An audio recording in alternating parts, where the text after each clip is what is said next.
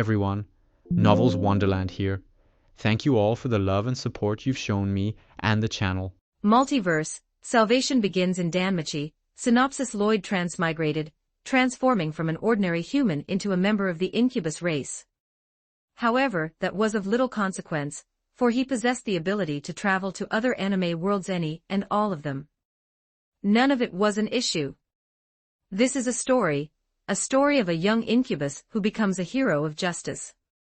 Chapter 1 to 35, Chapter 1, Opening Critical Hit, Fanservice. In an unnamed wilderness within the demon realm, a newborn infant lay peacefully. There was not a soul to be found for 100 miles, a sight that would make anyone wonder what kind of moral decay led to such abandonment. It was simply inhuman. A golden light streaked across the sky like a meteor, only to circle back a moment later. As the light faded, a blonde girl stepped out and approached the infant on the ground. A look of confusion crossed her face. "Why is there a child here?"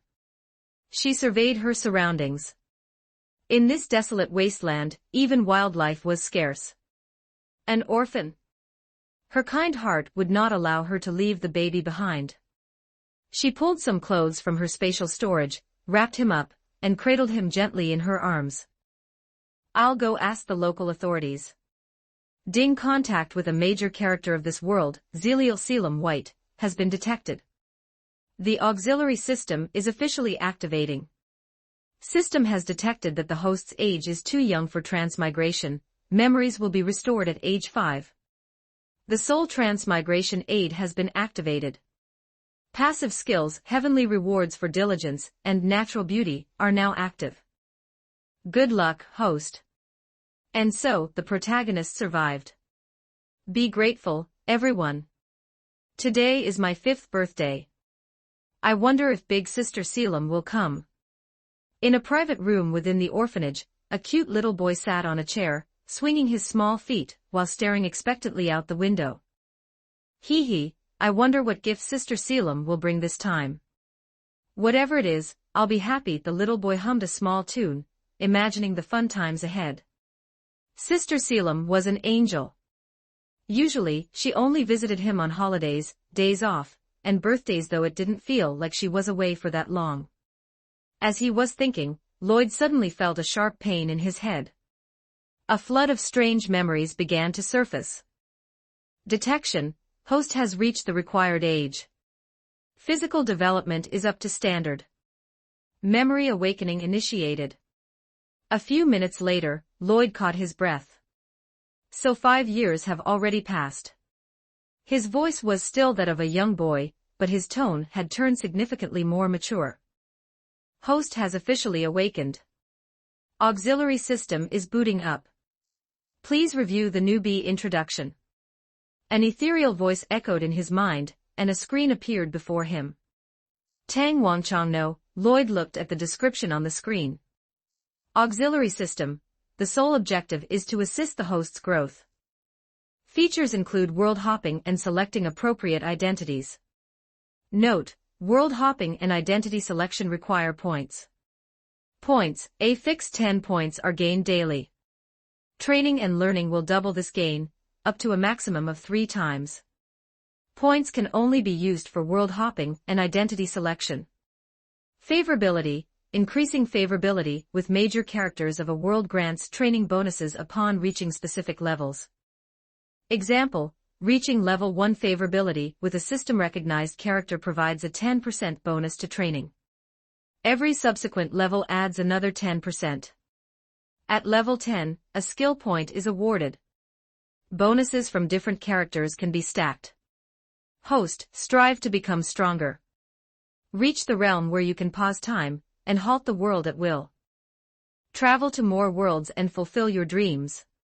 Lloyd let out a long sigh of relief after reading the introduction. Fortunately, this wasn't one of those great god systems that only spat out mandatory missions. Those things had a terrible reputation back home. Based on the description, this was pretty good. Most importantly, he could travel to many worlds. That was the key. I didn't expect that saving someone would lead to this. I guess good deeds really do pay off. Just as he was about to ask how to travel to other worlds, he remembered the person who had visited him frequently over the years. The blonde girl, Zeliel Selim White, was scheduled to arrive soon according to his memories. He decided to wait. This was a new life now. As Lloyd, he couldn't forget the kindness he had received during this time. Besides, she was Gabriel's older sister. He really wanted to see her. "Lloyd, I'm back." She had beautiful golden hair and an exquisite, expressionless face, yet her blue eyes were filled with an unmistakable, eager joy. She was carrying a cake, several parcels, and bags full of ingredients.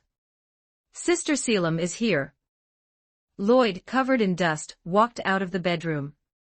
He froze for a second when he saw her, then immediately tried to help carry the bags.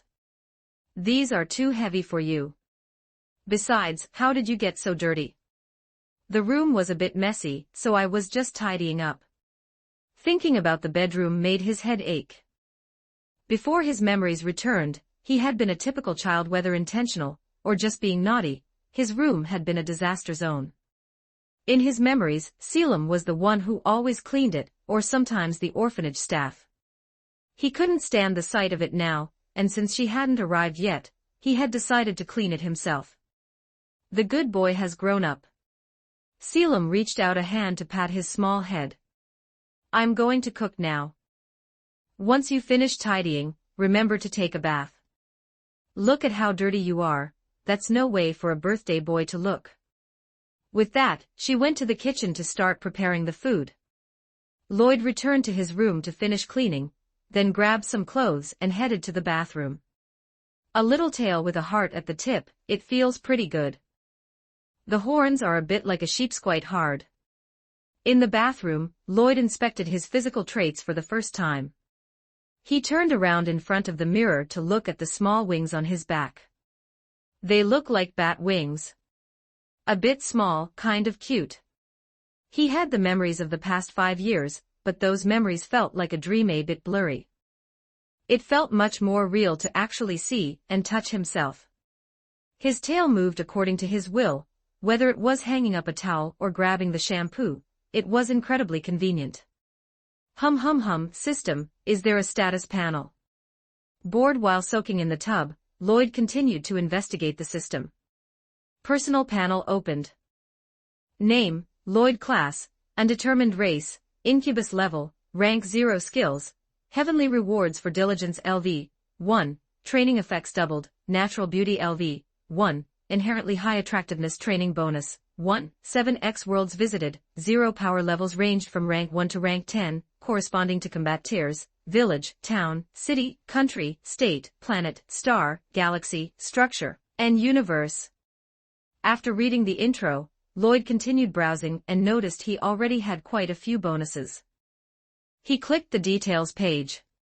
Zeliel Selim White, Gabriel Dropout, favorability, level 7, 70% bonus, so this is the world of Gabriel Dropout. Then is this the demon realm? Satania and Vigna should be here too. They'll be hard to find now. I'll look for them when I start school later. I should run into them in middle school. As he was thinking, a figure suddenly appeared at the door. "Lloyd, do you need me to scrub your back? I can wash myself." "Sister Selim, just wait for me outside." Despite his hurried protest, she clearly wasn't listening. She pushed the bathroom door open and walked in, wearing nothing but a bath towel.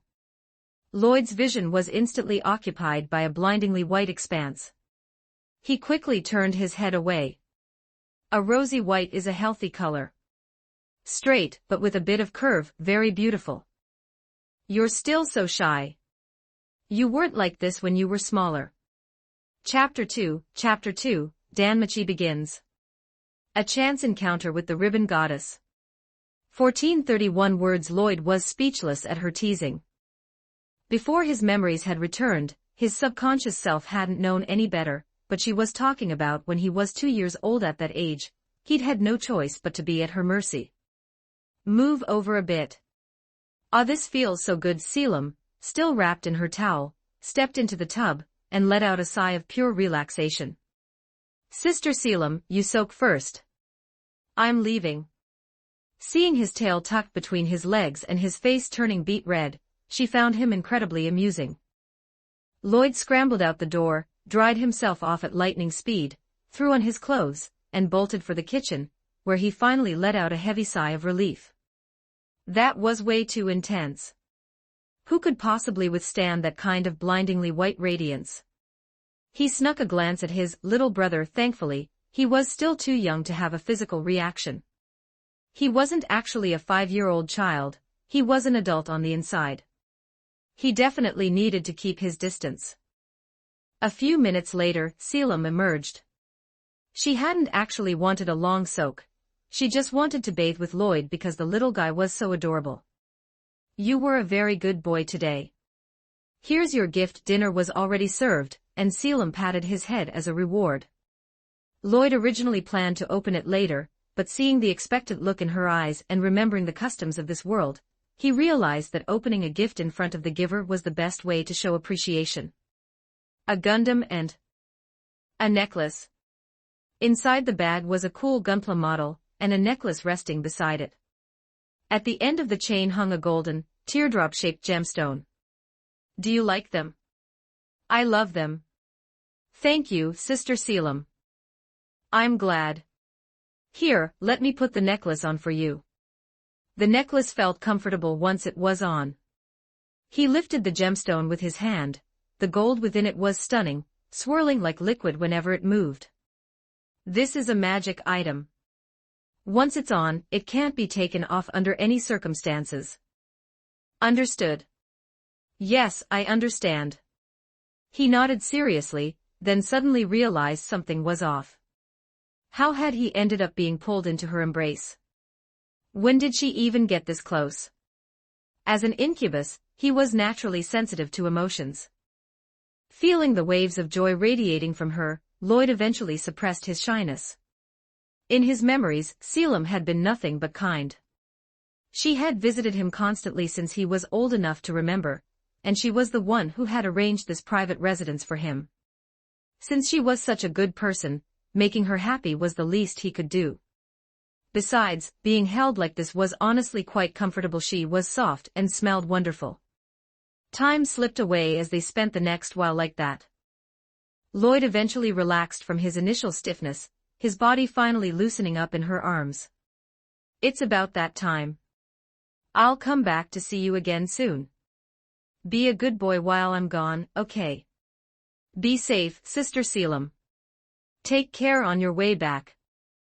After one last hug, the girl vanished in a streak of golden light. Lloyd immediately returned to his room and questioned the system. He knew how to use points, but he didn't know how to travel. Worlds for transmigration are determined via a lottery. The worlds consist of various works of fiction. You are granted one free draw at the start. You will receive another draw whenever a character's favorability reaches level 10. Additionally, you gain one draw every 10 years. World Gacha, one draw available. Would the host like to begin the draw? Let's do it. Might as well use the starter draw. Please select a world category, slice of life or special. Lloyd looked down at his thin, weak arms. Let's go with special. I need to build up my strength first. Special category selected. Commencing draw. A gacha machine animation appeared on the screen, and 3 capsules popped out a moment later. Draw complete. Options, Honkai, Star Rail, Fate. Is it wrong to try to pick up girls in a dungeon? Please choose, host. Is there even a choice here? Given his current puny physique, he'd be dead the moment he set foot in the first 2 worlds. Only Danmachi offered any hope of being a viable newbie village. Danmachi. By the way, what happens if I die over there? Commencing identity arrangement. You are traveling with your physical body, so death is permanent. Please be cautious, host. Identity finalized, an orphan from a destroyed village who has finally reached the Labyrinth City, or Rio. Transmigration goal, reach LV. You must reach this goal to return. Time dilation will be in effect. 1 year in that world is equivalent to 1 minute here. Would the host like to begin the new adventure?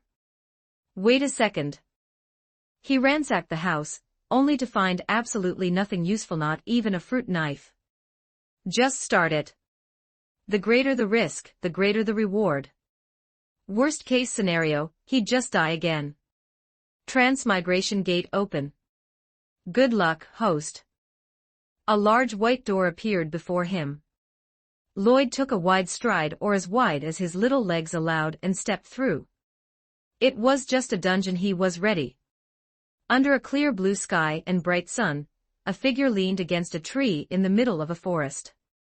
He was wrapped in a black cloak that hid his face completely.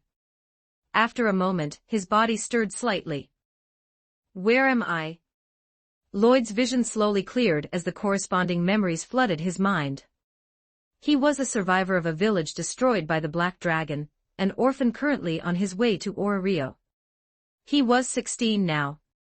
As for the cloak, it was because he was exceptionally handsome, but lacked the strength to defend himself. Many people on the road had given him strange looks. Some had even started following him, so he decided to cover up. What a mess. This is a pretty dangerous start. Lloyd rubbed his temples, feeling the situation was a bit precarious. Being a meticulous person who had fantasized about this exact scenario many times, he began his standard protagonist protocol. First, check his physical condition and inventory. Completely broke. Just the clothes on my back. He tested his strength and stamina next. Strength is standard for an average adult, but my stamina is actually quite good. He searched his pockets again. Yep, 0 coins. No money, no strength, and an orphan. Good grief.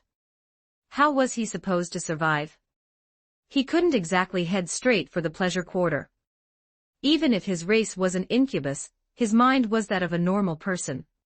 He definitely didn't want that. Damn it, what now? Should I look for a part-time job first? Sigh, it is what it is. I should get to Rio first. I just hope the timeline is favorable. According to the memories of the directions he'd asked for, he was currently not far from the main gates of Rio. That was one of the few pieces of good news. He walked slowly along the main road. Carriages passed him by every now and then. It was much safer during the day, and since he was sure to reach his destination today, he stuck to the main path. Another carriage rattled past, kicking up a cloud of dust. As the air cleared, he caught sight of someone sitting at the very back of the vehicle, a girl with fair, slender legs and twin tails tied with blue ribbons. Major character of this world detected, Hestia. Increasing favorability will grant training bonuses. He murmured unconsciously. The girl-like figure at the back instantly snapped her eyes toward him. She had clearly heard him. Driver, please stop for a moment. The carriage ground to a halt. Hestia hopped down, and as she landed, her buns gave a noticeable bounce due to the momentum. She didn't seem to care in the slightest, running excitedly up to him. You just called my name, didn't you? You know who I am, right? You definitely recognize me. Hestia wore a look of immense pride. She was clearly thrilled that someone had recognized her. I happened to hear about you elsewhere, so I knew your name, Lloyd explained vaguely. Support me here, https://p@trian.com/oamon Multiverse. Salvation begins in Danmachi. Join the journey, and become part of the story. Chapter 3, Wait, what? You're more excited than an incubus. 1464 words, I see.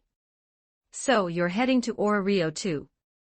Before he could even answer, she had already turned toward the carriage driver and shouted, Mister. Can you take one more person? The driver waved from a distance, signaling his consent. When a goddess speaks, you give her face. Besides, one extra passenger wasn't much trouble.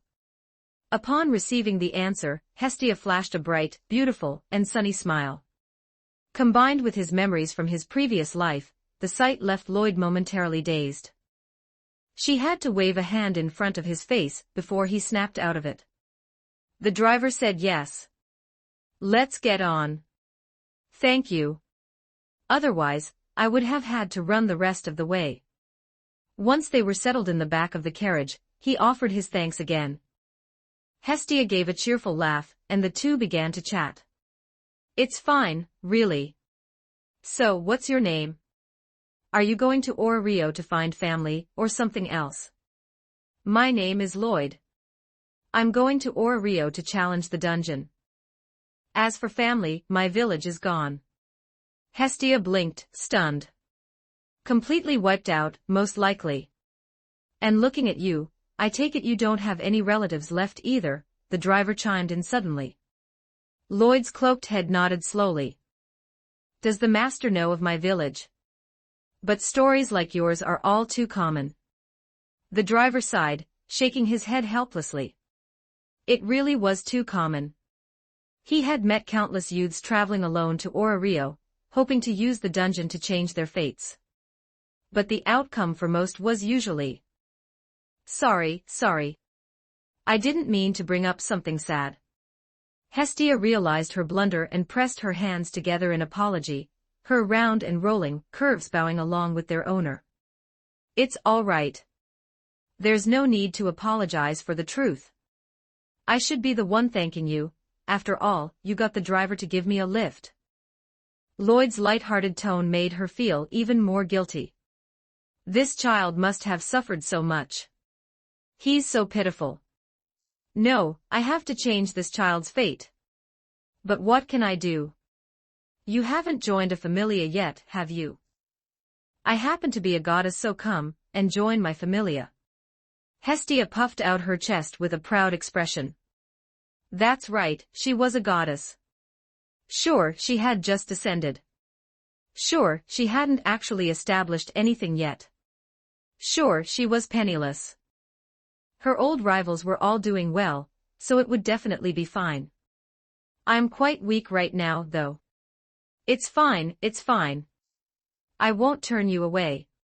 As soon as we get inside, we'll go register. You'll be my very first child.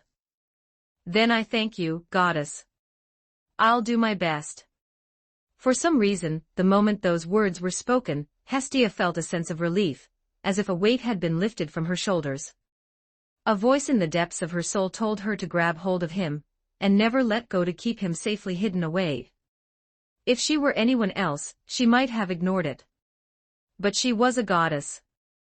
Even if she couldn't use her divine power down here, her sixth sense was still sharp. Why do I have this feeling? How strange. The confusion caused Hestia to fall quiet as she drifted into thought. On the other side, Lloyd had also fallen silent because a system notification had just popped up. Hestia's favorability has reached level 2.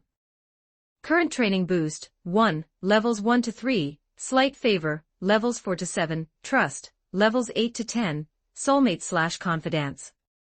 Looking at the explanation on the screen, he felt a bit more at ease. It seemed favorability wasn't as terrifying as he'd feared. It wasn't necessarily that kind of interest. The carriage driver was a good man. He dropped them off right at the Rio Adventurers Guild and left after a round of thanks. Hestia hadn't reached any conclusions despite thinking for the entire trip, so she simply gave up on deep thought. Her eyes sparkled as she stared at the guild's entrance. This was the beginning of her journey to the top. Let the name of the Hestia Familia echo throughout this city. A short while later, Hestia walked back out, scratching her head sheepishly. Wait for me here a bit. I'm going to find a friend. An hour later, the blue ribbon returned, clutching a small pouch in her hand. Let the name of the Hestia Familia echo throughout this city. With a confident stride, she marched back into the guild. Wah! I'm a goddess. How could the place they assigned us be here? Staring at the dilapidated basement before them, Hestia burst into tears. This was not what she had imagined. It's okay. The beginning is always the hardest. Besides, this place isn't bad, it'll look great once we renovate it. Lloyd, conversely, was quite happy. Not having to sleep on the streets was a win in his book. One of his biggest problems was solved, now he just had to worry about food. Hestia lowered her head. Even her familia member was being so strong, as the leader, how could she wallow in self-pity? She suddenly threw her hands up, forcing a bright smile, and a loud shout. That's right. The start is the hardest, but things will get better. The place didn't even have a lock. The two walked into the basement. There was a bed and a sofa, but they were coated in a thick layer of dust. Lloyd frowned at the sight. Goddess, please wait a moment. I'll clean this place up first. Hestia, snapping out of her initial shock, hurried to help. As long as a goddess doesn't wish it, dust will never touch her. Goddess, you're amazing. Lloyd's praise sent Hestia into a state of bliss. Hee, this feeling is actually pretty great. Hestia's favorability has reached level 3. Current boost, 2x. Now that we've tidied up, let's get started. Lloyd, lie down so we can perform the ritual. Hestia happily patted the sofa, gesturing for him to lie face down. Oh, and take that cloak off. I don't care what you look like, I won't turn you away. She had already assumed there was something wrong with his appearance. Why else would he wrap himself up so tightly? But it didn't matter. As a goddess who had lived as a goddess with vast experience, she could handle anything. He didn't share her concerns, he simply felt a bit exasperated as he removed the cloak. He was an incubus, after all, he was highly sensitive to emotions. I already know exactly what you're thinking, milady. The moment the cloak fell, Hestia froze. It took a few moments for her to regain her senses. So handsome. Hestia's face flushed a deep red. She excitedly rushed forward, her hands wandering over him. Lloyd, are you a girl? How can you be this beautiful? And why do you smell so good? What brand of shampoo do you use? The questions were endless, and she leaned closer and closer. Certain soft points of her body began pressing against him, making him cry out internally that he couldn't take much more. He was an incubus. And a 16-year-old one at that. Who could stay calm in this situation? Stay calm, goddess. He pushed her back and spoke seriously. I'm a man. Keep your distance, men and women should maintain proper boundaries. And listen to what you're asking. Asking a wanderer what brand of shampoo he uses, do you really think that's a normal question? Hestia snapped out of it and forced herself to settle down. But looking at that face born with a touch of bewitching charm, yet carrying the cuteness of his youth combined with those angry eyes. This is too much. No, I am a goddess. He's just good-looking, that's all. I can't be such a fangirl. More importantly, she hadn't updated his status yet. He wasn't officially in the familia, and it would be bad if she scared him off. After making sure he wasn't planning to bolt, Hestia scurried back to the sofa, and patted it happily once more. Lloyd, still unaware of exactly how charming he appeared to others, didn't pay it much mind. He walked over, removed his shirt as he recalled from his memories of the series, and lay down on the sofa. He stood about 1.7 meters tall. His body wasn't overly muscular, but he had a lean, toned build that perfectly suited his current strength level. Support me here, https://p@trian.com/oamon Multiverse, salvation begins in Danmachi. Join the journey, and become part of the story. Chapter 4, just sneaking around and I'm gone. 1298 words, he. Hearing the strange laughter from behind him, Lloyd began to question his life, or rather, his life as a demon. I'm the transmigrator, right? I'm the one who should be excited to meet an anime character. So why did it feel like she was more excited than he was? And weirder too, it felt like their roles had been swapped. For some reason, the excitement in his heart had dwindled quite a bit. I just thought of something happy, ha. Here we go. Hestia shook her head vigorously. She pulled out the small knife she had found earlier, pricked her finger, and let a drop of blood fall onto his smooth back. Mysterious script began to manifest. As the content became clear, Hestia's pupils began to tremble. Strength, I0. Endurance, I0. Dexterity, I0. Agility, I0. Magic, I0. Skill. Mana compensation. Mana can be used to reinforce physical attributes. Magic, none. Lloyd didn't feel much aside from a brief, cool sensation. However, after a long silence from Hestia, he noticed she was shivering uncontrollably. Since she was currently sitting on his thighs, and her touch was as soft as a cloud, he chose to remain silent. A full auto-vibrating massage, who could possibly withstand this? Hestia's favorability has reached level 4. Current boost, 2. The system's voice echoed in his mind, and certain memories surfaced. As a demon from the world of Gabriel Dropout, he was born with innate mana. Demons also possessed innate skills, though his were currently limited to simple illusions. Incidentally, because he had never formally studied the use of mana, he had no idea how to actually wield it yet aside from the instinctual use of his illusions. That had been the case until just now. Along with the system's notification, he had received knowledge of another way to use mana, reinforcing his own body. After a few minutes, Hestia finally, tremulously, imprinted the information onto a sheet of paper. Seeing the text confirmed that what she saw wasn't an illusion. This is a skill. Lloyd, look. It's a skill. You have a skill at level 1. Hestia, still perched on his thighs, bounced up and down in excitement.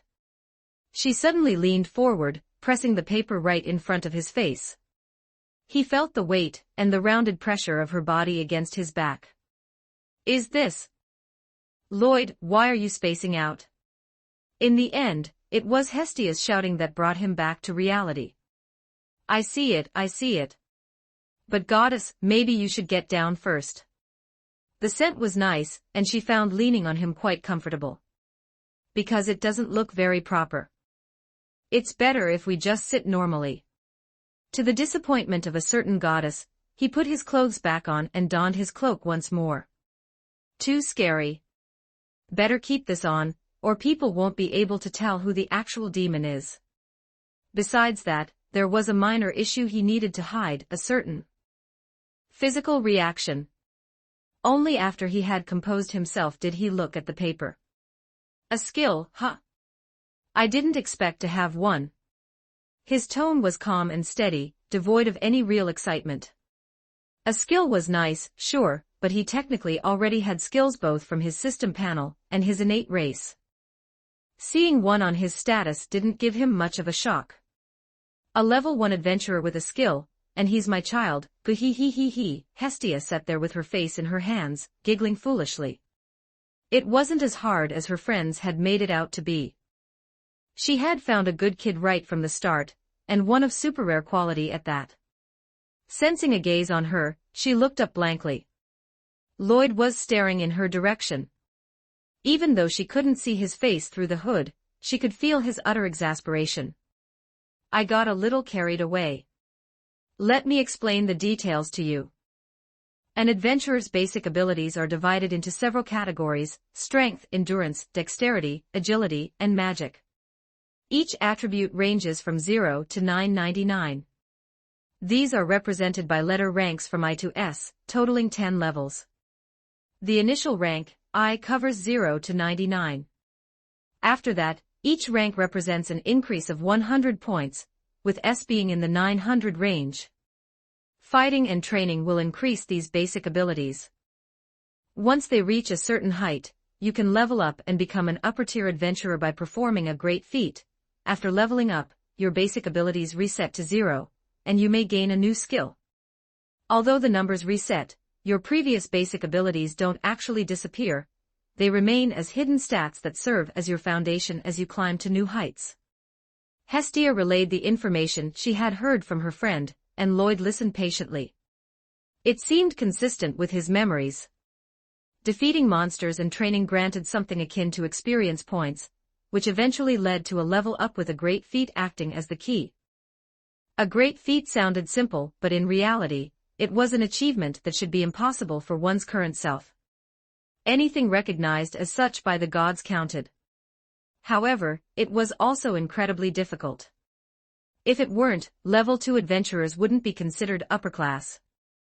Many people spent over a decade, or even their entire lives, stuck at level 1. A peculiar individual arrived at the Adventurers Guild today, someone wrapped tightly in a black cloak.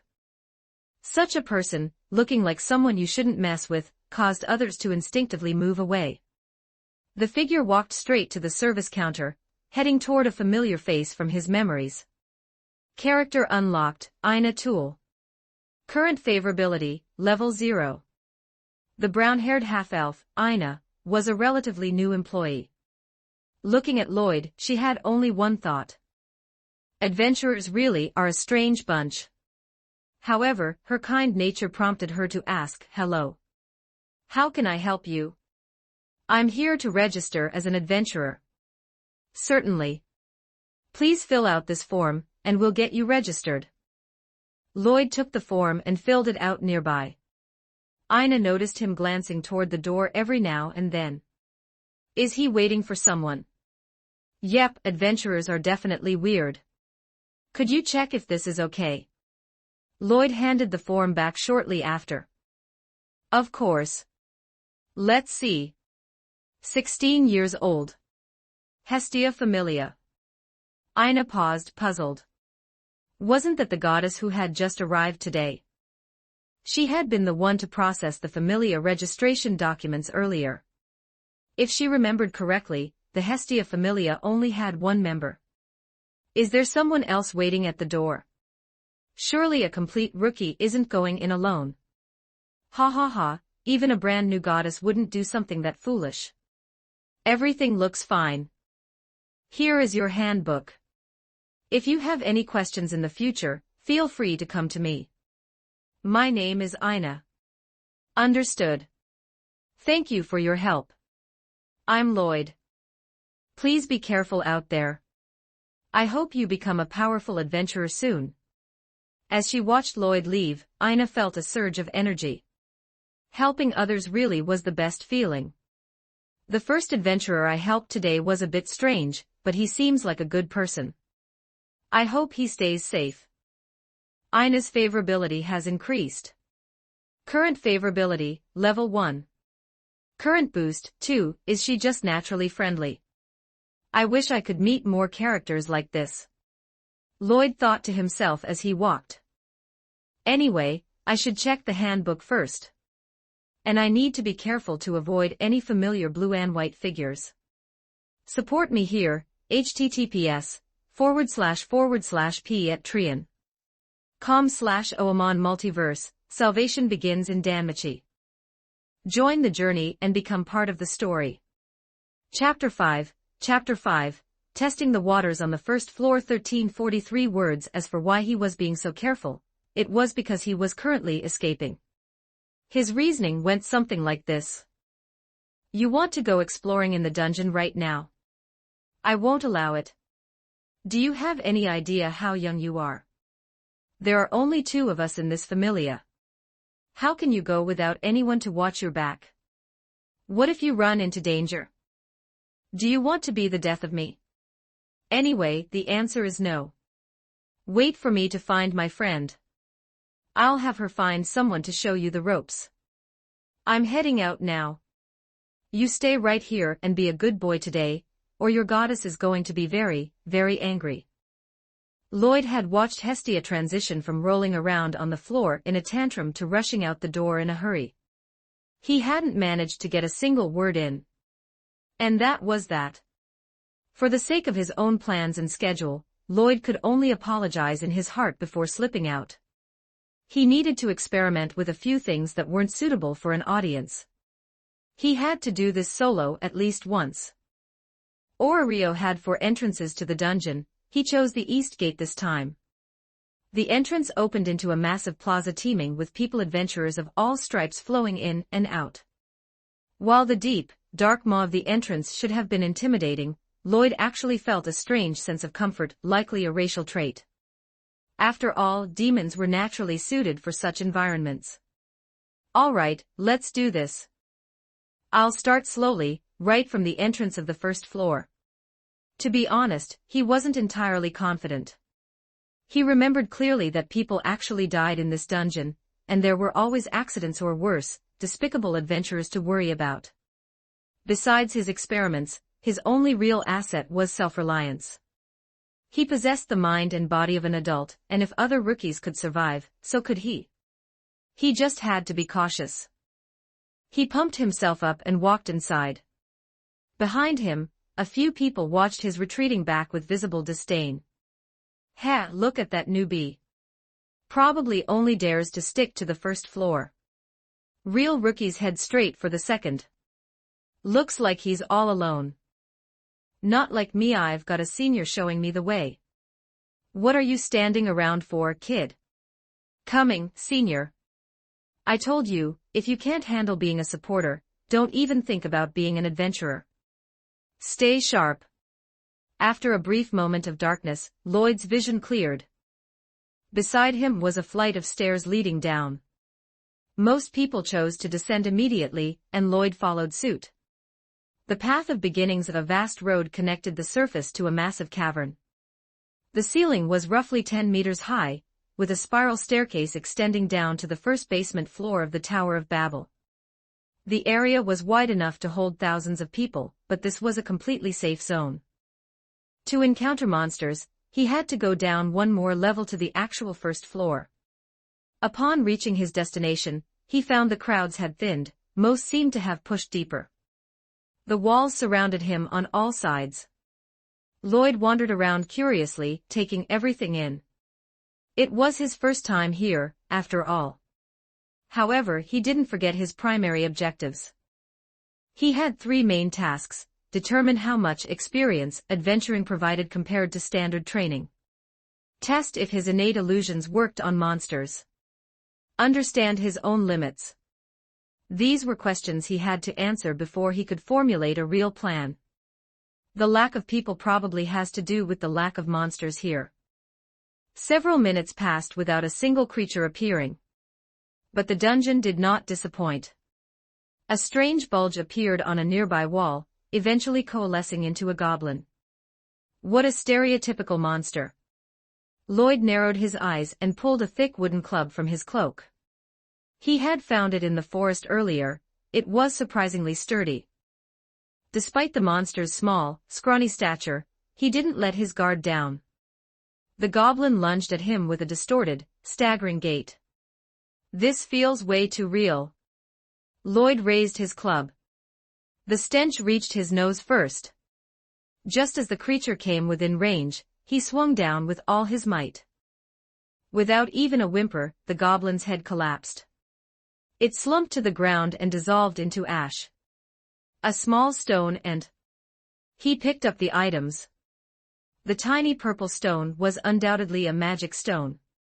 There was also a yellowish tooth. He checked his handbook. It was a goblin's tooth, a monster drop. For a rookie, these were rare sources of income, generally worth more than the magic stone itself. Looking at the stone, Lloyd closed his eyes. He felt a strange sense of familiarity radiating from it. He needed to try something. A moment later, he opened his eyes. He withdrew his hand from his cloak. The stone had vanished, leaving only a pile of gray dust in his palm. It doesn't increase stats. It only adds mana, but it's such a tiny amount. Feeling the minuscule increase in his mana pool, he knew he needed more stones and more testing. The wall spat out a new goblin. It looked around in confusion before spotting the black cloak and lunging with a snarl. Looking at this good buddy, who was so eager to help him experiment, Lloyd let a small smile play under his hood. He raised the heavy club high. He helped his buddy into a very high-quality sleep. In return, his friend gifted him another magic stone and a tooth. How polite. Another tooth. Is the drop rate really this high, or? Lloyd didn't know how much time had passed. He only knew he had slain 150 monsters, and his pockets were bulging with loot. Eventually, a new type of monster appeared, even scrawnier and uglier. The guidebook called them kobolds, and they dropped claws. Though calling them claws was generous, Lloyd preferred to call them thick fingernails. He helped another goblin find its rest. He gathered the stone and the tooth. That's enough data. Time to head back. The magic stone turned to dust as usual, while the tooth went into his pocket to be sold. He had confirmed his theory. The mana gained from stones didn't affect his base status, it was an external supplement. It could be used for combat or illusions, but it didn't naturally recover, though it did seem to have a minor restorative effect when used to reinforce his body. His natural mana was still there, which was a pleasant surprise. As for the drops, his luck seemed exceptionally high. Almost every kill yielded a material. Only in very rare cases did a monster leave nothing behind. He also confirmed that his illusions were useless against goblins and kobolds. He wasn't sure why, but he guessed it was related to their intelligence. These things just charged at anything they saw. They didn't even care when their comrades died right in front of them. If they didn't know fear, they probably weren't complex enough for illusions to take root. Still, he couldn't be 100% sure. He'd need more tests. Laden with spoils, he began the trek back. By the time he emerged, the sun was setting, but he didn't feel particularly exhausted. The abundance of energy left Lloyd feeling quite satisfied. This is how a man should feel. Following the handbook's instructions, he headed to the guild to exchange his materials. After entering, he decided to go to Ina. He approached her, intending to build some rapport, but noticed her expression was off. The aura she projected wasn't the optimism of the morning, it was fear. "Good evening, Miss Ina. You don't look so well. Is something wrong? Support me here, https://p@trian.com/oamon Multiverse. Salvation begins in Danmachi. Join the journey, and become part of the story. Chapter 6, Miss Ina is a good person. 1268 words. It was only when Lloyd spoke that she finally noticed him. "Are you all right?" Ina looked at him, her eyes wide with concern. "I'm fine. But what about you? You look a bit down." "It's nothing. Some adventurers I was responsible for just returned, but because of their carelessness." Ina trailed off, but her sorrowful expression told the whole story. Most likely, they hadn't made it back. "By the way, Miss Ina, when did you start working here?" "Oh, I only started recently. I was busy with other things before that. The dungeon is merciless.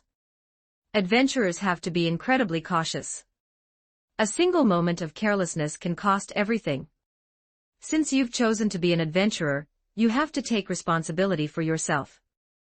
Please, Mr. Lloyd, you must be careful beyond careful." Ina continued to lecture him, citing numerous examples from the past. Stories of those who died from negligence, or those who grew overconfident and delved too deep too fast. In her nearly 5 years of work experience, Ina had seen more than enough tragedy to fill several books. Lloyd listened patiently to her kind-hearted warnings. For someone to care this much, to have even been waiting for his return, Ina was truly a wonderful person. Ina was quite pleased with Lloyd's reaction. Most adventurers she dealt with acted as if they were second only to the god themselves, especially after their first successful excursion. Their egos would inflate until their noses were practically touching the sky. Someone like Lloyd was a rare find. "I'm glad you see it that way, Mr. Please, try to keep that mindset. If you keep this up for a few more trips, I might just consider becoming your exclusive advisor." Ina had a good impression of Lloyd. If he maintained this attitude, she truly wouldn't mind taking him under her wing officially. Hee, even if I can't see his face, I bet he's pleasantly surprised right now. She was, after all, a popular receptionist at the guild, highly regarded by many, or so she liked to think. Even the usually serious Ina was still just a 19-year-old girl at heart. Lloyd watched Ina, who had suddenly cheered up, and marveled at how quickly her mood shifted. Is this the difference between me and a protagonist? In the original story, Belle had to actively seek her out, but here, it's a reward for good behavior. The gap is huge. After a brief farewell to Ina, Lloyd found the exchange counter to cash in his materials. Is this where I trade in monster materials? Small items go here, for anything large, leave it outside, and we'll send someone to inspect it. It's fine, just small stuff. At the exchange window, Lloyd began to empty his pockets. He had over 100 teeth and claws, and since they weren't all in one pocket, it took a moment to fish them all out. Seeing the sheer volume of low-level materials, the staff member felt a question mark practically manifest over his head. With this much loot, the person was either a bulk trader or someone who had been hoarding for a very long time. Either way, it was a bit of a chore, as these materials weren't worth much individually. All right, that's all of them. Sorry for the trouble. Lloyd pointed to the pile once he was sure he had emptied everything. Understood. Please wait a moment. The staff member nodded with a smile, and then, with hands moving so fast they were a blur, finished the count in 3 seconds. A total of 141 items. Average value per material is 120. Total value, 17,040 valis. Would you like to sell? More than I expected. Yes, please. You're welcome. Materials in the same rank can be quite valuable. Lower floor materials easily go for millions, or even tens of millions. It's quite common. Understood. Here is your gold. If you'd like to count it, please step over to the side. It was peak hour for returning adventurers, many of whom were coming in to sell stones and materials, so the line behind him was growing. No need to count. Thank you. Lloyd tucked the 2 small pouches of gold into his pockets. They were a bit heavy, but they fit. As for counting it, if you couldn't trust the guild's money, you couldn't trust anything in this city. He wasn't going to waste time on such a tedious task. Passing by the exit, he saw Ina looking toward the door again with that worried gaze. It seemed some of today's rookies still hadn't returned. Sigh, what a world. He didn't know what to say. Ina really was a good person, kind to a fault. As someone who had lived in the modern world, he knew how to separate his emotions from his daily life, but she was clearly still a rookie in that regard. Or perhaps the world just needed fools like her. Miss Ina, please have a drink. The sudden voice startled her. When she regained her composure, she saw a cup sitting on the counter, while the person who delivered it was already walking toward the exit. Consider it a return gift for the lecture earlier. Thank you. The strange words reached her ears. Ina stared blankly for a moment before looking down at the drink. Honestly. Doesn't he know this brand doesn't taste that good? Ugh, it really is pretty bad. What a strange adventurer. Ina's favorability has increased. Current favorability, level 3. Current boost, 2. Walking back, Lloyd listened to the system voice while reflecting on the day's adventure. The dungeon was dangerous. Truly dangerous. Even the first floor had monsters that stood their ground. Common monsters were fragile and easy to kill for him, at least. But for a rookie with no experience and no mentor, things could go south very quickly. They felt no pain and knew no fear, they just lunged and bit. In a sense, they were terrifying. As expected of the dungeon. If the first floor is like this, the lower levels must be hell. I can't rush this. I need to get a better handle on things first. As long as I stay steady, I should be fine. Probably. It's getting late. The goddess probably hasn't eaten yet, right? Seeing a food stall nearby, Lloyd decided to walk over. Fried potato puffs. I'm curious. Let's try some. Please come again. Lloyd, carrying several bags of snacks, was heading back happily when a voice caught his attention from nearby. A beautiful girl with gray hair and gray eyes, dressed in a maid uniform, stood at the entrance of a shop.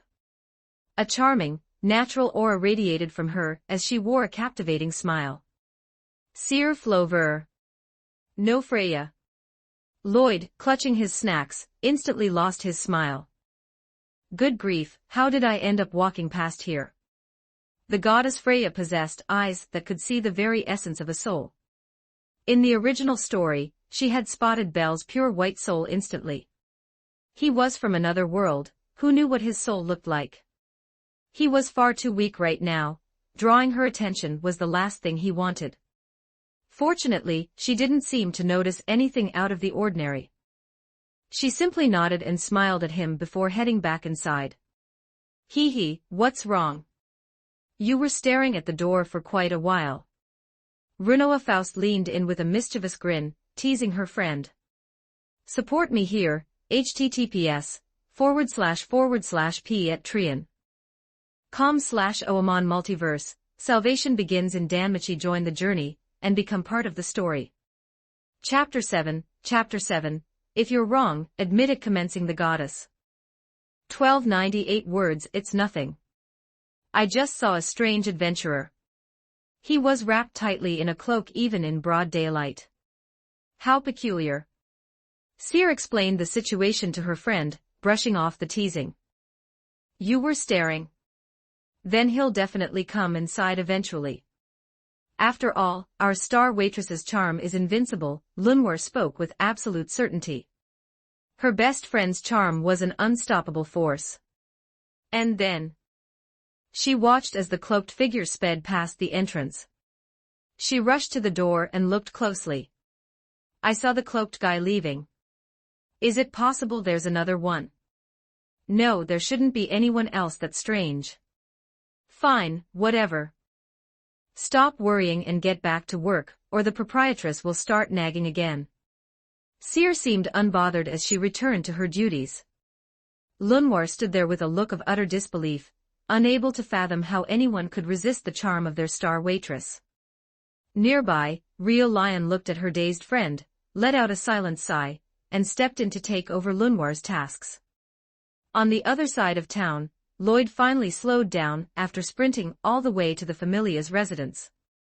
He only breathed a sigh of relief after triple-checking that no one was following him, and sensing no emotional signatures targeting him. It seemed she hadn't noticed anything. No, I still need to be careful. After all, she was the type of person who peeked at people from a tall tower. It would be best to remain cautious for a while. With his guard up, Lloyd planned to think of a counter-strategy later.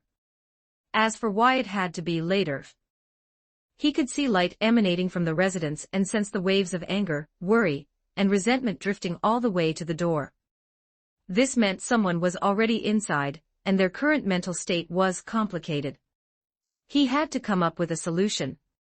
Otherwise, he was certain all those emotions would eventually condense into pure rage, and he'd be the one suffering for it. Right, let's try this. He opened the door to find Hestia sitting on the sofa, arms crossed and face expressionless. She sat there, staring at him with hollow eyes. Goddess, you're back. I brought dinner. I was bored since you weren't back, so I went for a stroll. I ran into a kind person on the way, and after we became friends, they treated me to a meal. Method 1. Refuse to admit the act and try to muddle through. I'm sorry, goddess. I didn't mean to be disobedient. I'm sorry. I've already apologized. Why aren't you saying anything? I had no choice, I had to go out and see the world. Method 2. Admit fault immediately but show zero sincerity, implying you'll do it again. Furthermore, refuse to actually believe you were wrong. If problems arise later, they surely won't be your fault. I'm sorry. An adventurer shouldn't hide away, so I went to take a look. Plus, I have some experience and only stuck to the first floor, so I managed to earn a bit of money safely. I know you're doing this for my own good, goddess, but I can't rely on you forever. That's just not who I am. Of course, I won't be shy when I actually need help. Here is the money from today and our dinner. Shall we eat together? Method 3. State the reasons logically and cleverly display your physical condition to show that you acted within the bounds of safety. Normally, these 3 apology styles represent 3 different personalities. Obviously, the third method was the best. Watching Lloyd's little performance since the moment he walked in, Hestia couldn't help but let out a short laugh. She sized him up for a moment. "Come here and sit down." Hestia sternly brought over a stool. Her gesture was clear, she was going to perform an inspection. Lloyd obediently sat down, removed his cloak, and submitted to the checkup. "Don't think putting on a little skit in front of me will stop me from being angry. Wait until I've finished checking you." Hestia first confirmed the state of his clothes. Seeing zero damage, she let out a sigh of relief. If the clothes were fine, the person was likely fine too. "Take off your inner shirt as well. I might as well update your stats. Strength, I0 I68 endurance, I0 I56 dexterity, I0 I32 agility, I0 I12. Magic, I0 F366 skill, mana compensation magic." None seeing the panel, Hestia was finally at ease. According to what her friend had told her today, such a small increase in stats meant he hadn't been in any real danger. She handed him the imprinted paper. "It seems you weren't lying." Lloyd felt his body. After the update, he could clearly sense an improvement, but it wasn't staggering. This was likely the standard boost one received from a status refresh. Looking at the details, he noticed a blind spot. He had experimented with mana reinforcement in the dungeon, and his physical capabilities had truly improved. However, he could sense that the status refresh and the reinforcement were two separate things. In other words, his mana-based strengthening and his status panel were independent of each other. To put it another way, it was as if he had two separate panels granting him buffs simultaneously. Hestia gave his back a playful slap and sat down beside him, pouting. Even if there was no danger this time, his behavior was still unacceptable. He had promised her earlier, yet he went anyway. She was angry. Very angry. "I'm truly sorry this time. I promise I won't go off on my own again."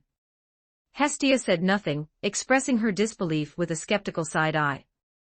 What else could he say? He was indeed in the wrong. Breaking a promise was a mistake. Besides, Hestia was genuinely worried about him. What else could he do? "Goddess, let's eat first. I promise I won't go back down to the dungeon for at least a week." Hestia slowly scooted over, a conflicted look on her face. She was worried about the child, but she also worried about him losing his warrior spirit. "Going is fine, but you must guarantee your own safety. And most importantly, you have to tell me." This is good. Did you hear me?" I hear you, I hear you. I need to experiment with some things lately anyway, so I really won't be going down for a bit. Also, here is the money I earned. A total of 15,000 valis. Seems like quite a bit. I'll keep it for now, just come to me if you need any." Hestia tucked the money away without much thought. Having just arrived, she didn't have a strong grasp of the value of money yet. This wasn't like the original story, where she was kicked out of her friend's house, and had to work a job for 30 valis a day. Regarding the 2 bags of gold, Hestia only knew it was the first bit of money her child had earned, so she had to keep it safe. "By the way, come with me tomorrow. I'll introduce you to a good friend. We'll also see if we can get you some equipment." Hephaestus, Hestia's best friend, and the goddess of the Hephaestus familia. She was beautiful, and her familia was the top weapon manufacturer in Rio, collaborating with all the major powers. Support me here, https://p@trian.com/oamon Multiverse. Salvation begins in Danmachi. Join the journey, and become part of the story. Chapter 8, Goddess Hephaestus, accept the incubus's emotions. 1297 words. It was worth noting that Hephaestus had a wonderful personality, especially regarding Hestia. In the original story, she had supported Hestia for a long time before finally kicking her out. Combined with the later incident involving the 200 million valis knife, she was essentially the best friend everyone dreamed of. Usually, adventurers had to provide their own materials, but for that specific project, she had arranged everything herself, which was truly extraordinary. The shop bore the mark of Eta Phi Alpha Iota Sigma Tau Omicron, the place where Hephaestus usually stayed. The shop was exceptionally lively today. Aside from Hephaestus, who was hard at work, other friends had come to visit. The sound of forging echoed through the room, accompanied by exclamations of wonder. "Oh, incredible! Too amazing! That's so cool!" The source of the voice was Lloyd, still in his cloak. Though his face was hidden, his aura and voice made it clear he was a young man. Coupled with Hestia's prior praise, Hephaestus knew he was a youth. And seeing his genuine awe and appreciation for the craft, she couldn't help but think, this boy is quite something. In a moment of joy, her technique spiked, and a mysterious ore melted instantly into the weapon she was crafting. Clap, clap, clap. Another round of applause and cheers followed, leaving Hephaestus feeling absolutely delighted. Behind them, Hestia had been puffing out her cheeks in a pout since the moment they arrived. A short while later, the forging was complete, a magnificent longsword. Hephaestus placed the weapon before Lloyd and nodded with a smile. Seeing him observe it with such excitement filled her with satisfaction. She walked over to the pouting Hestia and pulled her into an embrace, ignoring her grumpy look. "Let's make a deal. Give this boy to me, how about it?" Hephaestus rested her chin on her hand, her face flushed with the joy of the work and the recent effort. Looking at the little cloaked figure poking and prodding the weapon, she liked him more the more she watched. The emotional value provided by this boy was just too comfortable. She didn't know why, but it felt better than anyone else she'd ever met. It was Subarashi. Wonderful. Hestia gave her friend a flat look. "Give up on that idea. Hee, don't be like that. Let's talk about it. How about I just borrow him for a while? I'll give him back once he's properly trained. Look, I'm not short on cash. I can hook him up with top-tier equipment, and I have seniors who can take him along to ensure his safety is sky-high. Even if it's just for the sake of the child, why not think about it?" Hestia hesitated, because her friend was right. Currently, her familia had absolutely nothing. Even the bulk of their money had been earned by Lloyd. She had been catching up on her reading lately, and she knew the dangers of the dungeon and the issues within the adventurer community. If he came here, things really would be much better. Hephaestus saw Hestia's hesitation and smiled. "That's Lloyd, right? Could you come over for a second?" Lloyd was stunned. He walked over in confusion. "Goddess Hephaestus, did you need something?" "As it happens, yes. Would you like to join my familia?" Lloyd was completely bewildered. How did this turn into a recruitment drive? And for a friend's member, no less. What is wrong with you? He suddenly remembered that in the original, Hestia had been supported by her for a while. Could it be that she wants to raise me for a bit, then kick me out once she's bored so I can go find work or another familia? Seeing Hestia remain silent while hiding, or rather, being held in the other goddess's arms, Lloyd felt a jolt. Good grief, you're not actually considering this, are you? Personally, I must refuse. But I should ask for my goddess's opinion. Goddess Hestia, what do you think? You wouldn't actually sell me out just because you're close friends, right? Of course not. How could I ever sell you?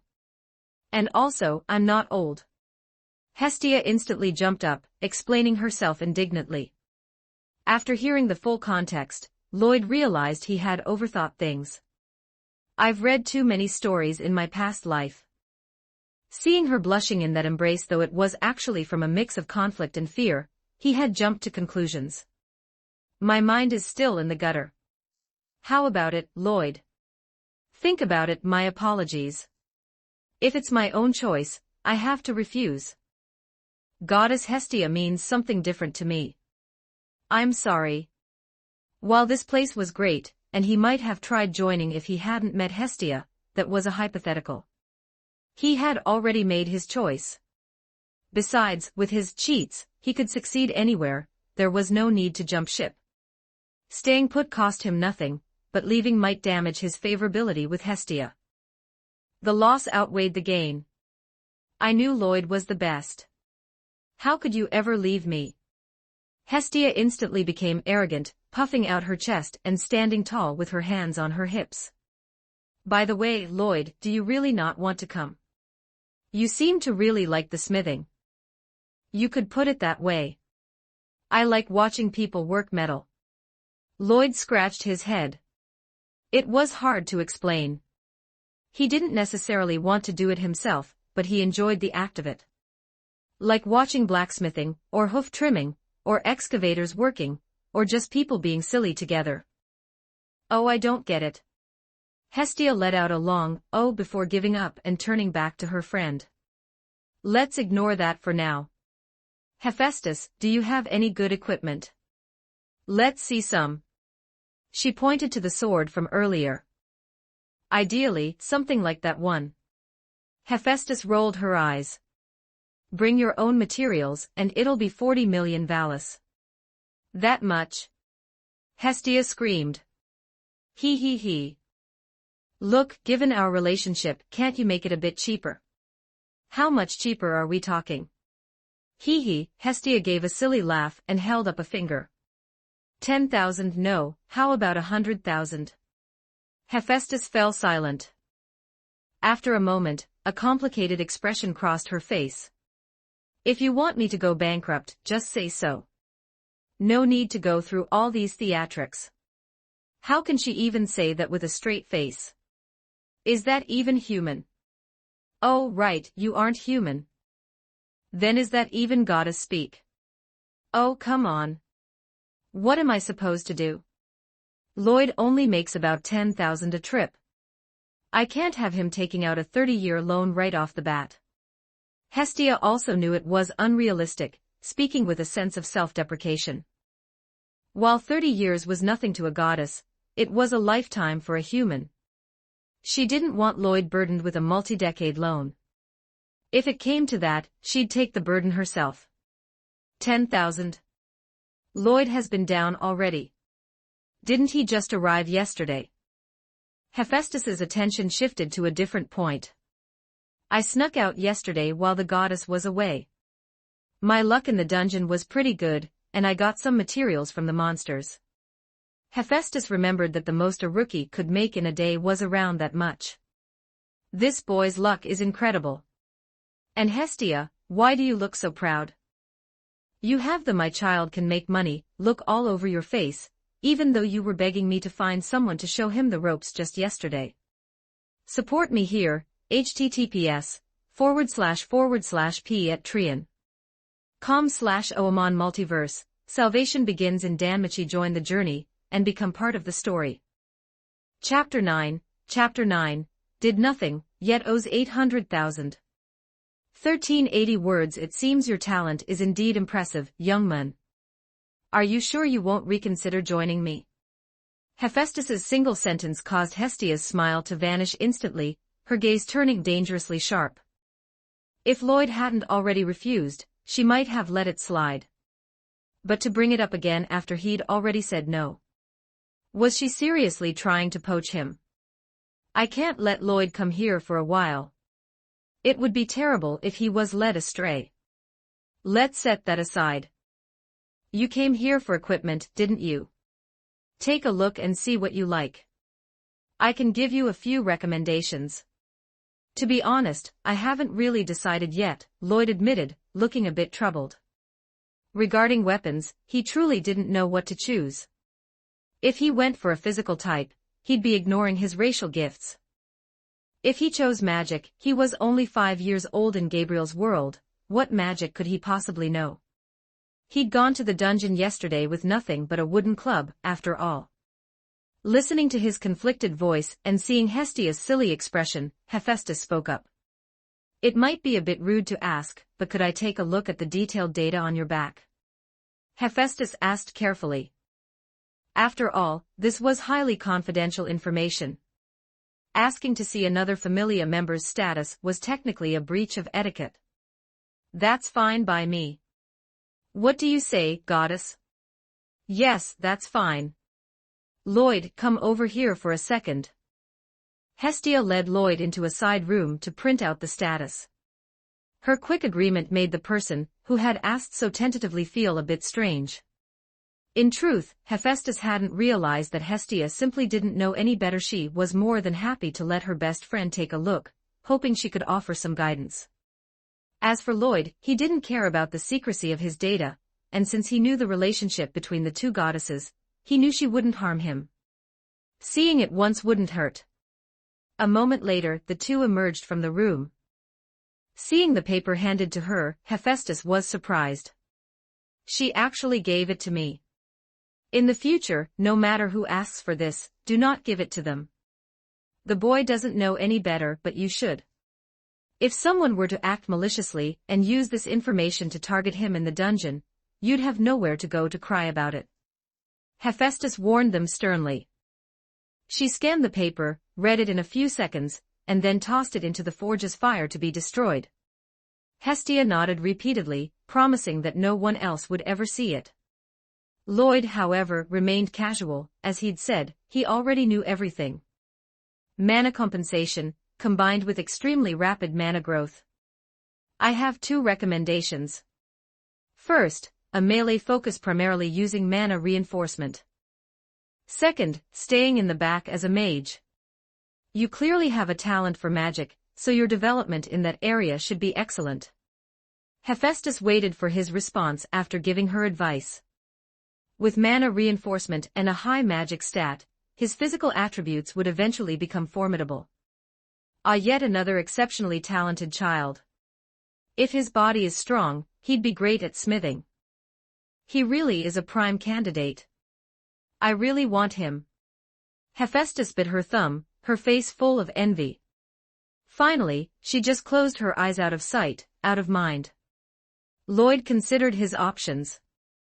Both sounded good. Finally, he made his choice. I choose to use magic. Melee was fine, but compared to swinging a weapon, the mysterious and flashy nature of magic was far more appealing. Then a magic staff it is.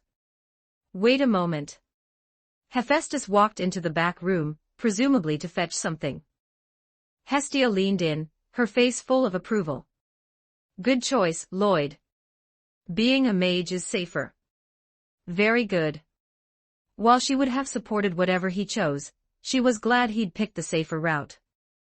The only issue was that Lloyd didn't actually have any magic skills yet. Her friend had said those usually came with a level up or through study. I'll throw another tantrum later and see if I can get her to teach him something. Here we go. Take a look at this. Hephaestus returned shortly, holding a magic staff. It was a simple, gray wooden staff with no gemstones or flashy decorations. It looked like a single piece of wood that had undergone basic processing. The bottom wasn't flat like a standard staff, but tapered to a sharp point. The top was curved into a semicirclet, almost looked like something you could use to hook items. Lloyd took it and inspected it closely. He gave it a trial swing. The weight was surprisingly good. Most importantly, the moment he gripped it, the staff emitted a strange vibration. It felt as though something would happen if he funneled mana into it. You felt it. That's because of the materials I acquired. The effect is a magic power increase of roughly 20%. Additionally, it comes with a built-in spell, Plant Bind. You can use your mana to create vines to restrain your opponents. How is it? Does it suit you? Hephaestus introduced the details of the staff, her face beaming with pride. This wasn't an easy item to come by. If she didn't like the kid, she never would have brought it out. Since he liked it, Lloyd asked the core question. It's great. What's the price? It's not expensive. 800,000 Valis. 800,000. Lloyd only makes about 20,000 a day. That means he'd have to work for 50 days, without eating or drinking. Hestia was the first to jump up upon hearing the price, looking at her friend in disbelief. You're doing this on purpose, aren't you? You're quoting such a high price so we'll go bankrupt, and then you can take Lloyd for yourself. You're despicable, ow. Hephaestus retracted her fist, ignoring the goddess who was now clutching her head. What kind of nonsense is she spouting? She's asking for a beating. Goddess, don't get excited. You might be misunderstanding her. I suspect Goddess Hephaestus has already heavily discounted this price, hasn't she? Lloyd calmed Hestia down before stating his guess. He had some memories of Aurario's weapon market Bell's 200 million Valis dagger, or the weapons of the Loki familia that started in the tens of millions.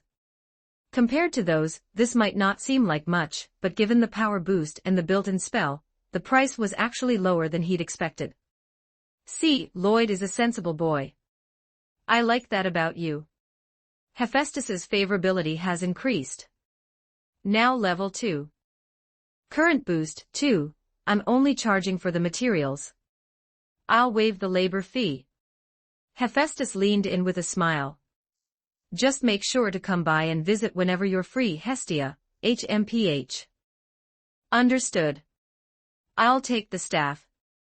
I'll have to pay in installments. That's fine. There's no rush. You don't look like the type to run out on a debt. Then I thank you, Goddess Hephaestus. I'll pay it back as quickly as I can. Don't worry about it. Just come by and chat sometimes, it'll make me happy. Hestia. Lloyd, you head back first. I'll handle things here. After saying that, Hestia began pushing Lloyd toward the door. Host class confirmed. Class panel opened. Standing at the door, Lloyd scratched his head. What's gotten into her? Oh well, let's check the panel. Personal panel opened. Name, Lloyd class, Magician view details race, Incubus level, rank 0. Skills, Heavenly rewards for diligence LV, 1. Natural beauty LV, training bonus, 2. Worlds visited, is it wrong to try to pick up girls in a dungeon? In progress host, Magician. Racial skills, Charm passive, Magic friend passive, Illusion active, Emotional perception passive learned skills, None equipment skills, Plant bind active current power multiplier. 2. 5 favorability note, equipment is external and is not included in base calculations. Hey Lloyd, why haven't you left yet? Are you waiting for me? Support me here, https://p@trian.com/oamon multiverse, salvation begins in Danmachi. Join the journey and become part of the story. Chapter 10, The Shock of the Incubus Dragon Spear. 1296 words. Hestia had emerged from the shop looking a bit downcast, but the moment she spotted Lloyd, her expression shifted instantly. A massive, beaming smile took over her face. I was just thinking about something while I waited, Lloyd said. He, then let's head back together. As they walked, Hestia swayed happily from side to side. She finally had a familia, and her best friend had even confirmed that her member was a growth stock with massive potential. It was just a shame that grimoires were so hard to come by. Suddenly, Hestia thought of something and asked tentatively, by the way, Lloyd, let's discuss something. What is it? If you have something to say, goddess, just say it. About that. I'll handle paying back the debt. Also, I'll take on half the cost of that staff.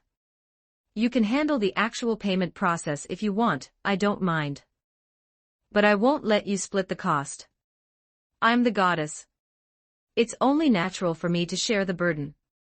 Hestia had been happy at first, but his refusal made her indignant. She was a goddess. A divine being. If Lloyd could make over 10,000 Valis a day, surely she could make even more, double that at least. Yes, I can definitely do it. Lloyd had no idea what she was plotting, but he knew there was no way he was letting someone else pay for his gear. He remained firm. The two argued all the way through the market, all the way home, and continued right up until Lloyd finished cooking dinner. I'm paying half. A familia member should listen to their goddess. Hestia declared, taking a bite of the food. Her eyes lit up instantly. This is delicious. I understand your intentions, goddess, but if we do this now, will we have to do it for every new member who joins? That's not a good precedent to set. Lloyd smiled at her reaction to the meal. I've got a bit of skill in the kitchen. If you like it, I'll cook more often. As a former bachelor who had worked in the food industry, simple home cooking was second nature to him. You're the first. You're the captain. So it's allowed. That's exactly why it's not allowed. As the captain, I should be setting an example. What would it look like if I didn't pay my own way? You're so stubborn, Lloyd. I'm not talking to you anymore. Munch, munch, munch. Looking at her stubbornness while she continued to stuff her face, Lloyd pulled out his trump card. If you keep making a fuss, I'll just handle the payments myself from now on. Hestia went quiet, choosing to focus solely on her food. The whole reason she wanted to handle the payments was to limit Lloyd's contact with Hephaestus. It was clear her friend was up to something, and she couldn't let them spend too much time together. Goddess, don't overthink things. Just eat and enjoy yourself. Half of the money I earn will be turned over to you. Use the rest to maintain the familia and your own daily life. Hestia responded absent-mindedly, clearly still scheming. Lloyd shook his head but said nothing more. He had work to do. He wanted to finish up and head back to the dungeon as soon as possible. Once the debt was cleared, life would be much simpler. After dinner, Hestia didn't go out. Even though Lloyd had promised not to wander off, she felt it was better to keep an eye on him. He had made the same promise yesterday, yet she had experienced the evils of the lower world the moment she'd let him out of her sight. If even a familia member could deceive their goddess, who knew what else people would do? Lloyd didn't realize it, but by being a bit of a handful, he had actually made Hestia more cautious, helping her avoid several troubles that were originally destined to happen. In a way, he had done her a great favor without even knowing it. Lloyd, what are you doing? Why are you sitting like that? Hestia asked curiously, watching the boy sit cross-legged with his palms pressed together. It's nothing. I'm just using a skill. As for the pose, I heard it helps with focus, so I'm giving it a try. Lloyd kept his expression neutral as he maintained a pose he remembered as looking cool. In reality, mana reinforcement could be done anytime, even while using the bathroom or lying down. But those weren't nearly as stylish as meditating. As for why he chose this specific pose, it was the only meditation stance he knew. Hestia stopped talking, afraid of disturbing him. Lloyd closed his eyes and began to guide his mana. As the energy circulated through his body, the reinforcement began. He wasn't sure if everyone's reinforcement worked like this, but his required a total saturation of the body muscles, blood, and internal organs alike. Because he had so much to reinforce, the results weren't immediately obvious, but the sensation was incredibly pleasant. The mana felt like a warm current flowing through him. 2 hours later, Hestia, who had fallen asleep on the sofa, slowly opened her eyes. I fell asleep. Where's Lloyd? I don't see him. Hestia looked around groggily and spotted the boy on the floor, doing push-ups. Ha ha, his cloak lay discarded to the side. His clothes were soaked through, and a small puddle of sweat had formed on the floor. It was clear he had been training for quite some time. A few minutes later, Lloyd flopped onto the floor, gasping for air. Ignoring the dust and sweat, he sat up straight and closed his eyes, directing his newly recovered mana to circulate. As the mana flowed, his breathing gradually steadied. Within moments, he had returned to normal. His face wasn't even flushed anymore. Just now, Lloyd had discovered a new application: mana reinforcement restored physical stamina. That meant he could try something different. He had pushed his body to the point of fatigue, then used mana to refresh himself. The experiment was a success. A perpetual motion machine. Lloyd stood up happily, only to collapse right in front of Hestia's eyes. What happened? Hestia rushed over and gathered him into her arms, her frantic voice echoing in the basement.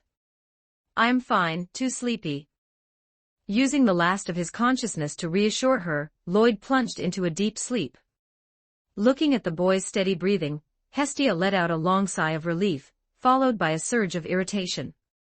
What kind of person trains themselves to this point? What a massive idiot. Big idiot. While Hestia grumbled internally, she began to wipe the sweat from his body. Looking at the boy, who was now shirtless. I'm just helping. Lloyd will definitely understand. Besides, I'm the goddess, helping my familia is normal. I can't just let him lie here in his own sweat. It's fine, Hestia. This is normal. Perfectly normal. Under the guise of psychological counseling, she reached out. As a goddess with zero romantic experience, a single glance was enough to make her brain overheat. She quickly finished cleaning him up, moved him to the sofa, and covered him with a blanket. She practically bolted out the door. Standing outside, Hestia clutched her burning cheeks. So hot. Wait, why is it so different from the stories I've heard? This is so wrong. Hestia's favorability has increased. Current level, 5. Current boost, 2, support me here, https://p@trian.com/oamon Multiverse, salvation begins in Danmachi. Join the journey, and become part of the story. Chapter 11, the first time should be moderate. 1276 words. A ceiling of a stranger. Oh right, it's the familiar ceiling. Lloyd woke up feeling a bit dazed. It took a few moments for the reason behind his current state to click. Memories inherent to his incubus race echoed in his mind. He had simply drained his mental energy to the point of exhaustion. Honestly, what kind of idiot trains themselves into a coma? He covered his face with his hands, wallowing in self-deprecation for a moment before looking toward the window. The sky was already bathed in the hues of twilight. At least a few hours have passed. By the way, where's Hestia? Since she wasn't around, it was the perfect time to check his panel and see if his efforts had yielded any results. He sat up and clenched his fist, a strength slightly greater than before coursed through his hand. Simultaneously, he noticed a glaring problem. Why am I not wearing any clothes? Where are my clothes? Staring at his bare body, Lloyd fell into deep thought. Did I strip myself unconsciously? Or did Hestia help me? Surely not, right? But then again, it's hard to say. She is a goddess, after all. Maybe their common sense is just different. I'll just act like I don't know. Personal panel name, Lloyd. Class, Magician. Race, Incubus. Level, Rank 0. Skills, Heavenly Rewards for Diligence LV, 1, Natural Beauty LV, Training Bonus, 2, Worlds Visited, Danmachi in Progress. Host, Magician.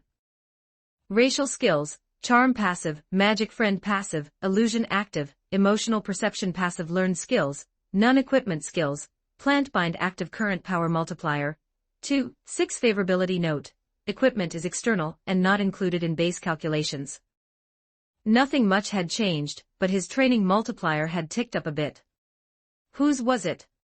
Hestia, current level 5. Looking at the favorability panel, Lloyd fell silent. How did your level go up, milady? What on earth happened while I was asleep? Creak. The door pushed open, and Hestia appeared, carrying several bags. Lloyd, you're awake. Thank goodness. How is your body? Any discomfort? Seeing Lloyd sitting up, Hestia's face lit up with joy as she hurried over. However, the moment she noticed his bare torso, her face flushed red, and she quickly thrust the bags toward him. Your old clothes were soaked with sweat. I washed them, but they'll take time to dry. I went out and bought you a new set. Wear these for now. You change first. I'll wait outside. Wait a second. Lloyd called out urgently, lying back down. Please update my status first. Thank you, goddess. Hee, I am your goddess, after all. Here, I'm heading out now. Strength, I 68 H126. Endurance, I-56 I-98 Dexterity, I-32 I-45 Agility, I-12 I-56 Magic, F366 F387 Skill, Mana Compensation. Magic, none. His strength and other physical stats had increased significantly, but his magic hadn't moved much. Lloyd had a theory about this. The number on the panel likely represented his mana capacity, which was separate from his actual output. Furthermore, the mana he had reinforced himself with today came from the dungeon and his own natural reserves. Recalling the state he was in before he collapsed, he felt that his actual improvement should be greater than what the numbers showed. There was only one likely explanation. Only the mana reinforcement granted by the dungeon's fauna was displayed on his back, while his innate demon mana remained hidden. These were just guesses. He'd need more testing to be sure. But for now, he could start planning. He would collect mana in the lower floors and refine it through training on the surface. Though, I have to be more careful next time. I can't just pass out like that again. He dressed and went out to buy groceries. Eating dinner so soon after a late lunch felt a bit strange, but he made do. As he walked through the streets, Lloyd pointedly avoided looking toward the central tower.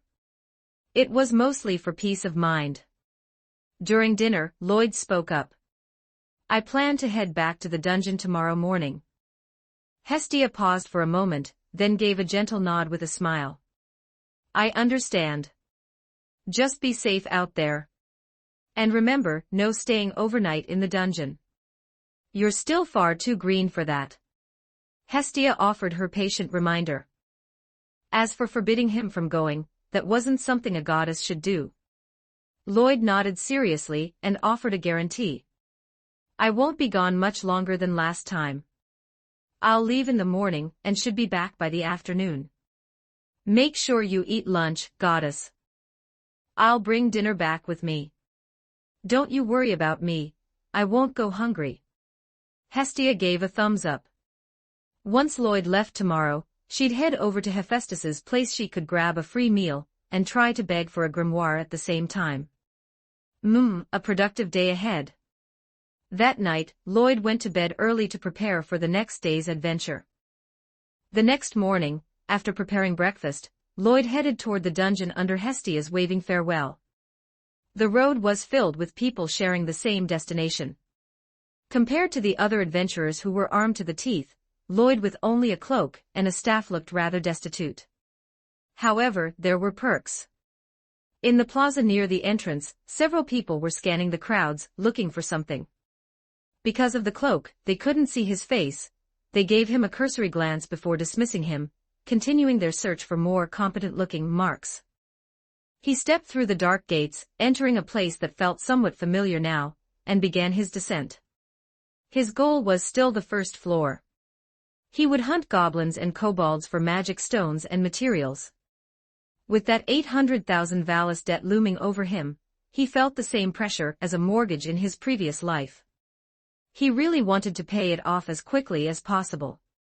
He was experienced now. He had brought extra bags and was determined to make a significant haul. In a familiar spot where there were few other people, his first gift-giving friend arrived. The goblin seemed eager to greet him. The moment it spawned, it lunged forward as if it couldn't wait for a hug. Lloyd appreciated the enthusiasm, but he didn't want to get his new clothes dirty.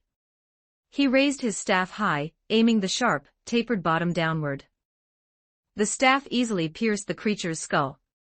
His good buddy turned to ash and returned home, leaving a magic stone and a tooth as payment for the quick commute. Number 1.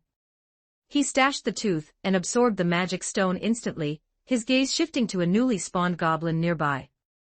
My current strength is a complete mismatch for these things. That piercing blow was effortless. Right then, time to take the initiative. Squelch. Another piercing kill, a heavy strike with the staff neck twist. The goblins and kobolds were surely delighted by this efficiency. They could finish their shift and go home the moment they started. Plus, they had so many ways to choose from, the staff, his bare hands, or even stones he picked up from the ground. Truly, a variety of options to ensure everyone got their preferred way out. You say they didn't like it? Impossible. Just look at the gifts they left behind. Those were the ultimate tokens of their appreciation. Support me here, https://p@trian.com/oamon Multiverse. Salvation begins in Danmachi. Join the journey, and become part of the story. Chapter 12, Hestia, my luck is incredible today. 1362 words. Hum hum hum, good boy Lloyd, hum hum hum. On the streets of Rio, Hestia was making her way toward her best friend's place. She had already mapped out exactly what she was going to do. The moment they met, she would drop to her knees.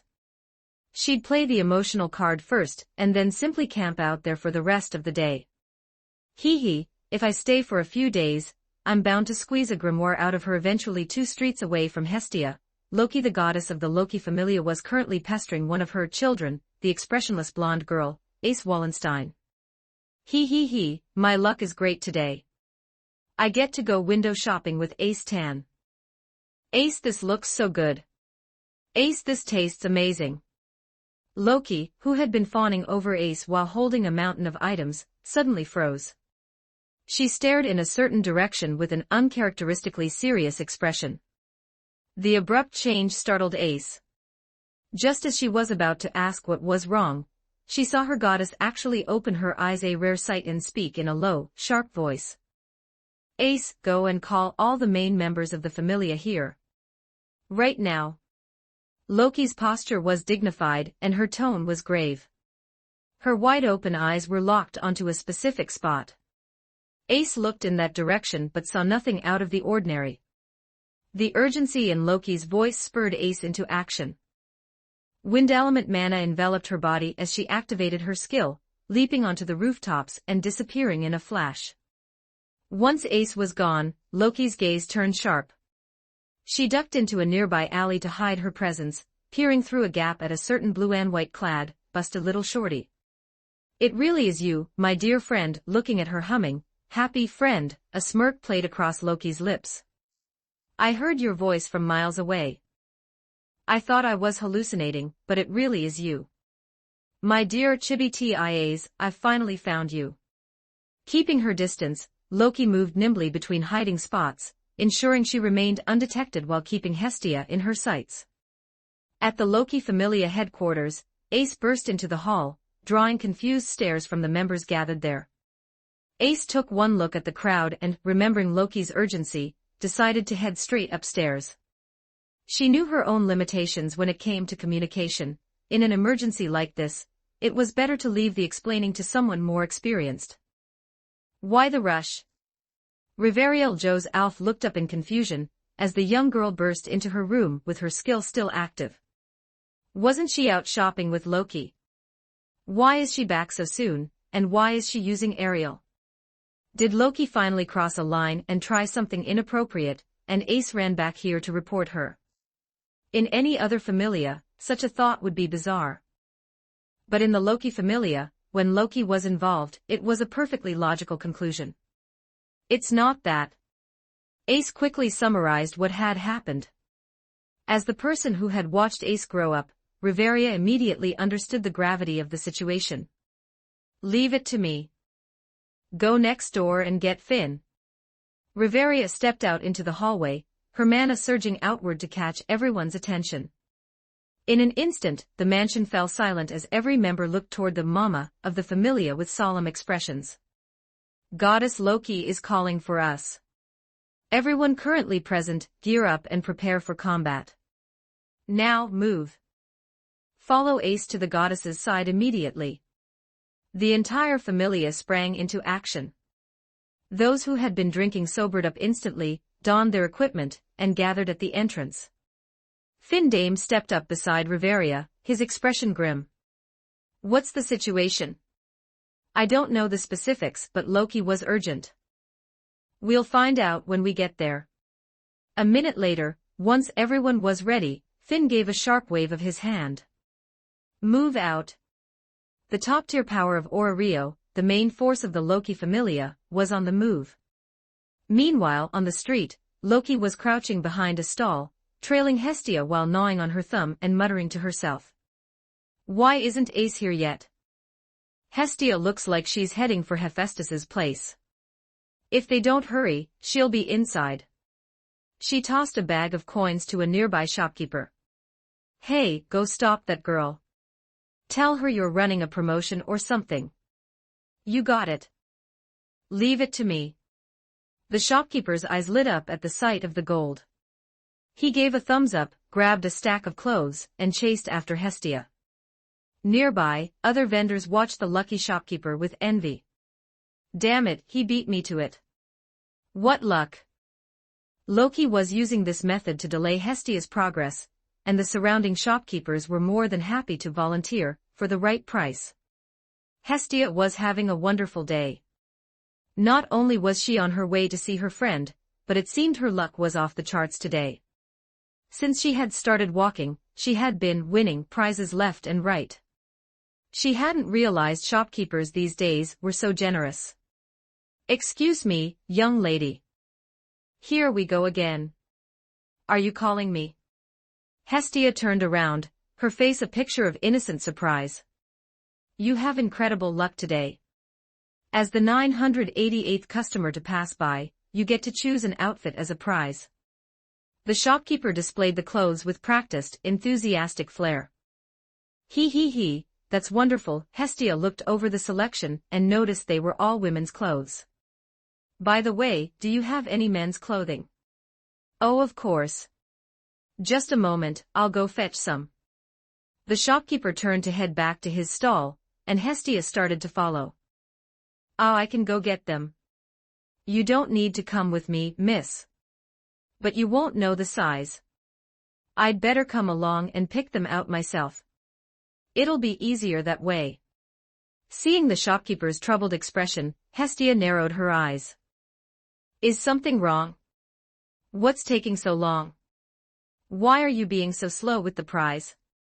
Just as the shopkeeper was struggling for an excuse, another man walked up and slapped him on the shoulder, speaking as if they were old acquaintances. Behind Hestia's back, the newcomer signaled, "Okay," to someone in the distance. Of course, it's no problem. The shopkeeper's expression changed instantly. He led Hestia to the stall with a wide smile. Soon, Hestia had picked out a few outfits she liked and left, feeling quite satisfied. Where's Goddess Loki? Why isn't she here? Is she hiding? No, a bunch of her familia members showed up, and she left with them. I wonder what the goddess is up to, spending money just to keep that girl busy. Who cares? As long as the money is good. By the way, I helped you out, so you're buying the drinks tonight. No problem. See you at the usual spot. Hestia, clutching her new bundles of clothes, decided to head back home first. She was carrying too much to continue her trip. My luck is just too good. Lloyd will be so happy when he sees these. He, I can't wait to see the look of surprise on his face. Her small face was radiant with joy, her steps light and bouncy. She dropped the items off at the basement and set out once more toward her friend's shop. She hummed a tune with her eyes closed, secretly hoping for a few more prizes. She walked back through the same street, purposely slowing her pace. But even after passing the stalls, no shopkeepers approached her. It seemed the promotions were over. Still, she wasn't disappointed. She had already made a killing. My, oh my. What a lovely young lady. Suddenly, a voice called out. Hestia turned around with a perfect, winning smile. It seemed her good luck hadn't run out just yet. Support me here, https://p@trian.com/oamon Multiverse. Salvation begins in Danmachi. Join the journey, and become part of the story. Chapter 13, Loki, my luck is incredible today. 12-20 words, someone's calling me. Oh, it's you. The moment Hestia realized who it was, her tone turned ice cold. Ultra-short denim shorts, a tiny tank top, fiery red hair, and that unmistakable airport of a chest. Meeting you today is the end of my good luck. Ah ha ha ha. Don't be like that. We're old friends, aren't we? Loki completely ignored Hestia's sour face, and pulled Reveria forward. This is Mama Reveria, one of the pillars of my familia, the High Elf Queen, and a level 6 adventurer. This is Finn, our captain, also level 6. He came with skills and magic right at level 1. Gareth, our dwarven old-timer, also level 6. And this cute girl is Ace Tan, a 16-year-old level 5 adventurer. And then there's... As Loki went through the introductions, Hestia understood exactly what was happening. The woman was here to gloat. And she had definitely spotted Hestia a long time ago, otherwise, they wouldn't all be standing here. Despicable woman. Loki finished her introductions and walked up to Hestia, circling her slowly. She leaned her cheek close to Hestia's shoulder and whispered in a delighted tone, "My dear friend, what do you think of my familia's children? When exactly did you descend? Do you have a familia yet? It's okay if you don't, as long as you work hard, someone might join eventually. Though, it'll probably just be a normal human. It's not like everyone can be like me and encounter children with skills right out of the gate." "Oh my, Hestia, why aren't you talking? Are you trying to think of a comeback but realize there's nothing you can say? Is that it? I just love seeing that the face of someone who wants to talk back, but is utterly powerless to do so." Standing behind her, the members of the Loki familia had only one thought. She's just too petty. The other person was clearly a goddess too, likely a close friend who had just recently descended. To go through the effort of hiring someone to block her path, just so she could position herself to brag was classic Loki. Reveria had already turned her head away, it was too embarrassing. She'd have to have a serious talk with her goddess when they got back. How could she be so childish? Doing this in broad daylight. Loki might not care because she was an immortal deity, but the familia members cared. Reveria was an elf who hadn't even hit 300 years yet, she had her dignity to maintain. On the other side, Loki realized that Hestia's reaction wasn't as explosive as she had expected. Normally, Hestia would have been shouting something about fortunes changing in 30 years. This time, she was remarkably quiet. Her expression wasn't twisting in fury, she was staying perfectly calm. This isn't right. Hestia should know the importance of familia members by now. She should know how rare level 1 skills were. Hephaestus wouldn't have kept that from her. There was only one reason to be this calm. You've already recruited someone. And you're so satisfied with them that my bragging didn't even move you. I hate to think it, but is that child also a level 1 with a skill or magic? Loki voiced her thoughts slowly, and her familia members looked over with curiosity. It seems you haven't changed at all during this time. Just like your chest, no ups, no downs, perfectly flat. It's truly wonderful. Hestia finally found her moment. She kept her face steady while shooting a pointed glance at Loki's airport. She even crossed her arms to make the comparison between them even more obvious. Loki familia members, what an aggressive attack. Hestia didn't flinch. As an old rival, she knew exactly how to fight this battle. If she didn't have Lloyd, she would have been reduced to powerless rage, but things were different now. Hephaestus had personally praised him. Surpassing this woman's familia was only a matter of time. She believed that firmly. No fun at all. The game is over.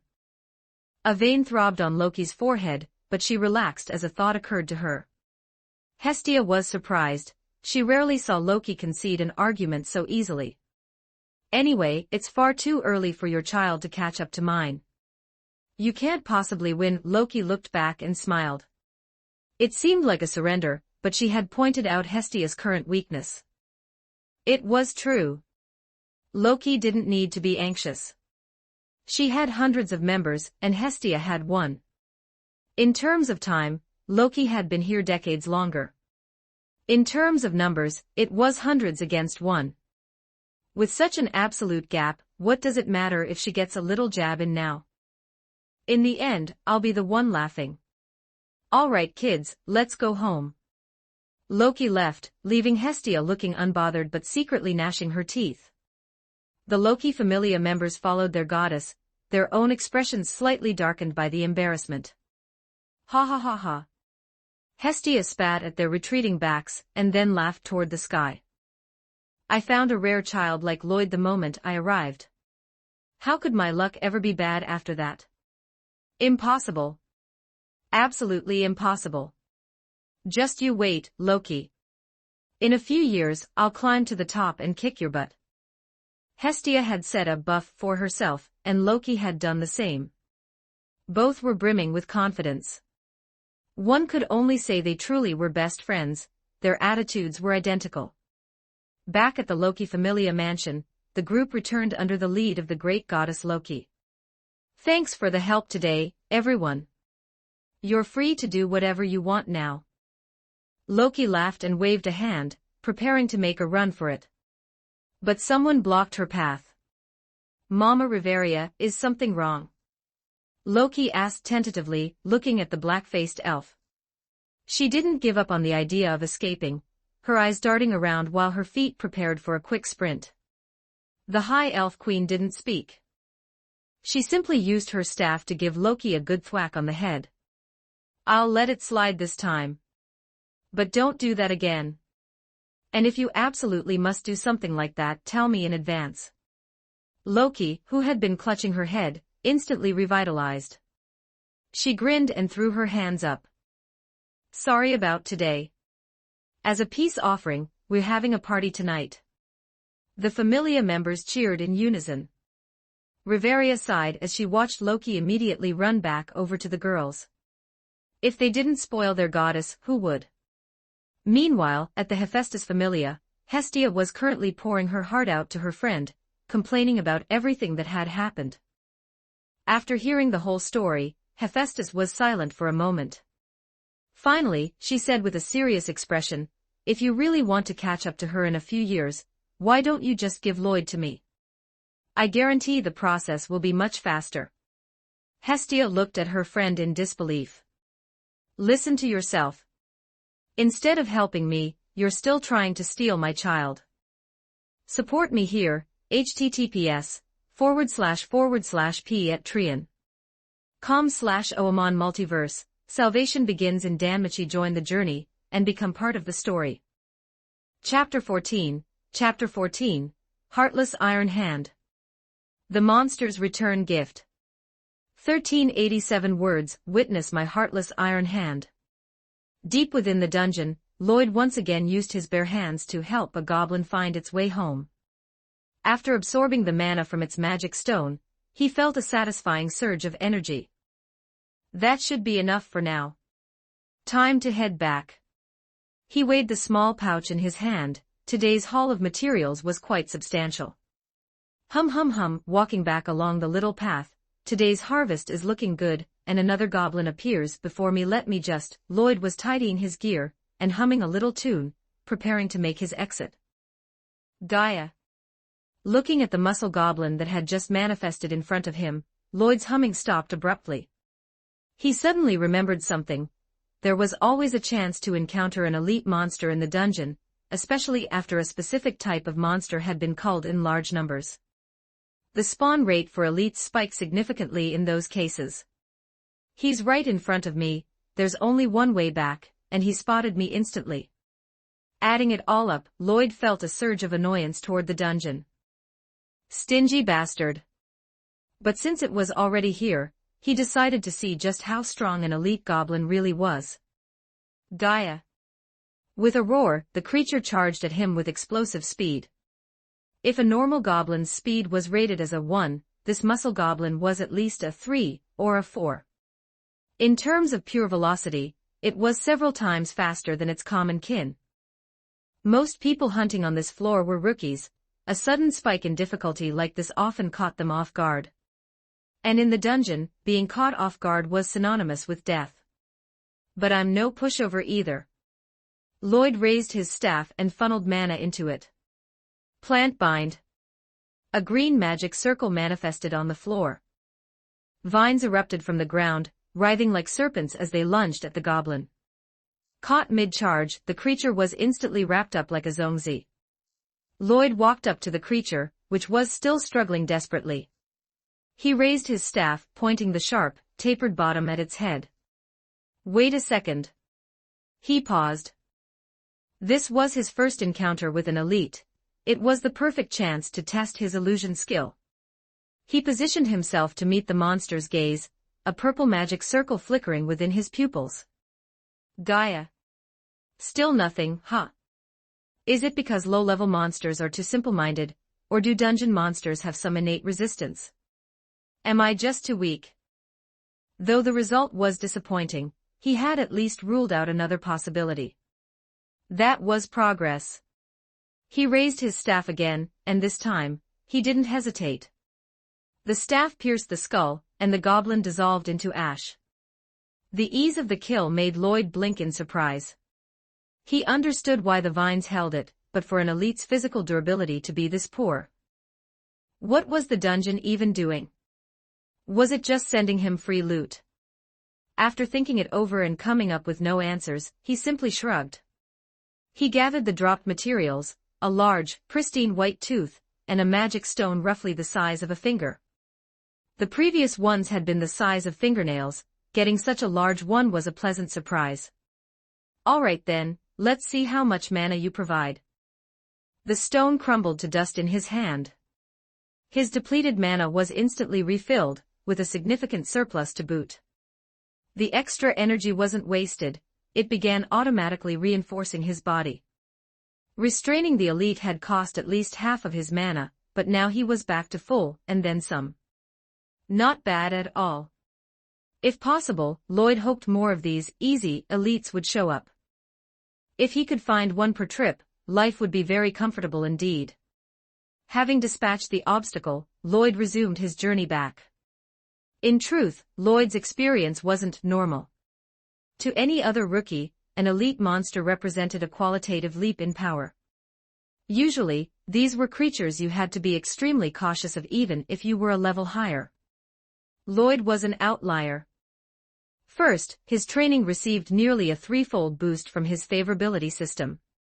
Second, as a transmigrator, he was a black box, his growth in Auraria was recorded on his panel, but his innate strength as a demon also grew in tandem, unrecorded.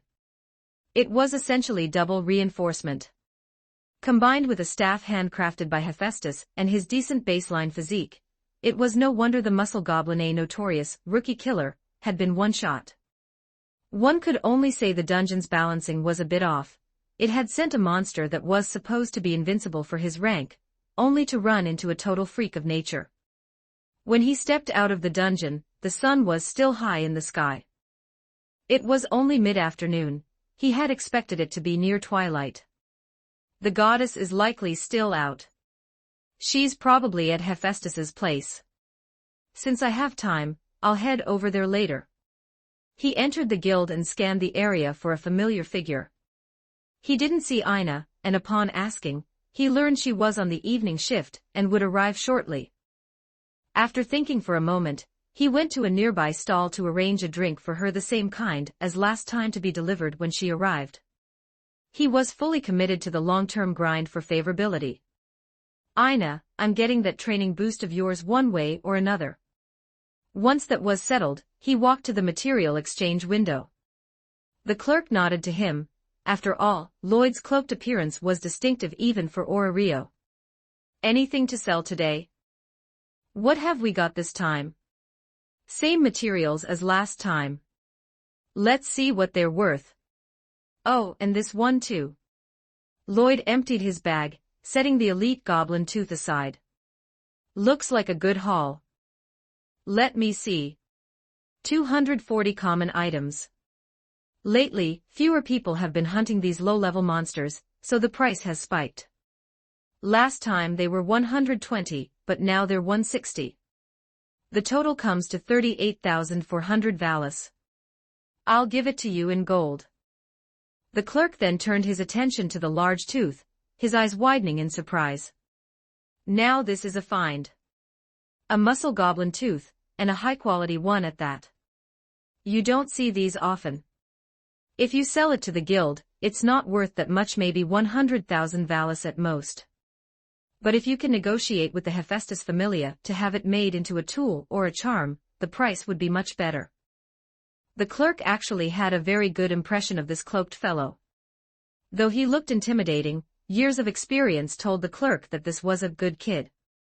Since he seemed young, the clerk was more than happy to offer some professional advice. By the way, if you're looking for a familia, I can help you find one. It's fine. My goddess is on good terms with the Hephaestus Familia. I'll head over there and check things out. Lloyd declined politely, and the clerk didn't push. He simply slid the exchange money across the counter. For small pouches, clinking with the sound of gold. Lloyd offered his thanks and took the pouches. A few moments later, he returned, this time holding a drink. Thanks for the advice. Have a drink on me. I'll come to you next time I have materials to sell. The clerk froze. By the time he realized what was happening, Lloyd had already left. Looking at the drink, he smiled and shook his head. What a strange fellow. And his taste is certainly. This brand of drink is quite weird. Despite the remark, he set the drink aside to enjoy during his break. His movements became a bit brisker, and an unconscious smile played on his lips. Adventurers in Ora Rio usually carried an air of unearned arrogance, often acting like entitled old men. But this guy, he said thank you and even bought a drink just because he was given a bit of advice. What a strange guy. Truly strange. Support me here, https://p@trian.com/oamon Multiverse. Salvation begins in Danmachi. Join the journey and become part of the story. Chapter 15. Tsubaki, no drama to see, how boring. 13-17 words. Crunch, crunch. Inside the Hephaestus Familia, Hestia sat with a defensive glare fixed on her hard-working friend. Her hands never stopped moving, though, as she relentlessly polished off a fruit platter nearby. Honestly, Hestia, you've been staring at me since this morning. Is this really necessary? Hephaestus finally reached her limit. She looked at her friend helplessly. Just because she'd spoken her mind that morning, did Hestia really have to keep her under surveillance all day? You're trying to poach Lloyd. He's the only member I have. Of course, I'm a forgiving goddess. It's simple, just help me find a grimoire. Seeing Hestia finally reveal her true colors, Hephaestus couldn't hold back anymore. She reached out and gave Hestia a quick rap on the head.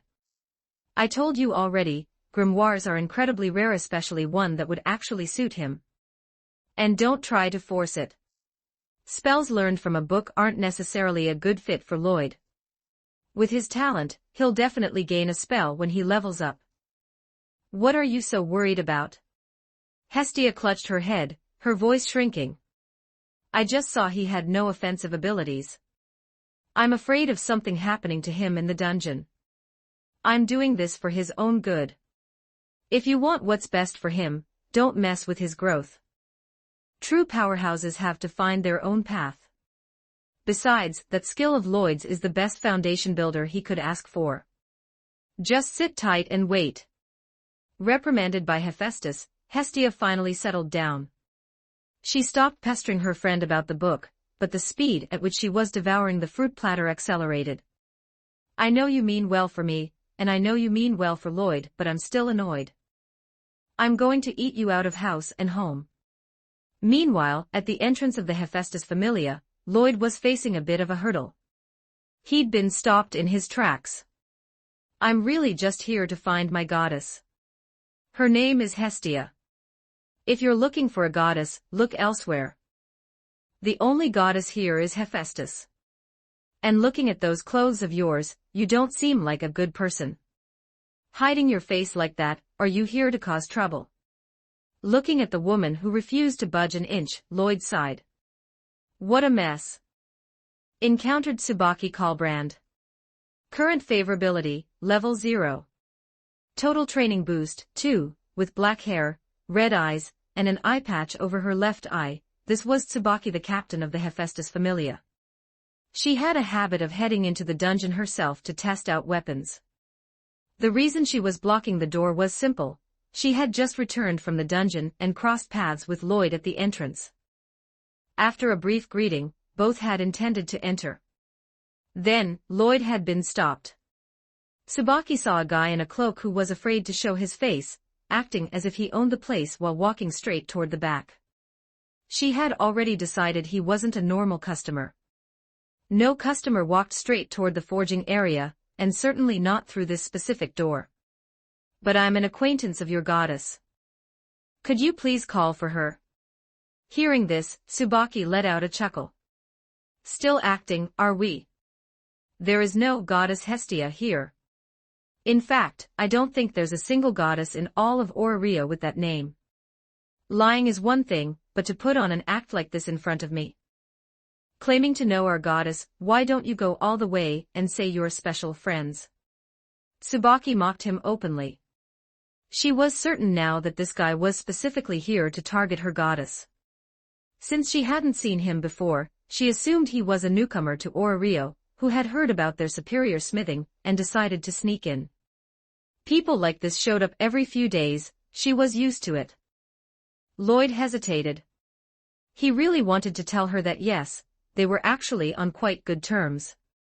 But the waves of impatience coming from her were clear. If he didn't find a solution fast, things were going to get physical. Suddenly, Lloyd cupped his hands around his mouth, took a deep breath, and yelled at the top of his lungs, "Goddess Hestia, I'm back. If you're in there, could you come out for a second? Hey, hey, hey. Keep it down, kid. If you cause a vibration and ruin the equipment being forged, you're going to be held responsible." Tsubaki was startled. As she spoke, she began rolling up her sleeves and walking toward him. This kid wasn't listening. He wasn't just a regular pest anymore. He needed a heavy fist to clear his head. "Pitter-patter, are you back?" A voice suddenly rang out from behind them. Tsubaki turned just in time to see a petite girl with a, shall we say, explosive figure come charging out. With a joyous smile, the girl buried herself right in the cloaked boy's chest. Tsubaki stood there, utterly bewildered. "Wait, who are you, girl? And why did you just come out of Hephaestus's private workshop?" "I was only in the dungeon for a few days." "What on earth happened? Is Lloyd back?" Hephaestus emerged as well, offering a smile before peeling the clinging Hestia off the boy. "Don't get in his way." Seeing Hestia's exaggerated proportions, and hearing her own goddess's uncharacteristically doting tone, Tsubaki had an epiphany. "Goddess Hephaestus, when did you take a mistress?" The air went silent. Seeing no answer, Tsubaki tilted her head in confusion. "Wait, is this strange cloaked man part of the arrangement too? Lloyd and Hestia?" Hephaestus's expression turned solemn, as if she were engaged in an internal struggle.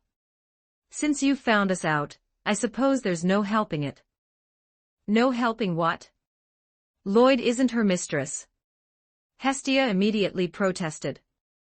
"We are not playing along with this joke." Tsubaki nodded slowly. "So the girl is the mistress, and the cloaked guy is probably her lover or something. Or maybe a childhood friend. A brother?" Seeing Tsubaki's mind still wandering into the weeds, Hephaestus stopped joking and explained the situation. Upon hearing the truth, the captain's face visibly slumped. She gave a lethargic apology and began trudging toward the back. "So they're just friends. And she really is a goddess. How boring, sorry about that. That's my captain, Tsubaki. She's a good kid, but she can be peculiar in some ways. She must have stopped you at the door. She didn't mean any harm, so I'll apologize on her behalf." Hephaestus could guess what had happened. Tsubaki stopping people like that wasn't exactly a first-time occurrence. Lloyd waved it off hurriedly. "It's fine. She wasn't wrong to be cautious, and she already apologized." "Glad to hear it. So is the day's adventure over? How was the harvest?" As they walked inside, Hephaestus asked with genuine curiosity. Over 30,000 Valis. Lloyd handed the money pouches over to Hestia in front of her, then pulled out the tooth he'd kept. I found this today. A guild staff member told me it could be used for equipment. Could you take a look, Goddess Hephaestus? Sure thing. Let's see. Hephaestus took it and inspected it closely. A moment later, she reached a conclusion. An elite goblin tooth, and well-preserved too.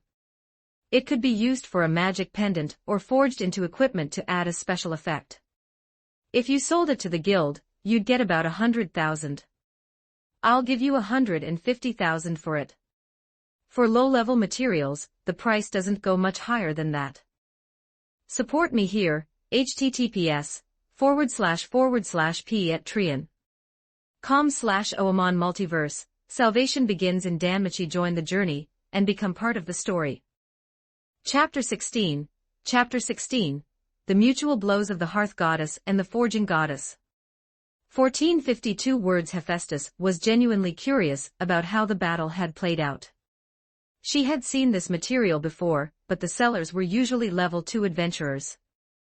There was a case she remembered where a level 2 adventurer, needing to provide for his children, didn't dare venture into the lower floors. Instead, he spent 3 days grinding goblins for materials until he finally ran into a muscle goblin. He managed to make it back, but he was covered in wounds and his armor was essentially a total loss. For a level 2 to end up in that state, how could a rookie who had only been an adventurer for a few days defeat one? And more importantly, why did he look like he hadn't even broken a sweat? May I ask, how much would it be worth to forge it versus just selling it? Lloyd asked. A standard forging would cost 30,000 in materials and sell for 300,000. If I forge it, the cost is 100,000, and it sells for 600,000. Hephaestus flashed a confident smile, fully expecting the boy to ask for her help immediately. In that case, let's hold off on the forging for now. Humph, well, since I like you, I suppose I could forge it for— wait, what? Hephaestus grabbed his hand just as he was about to pull it back. You're not forging it. Is it the price? Or are you worried it won't sell? Lloyd shook his head. I'm very grateful for your explanation, Goddess Hephaestus, but 100,000 Valis is simply too much for me right now. I had 10,000 saved before, and I earned 30,000 today. That's only 40,000 total. I'd rather pay off my existing debt to you before I start adding to it. He could just sell her the raw material, but that felt exploitative. Given the prices she mentioned, she likely wouldn't even perform the labor herself for anyone else. Giving her the raw materials and then having the debt offset based on the value of a finished product she crafted herself. That was the kind of behavior that got people punched in the real world. Wait, we can negotiate. Hearing his reasoning, Hephaestus gripped his hand even tighter. She almost offered to do it for free before catching herself. You can just put it on credit. It's not like I'm hurting for a bit of change. It's all right. The material isn't going anywhere. I can wait and come back later. You are taking this loan today whether you like it or not. Hephaestus began trying to pry his fingers open to take the materials. Lloyd, naturally, was determined to resist. In his mind, debt was something that was supposed to get smaller, not larger. He tried to pull his hand back, but it wouldn't budge. This woman's strength was terrifying. He could only clench his fist as hard as possible, trying to prevent her from snatching the loot. However, Lloyd's resistance meant little to Hephaestus.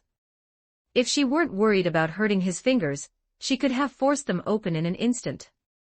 Seeing his fingers being peeled back one by one, Lloyd turned to Hestia for help. Goddess, help me. Hestia snapped out of it and rushed over, staring at the 4 hands locked together. She began a frantic, rhythmic drumbeat of slaps against Hephaestus's arms. Pat pat pat pat pat. Lloyd and Hephaestus. Hee, Hestia's tiny, ineffective display actually made Hephaestus laugh. Enduring the flurry of attacks, Hephaestus finally pried the material loose. She gave Hestia a playful flick to the forehead, sending her stumbling back, and marched toward her private workshop with the tooth in hand. Wait for me out here, young man.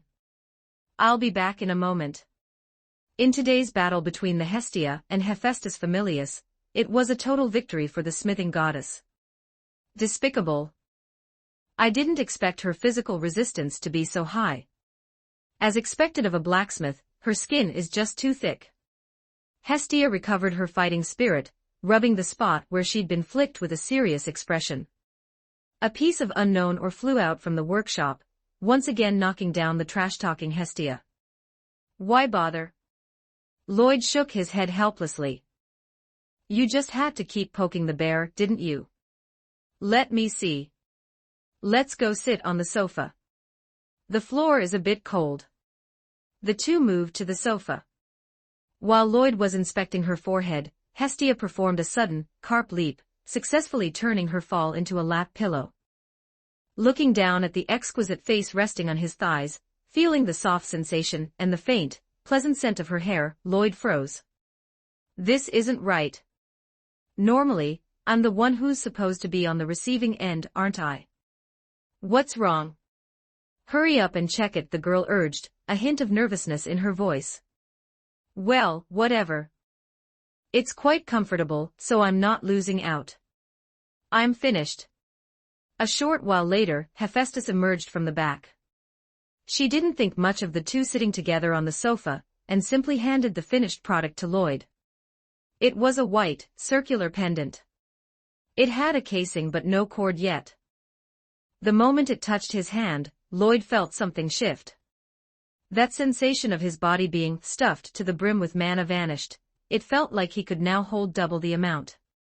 At the same time, he could feel his mana, specifically the portion supplemented by the dungeon, beginning to recover slowly. Detection: host possesses more than 3 items. Equipment panel opened. Equipment personally and rightfully acquired, 4. Hidden cloak Danmachi, no added stats. Effect: conceals presence and hides identity. Magic staff Danmachi, increases magic power by 20%. Built-in spell, Plant Bind. Zeliel's Guardian Necklace Gabriel Dropout, no added stats. Built-in spell, Protection.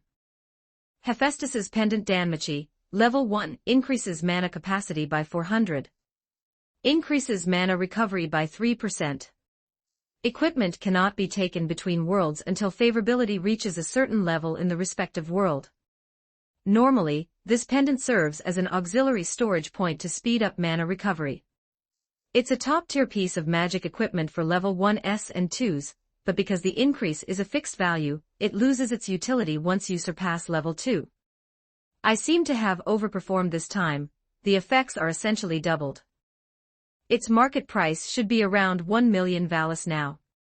Hephaestus finished her explanation and leaned in close to Lloyd, her rosy face nearly touching his as they made eye contact. The value is enough. If you sell it to me now, your debt is cleared. In fact, I'd owe you an extra 100,000 Valis. So how about it? Will you sell it to me, Lloyd? Looking at the exquisite face so close to his, the deep curves of her figure, and the pleasant scent wafting from her, Lloyd averted his gaze, his grip tightening on the pendant.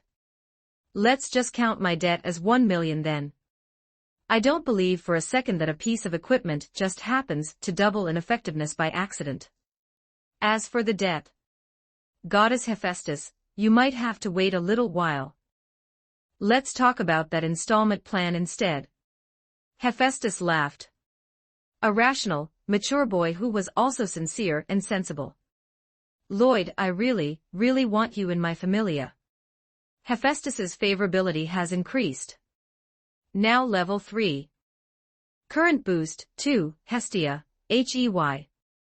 You're just saying it right to my face now.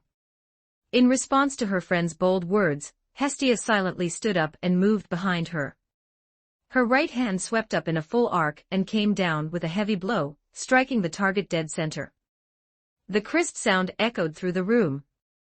He's TIA. Hephaestus turned slowly, tucking the smaller goddess under her arm. I'm sorry. I'm sorry. Smack smack smack. Ah. Right in front of Lloyd, Hephaestus demonstrated what a whirlwind strike looked like.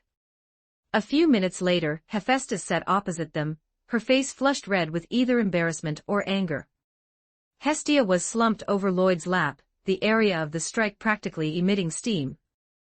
Lloyd wanted to help soothe the pain, but didn't quite know where to put his hands. In the end, he could only pat her head to comfort her. From an angle where only Hephaestus could see, Hestia looked up. Their eyes met for a few seconds before Hestia's lips curled into a smug, arrogant grin. Her lips moved silently. Woman, you could never have this. Support me here, https://p@trian.com/oamon Multiverse, salvation begins in Danmachi. Join the journey and become part of the story. Chapter 17, a simple level up. Piece of cake. 1359 words Hephaestus. You've really lost it, haven't you? Even if I keep saying I want to poach the kid, and keep acting on it, okay. I should probably make some other preparations too. But why did you choose the worst possible way to react? Why provoke me? My dear friend, it's been a while since we hung out. Have you forgotten my personality? Let me help you remember. Get up and move over there. Goddess Hephaestus, what are you doing? Just move. I want to lie down too. You despicable woman. Lloyd, don't let her lie on you. You two weaklings. I'm lying down today whether you like it or not. Lloyd was being pinned down firmly by Hestia, but who was Hephaestus? She was a goddess who forged metal for fun. She grabbed both of them and hauled them across the sofa in one smooth motion. To Hestia's absolute despair, the cozy nest she had just found was snatched away. As for why Lloyd didn't move, well, he had a good excuse. Hephaestus possessed terrifying strength. With one hand pressing him down, he couldn't budge an inch. He could only tearfully enjoy a different kind of sensation. Unconsciously, his hand reached out and came to rest. Feels nice. Where did he put it? Obviously, to keep her from falling off, he placed it on her head. Where else could it possibly be? Hephaestus's favorability has increased. Current level, 4, current boost, 2. After teasing Hestia for a while, Hephaestus finally sat up. Forging really was exhausting work. The flush on her face still hadn't faded.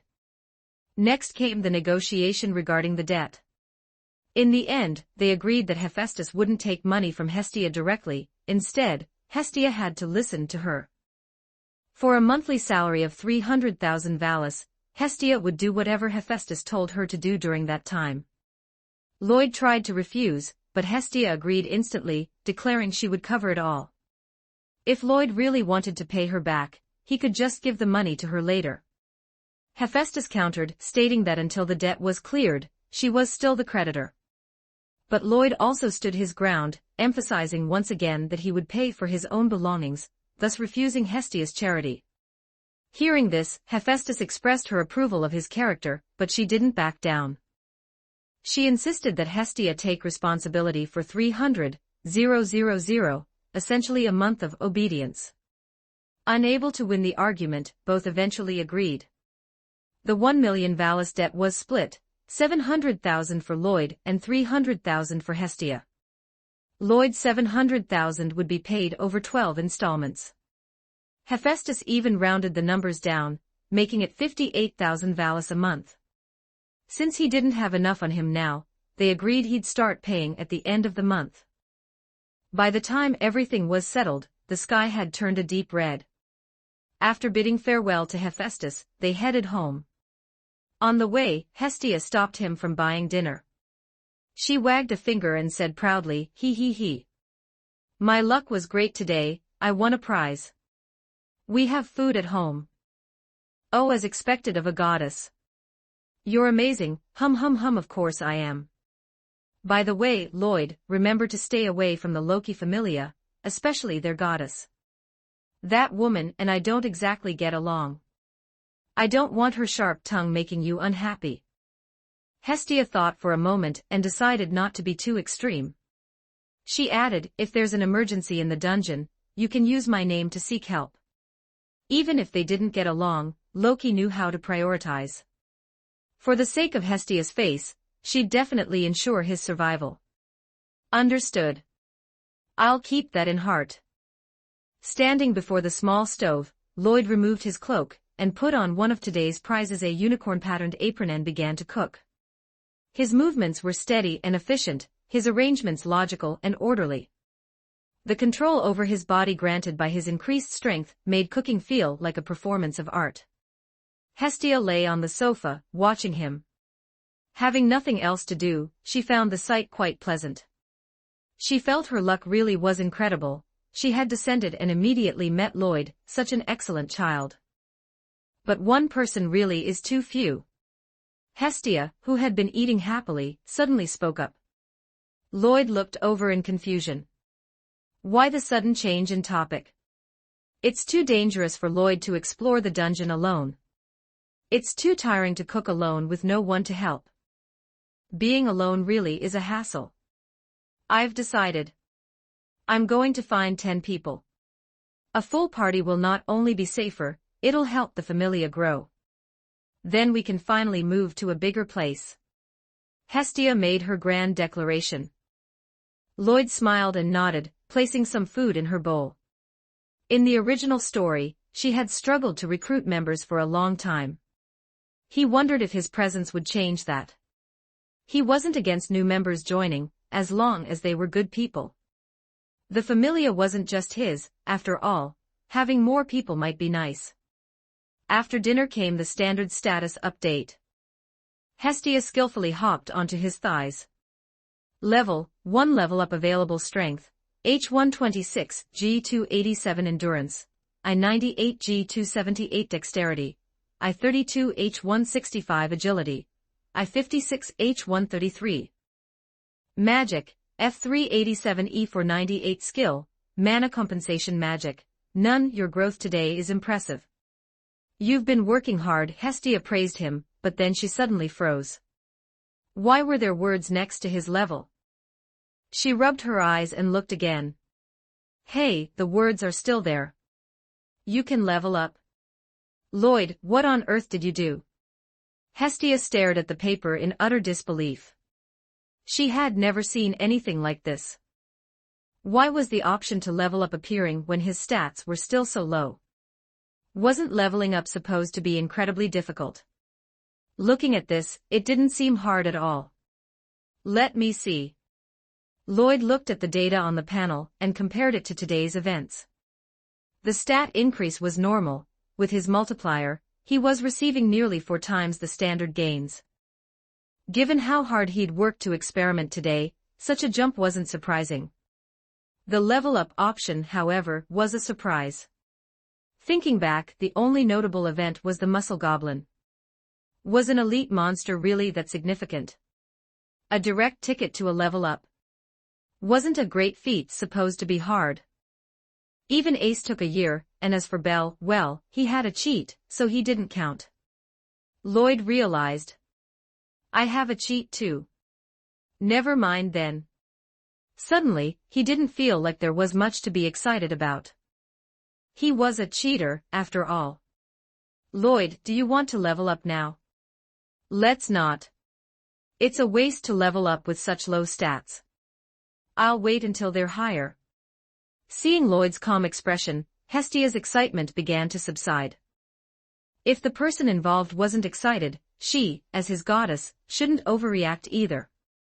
Perhaps the difficulty of leveling up was just something her friend had exaggerated. When Loki introduced her children today, many of them were young, and had incredibly high levels. Compared to that, I guess this really isn't much. Right, the people I recruit later must at least be able to help Lloyd. They should probably be level 2. Or at the very least, young and talented.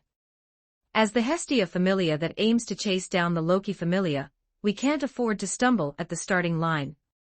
And so, an event that would have shocked all of Rio was pushed into a corner for various reasons. The only 2 people who knew about it treated it as a minor detail. In reality, even with a cheat, leveling up wasn't easy. Even Bell had to go through several life-or-death battles to achieve it. The reason Lloyd was recognized was simple: support me here, https://p@trian.com/oamon Multiverse. Salvation begins in Danmachi. Join the journey, and become part of the story. Chapter 18. Chapter 18, Become a Boss for the Sake of Staying Home.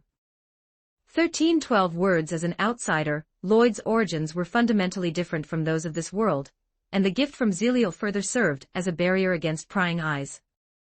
This meant the dungeon could only perceive aspects of him that belonged to this world, namely, his status. To the dungeon, a muscle goblin was a newbie killer existence. Yet, it had been solo killed by someone with near zero stats in a one-sided, effortless execution. A great feat, using the small to overcome the great, achieving the impossible, and prevailing in an unthinkable battle. Thus, through a peculiar alignment of circumstances, the gods recognized this act as such. If this didn't count as a great feat, nothing would. As for Hestia, Hephaestus's assessment was quite accurate. She was a simpleton, a happy, lovable simpleton. Expecting anything from her was a lost cause. She'd be better off just handing Lloyd over. And so, after finishing their respective tasks, the two retired for the night. The next morning, Lloyd rose early to begin his training. High knees, running, push-ups, sit-ups, a whole series of exercises. This time, he wanted to understand something specific. With a structured plan, how much would his stats grow by exhausting the mana he obtained from the dungeon, and how did that compare to hunting monsters? Because the memory of his previous collapse was still fresh, Hestia chose to watch from the side to prevent any accidents. Incidentally, when Lloyd tried to head out for a run, she blocked his path. "Lloyd, I know you might not care, and we really don't have many people here, but you aren't exactly nobody. If you go out now, there might be." Sweat trickled over his fair, flushed skin. His exquisite, adorable features were the type to charm anyone regardless of age or gender. His peculiar aura added a layer of passive attraction, and his overall build made him look soft and vulnerable. Hestia was terrified.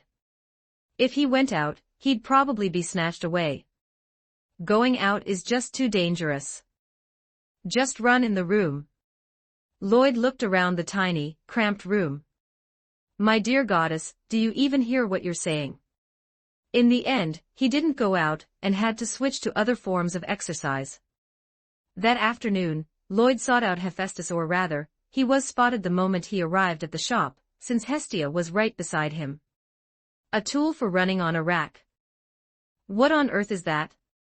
Hephaestus asked, confused. For a moment, she didn't follow what he was describing. "Basically, it's a frame with a rolling belt in the middle. A person can run on top of it while a control system adjusts the speed." Lloyd produced a sheet of paper and began explaining. A treadmill was a simple concept. As a master smith, Hephaestus understood it almost immediately. With an interested expression, she began to work after asking for a few more details, with Lloyd standing by to answer her questions. Thus, under Hestia's equally curious gaze, the first generation of an otherworldly treadmill was born, though it was essentially just an iron frame. Simple enough. "But Lloyd, what do you want this for? If you want to run, why not just go outside? With this, one can run inside a room. It's perfect for people who don't want to go out, and it's very friendly for those who are shy." Looking at the familiar machine, Lloyd felt a surge of excitement. This was the first treadmill in this world, and seeing it built made him quite happy. "Goddess Hephaestus, can you handle the control system?" "That's the easy part. It's just speed control. A magic circle will do the trick." Hephaestus followed his description, crafting a compartment in the front and carving a magic circle onto a removable stone. "All right, let's test it out." Hephaestus watched with interest as Lloyd used the machine. After a trial run, the results were surprisingly good. Magic truly was a wondrous thing. Furthermore, her craftsmanship was so precise that even the speed adjustments felt seamless. "It's perfect. How much mana does this magic stone consume per use?" Based on your pace just now, even a lowest-grade magic stone should last for an entire day, Hephaestus calculated. When asked about the cost, she noted that the materials weren't expensive. Anything would work as long as it was durable, but the setup wasn't cheap. The total cost was around 50,000 valis. Hephaestus explained that the set required linking the magic circle with a one-of-a-kind forging process, which made it a hassle and drove the price up. Lloyd thought for a moment and said offhandedly, "What if the frame could be mass-produced in segments and then snapped together? If we did that, what would the cost look like?" Mass-produced segments. Tell me more. Hephaestus instantly locked onto the interesting part of that statement and leaned in. Lloyd backed away slightly and began to explain the concepts he knew, melting ore into molds for standardized parts, which could then be assembled directly. A genius idea. If it works, weapons and armor could be manufactured in bulk. Even if they aren't as good as hand-forged ones, the sheer volume would be overwhelming. Molds are easy to solve. High temperatures are easy to solve. Everything is easy to solve. However, it's too much trouble. I might make one for fun, but setting up a specialized operation for it isn't worth the effort. With her vast experience, Hephaestus could envision a complete production line, and while it was interesting, her interest waned once she realized it didn't suit her personal style of crafting. Lloyd fell into deep thought. He was wondering if there was a market for treadmills here. If there was, how much could they sell for, and would it be worth investing in a production line? I remember that increasing one's status depends on dungeon adventuring or specialized training sessions. In other words, regular exercise can increase stats. If people can increase their stats at home, many rookies wouldn't need to head straight into the dungeon. Or it would provide an option for those who have already been down, but don't have a senior to guide them. His sudden comment confused Hestia, but Hephaestus, being a business owner, understood immediately and took over the thought process. If that's the case, there would be a market, but the audience wouldn't be very large. Those who need it might not have the money or time, and those who don't need it, well, they just don't need it. Why did people go to the dungeon? Most didn't go to gain power, they went for money. If it weren't for the money, who would want to risk their lives in a place like that? Wouldn't it be better to just live a quiet life at home? Then what if we set up a production line and paid people to work? If the wages were enough to live on, would the product sell? If that were the case, many people would likely consider it. A slight increase in strength means an extra margin of safety. Anyone who has survived the dungeon would want to become stronger before going back down. But you must realize, everything requires capital. Your idea is good, but you have to look at your own circumstances. Hephaestus smiled as she pointed out the biggest problem: he had no money and no opportunity for experimentation. That was Lloyd's current Achilles heel. Lloyd had to admit she was right. An undeniable fact. An untapped market could certainly be profitable, provided one could enter it. So where could he get the money? Should he grind the dungeon for 3 months straight? Or find an investor? The red-haired goddess before him watched him with a knowing smile. Support me here, https://p@trian.com/oamon Multiverse. Salvation begins in Danmachi. Join the journey and become part of the story. Chapter 19. Hephaestus, money. I'll cover it 1350 for words. Goddess Hephaestus, are you interested in discussing a partnership? Oh, absolutely. I'm very interested. I'll provide the investment. Lloyd fell silent. You were just waiting for me to ask, weren't you? Otherwise, you wouldn't have agreed without even negotiating. In fact, his guess was spot on. Hephaestus had been waiting, or rather, she had been waiting from the moment Lloyd showed signs of wanting to sell the idea. She wasn't short on money. As the top-tier provider of high-end weaponry in Ora Rio, possessing the finest craftsmanship in the world, money was just a number to her. If she so desired, she could announce a custom-forged weapon, and people would line up with hundreds of millions of valis. Therefore, she had zero interest in the prophet, but she had a massive interest in Lloyd. Especially after hearing Hestia's chatter and having a few personal interactions, her curiosity had only grown. She couldn't steal him from her friend, but she could certainly strengthen their ties. Her best friend had been guarding him like a hawk, but if they were business partners, wouldn't it be perfectly normal for them to spend time together? Plus, if the venture failed and he owed her even more money. Wouldn't that be even better? Facing the mature goddess whose emotional perception screamed that she was plotting something, Lloyd considered his options. I'll know the results soon enough. Besides, she's trustworthy. Even if it fails, I can pay her back eventually with my growth rate. Let's do it. Sensing the boy's sharp, determined gaze, Hephaestus smiled. It seemed he had made his choice. Goddess Hephaestus, let's discuss the specifics in detail. I'll have a complete business plan ready for you in 3 days. I'll be waiting. Hestia watched the two of them suddenly shake hands. What just happened? Why can't I understand anything all of a sudden? Why are you shaking hands? What plan? Hestia was utterly bewildered, but in the end, she didn't ask. Being the only one out of the three who didn't understand felt a bit. Well, smiling and nodding is probably the way to go. Let's not worry about the details. Over the next 3 days, Lloyd didn't just train his body and experiment with mana consumption and recovery, he also traversed the various streets of the city to survey the market. Hestia wasn't idle either, she officially launched her Familia recruitment plan. However, the results weren't quite as smooth as she had envisioned. Why won't a single person join? 3 days. 3 whole days and not a single inquiry. I even went out and sought 9 people myself, and they all turned me down. This is so unfair. At the Familia residence, Lloyd sat on the sofa, comforting the complaining Hestia in his arms while simultaneously revising his notes on a sheet of paper. There. Don't cry, goddess. It's normal for people to pass us over, we're brand new. Feeling the hand stroking her head, and the warmth of his lap, a strange giggle echoed in Hestia's mind. Guhihi, this trick is great. Every time I fail, I get to come back to this.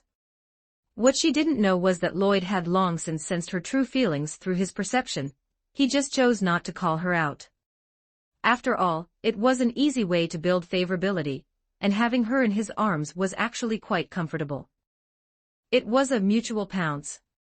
Goddess, I'm heading over to the Hephaestus Familia in a bit. Hestia instantly became alert. I promised to deliver a report, remember? The first draft is finished, and I'm going to go over it with her. Oh, that. Can I come with you?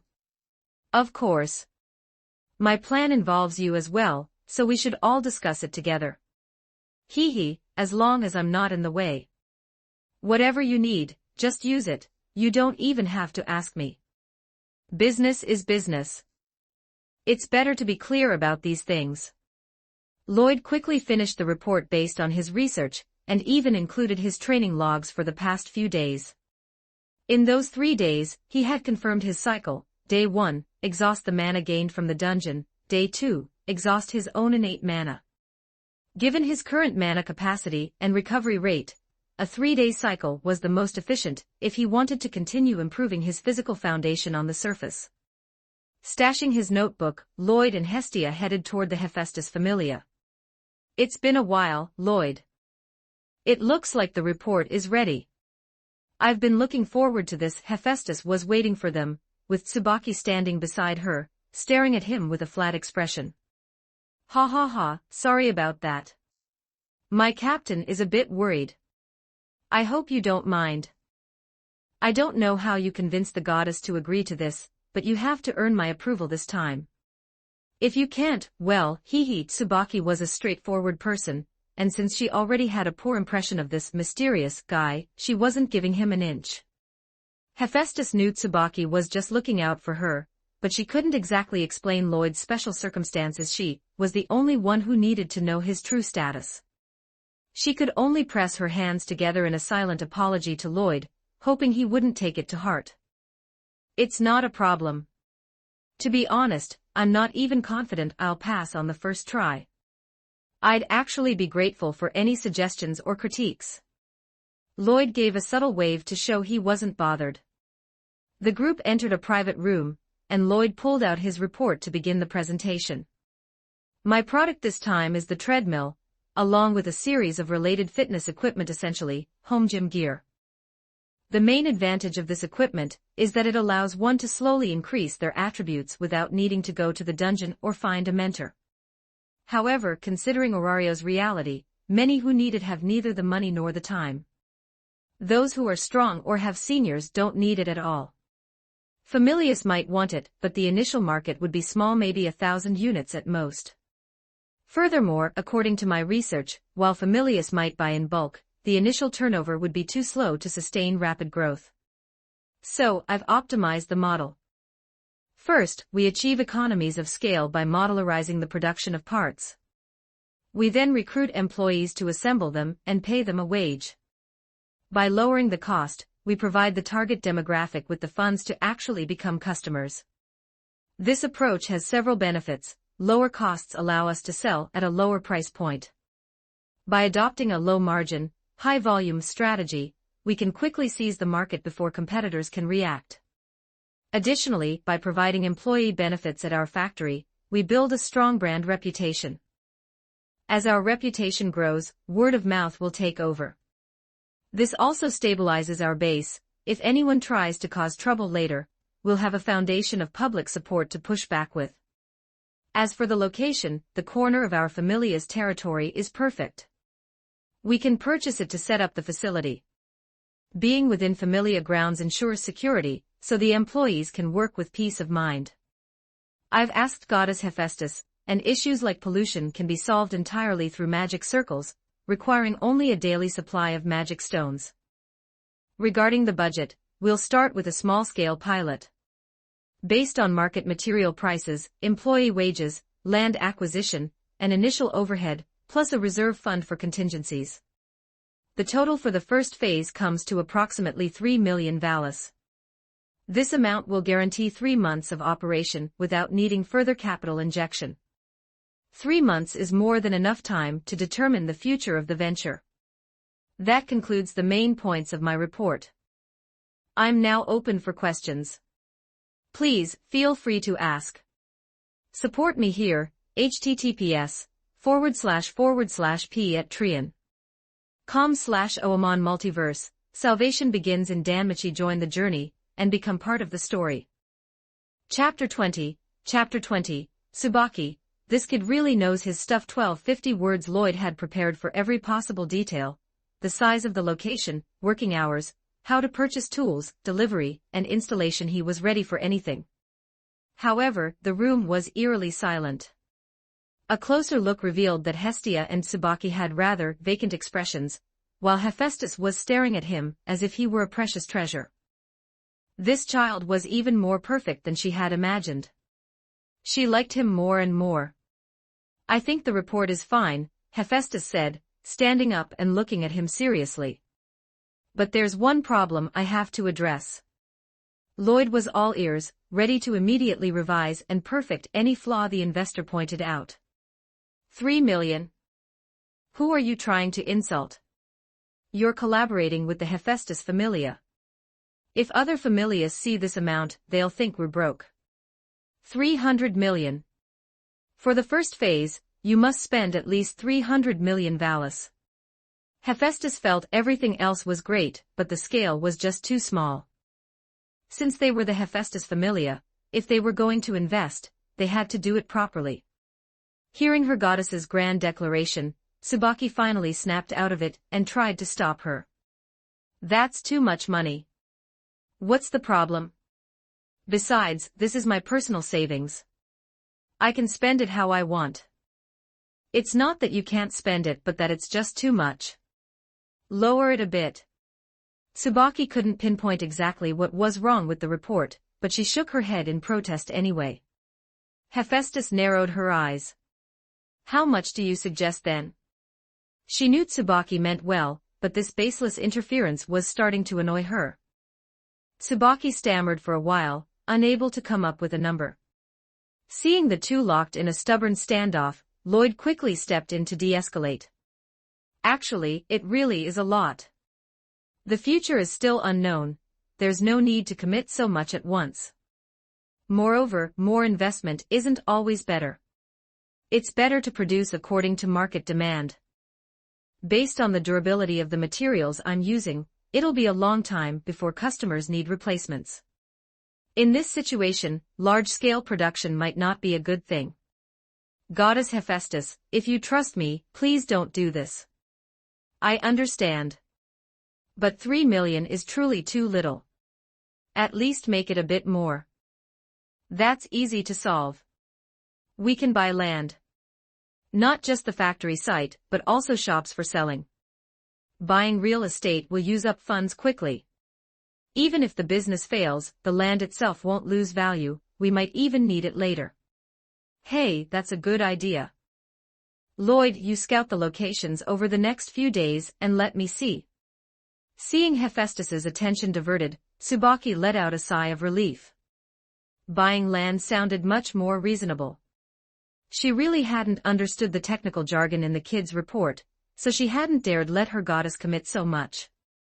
But this kid, he was surprisingly decent. I think I misjudged you earlier. When the factory construction begins, you can find me. I'll help as much as I can. Tsubaki's favorability increased. Current level 2. Training multiplier, 3. Next is the division of labor and profit sharing. Before Lloyd could finish, Hephaestus interrupted. What's there to discuss? You handle everything, and we'll split the profits 70/30ths. Lloyd nodded. That was a generous split. 30% for me is fine. What about the interest on the borrowed capital? Hephaestus was confused. Interest? What borrowed money? I don't know the exact outcome yet. Since the scale is so large and my profit share is high, I'll treat the capital as a loan. My technical contribution and labor will account for my 30% stake. The room fell silent once more. Hestia and Tsubaki nodded in agreement. One believed in not taking advantage of others, and the other felt this reflected the true value of the roles. Hephaestus stroked her chin, looking at Lloyd with increasing fondness. This boy was truly exceptional. As a business owner herself, she had been scammed plenty of times when she first ascended, people trying to lowball her for custom weapons, or overcharging her for materials and land. She had even seen people try to offer her a 1% profit margin for forged gear. She had seen it all. She was certain that if this proposal had been taken to anyone else, their plan wouldn't be nearly as thorough, and they certainly wouldn't have asked for such a low profit share. Those people usually wanted the investor to handle everything while they just collected the money, claiming management is a big hassle, and should be left to professionals. After hearing Hephaestus's explanation, Lloyd looked at her with understanding. It's normal. Everyone gets scammed the first time. Actually, if it weren't for you, I would have done it myself. I don't trust other people or other gods. I understand the profit margins, especially since technology is the key in Rio. But let's stick to my plan for now.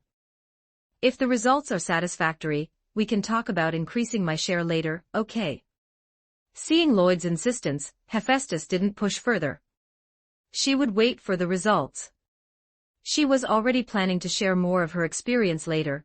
Lloyd was still too young, and didn't realize how crucial technology was in Rio. There wasn't much left to discuss. The next step was scouting factory and shop locations. The massive investment meant things had to be planned meticulously. These weren't things that could be solved in a day or two. Furthermore, he couldn't let his strength plateau. He had to go to the dungeon and talk to Ina more. He couldn't forget his foundation. Increasing favorability and multipliers was the main quest.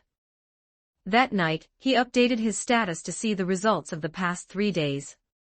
Level 1 level up available strength, G287 F366 endurance, H165 G278 dexterity, H165 G211 Agility, H133 G203 Magic, E498 D564 Skill, Mana Compensation Magic, none, one attribute has already reached D. It's a new beginning. Once the others catch up, you can level up very quickly, Hestia said with a smile as she sat on his thighs. Lloyd felt the surge in his strength. In Aura Rio, the growth only took physical effect after a status refresh. The points gained during training were like unallocated experience until then. This multifaceted improvement in strength was truly unforgettable. He calculated the numbers in his head. He had been in Aura Rio for about a week. While the panel growth looked fast, his actual strength was growing even faster. A threefold multiplier made a world of difference. One training session was worth 4, 1 day of training was worth 4 days. In essence, 1 week was equivalent to a month of hard work. Looking at it that way, his basic talent seemed quite decent. It's still early. I remember growth is fast at the start and slows down later. I estimate the level up will take another month or 2. That's still very fast. Everyone needs time to grow. Keep it up, Lloyd. I've received my goddess's encouragement. I'll head to the dungeon again tomorrow. You can go, but you must be careful. Don't worry, I'll definitely act according to my limits. Support me here, https://p@trian.com/Oamon Multiverse. Salvation begins in Danmachi. Join the journey and become part of the story. Chapter 21, Newbie Killer, War Shadow. 1365 words. Time passed quickly, and soon it was the next day. Lloyd arrived at the dungeon entrance with the ease of a regular and stepped inside. Having been here several times now, he didn't feel much trepidation. Once again, he didn't linger on the first floor but continued his descent. He kept going until he reached the 6th floor, where he began to move cautiously through the vast space. His primary source of income relied on the high drop rate of materials. To make money, he needed to hunt monsters that actually drop things, and according to the handbook's information, the next set of viable material-dropping monsters appeared on the 6th floor. The variety of monsters here began to increase. Goblins, kobolds, and dungeon lizards all appeared, along with a more specialized threat, the War Shadow. They were powerful, dropped good materials, and were generally considered a challenge beyond the reach of rookies. In the guild's standard progression, floors 11 and 12 were where rookies were meant to graduate, and by floor 12, stats were expected to be between B and S. However, the reality in Aura Rio wasn't quite that extreme. Reaching 400 or 500 in a single stat was usually enough to trigger a level up for most unless they were geniuses. The War Shadow was terrifying because of its high-speed movement and grotesque appearance. Combined with the fact that many rookies ventured down here prematurely, it had earned the reputation of a newbie killer. But that title only applied to level 1s, to a level 2 or higher, they were negligible. To a standard rookie, however, they were the embodiment of invincible terror. Lloyd nodded after reviewing the information. Not bad, learned something new. How did he know all this? Ina's handbook covered everything. As long as one took the time to read it and follow the advice, safety in the dungeon was largely guaranteed unless an irregular event occurred. Lloyd's reasoning for believing he could take on a War Shadow was simple. Based on his staff and his current physical stats, it was worth a shot. He couldn't say much about monsters past floor 12, but he was confident he could restrain anything in the rookie range. If he really couldn't win, he'd just run. War Shadows were relatively rare. After slaying dozens of goblins and kobolds, and about 10 large lizards, his pockets were already filling up with materials. While Lloyd was focused on searching for monsters, a new creature manifested from the wall ahead. It looked like a silhouette made of darkness, pitch black from head to toe. A cross-shaped pattern was etched into its face, inset with a circular part resembling a hand mirror. Most notably, its long wrists ended in 3 sharp, hooked claws. Identical to the records. Looks like it's a War Shadow. Finally found one after all this time. It looks pretty creepy, though. Reminds me of those Western horror movies from my past life. Despite the inner quip, Lloyd didn't let his guard down. The spell within his staff was primed and ready. The war shadow made no sound. Upon spotting Lloyd, it lunged forward in a dead sprint. It was fast. If this had been his last adventure, he might not have been able to react in time. But he was different now. Even if his panel hadn't been refreshed since the morning, his base stats were constantly improving. He sprinted backward to create distance. A magic circle appeared, and vines erupted to bind the war shadow instantly. He felt the mana drain. It was slower than the elite goblin's consumption, but it was still 3 times faster than what he used for the largest lizards he'd encountered so far. Impressive but manageable. Lloyd walked closer to inspect it.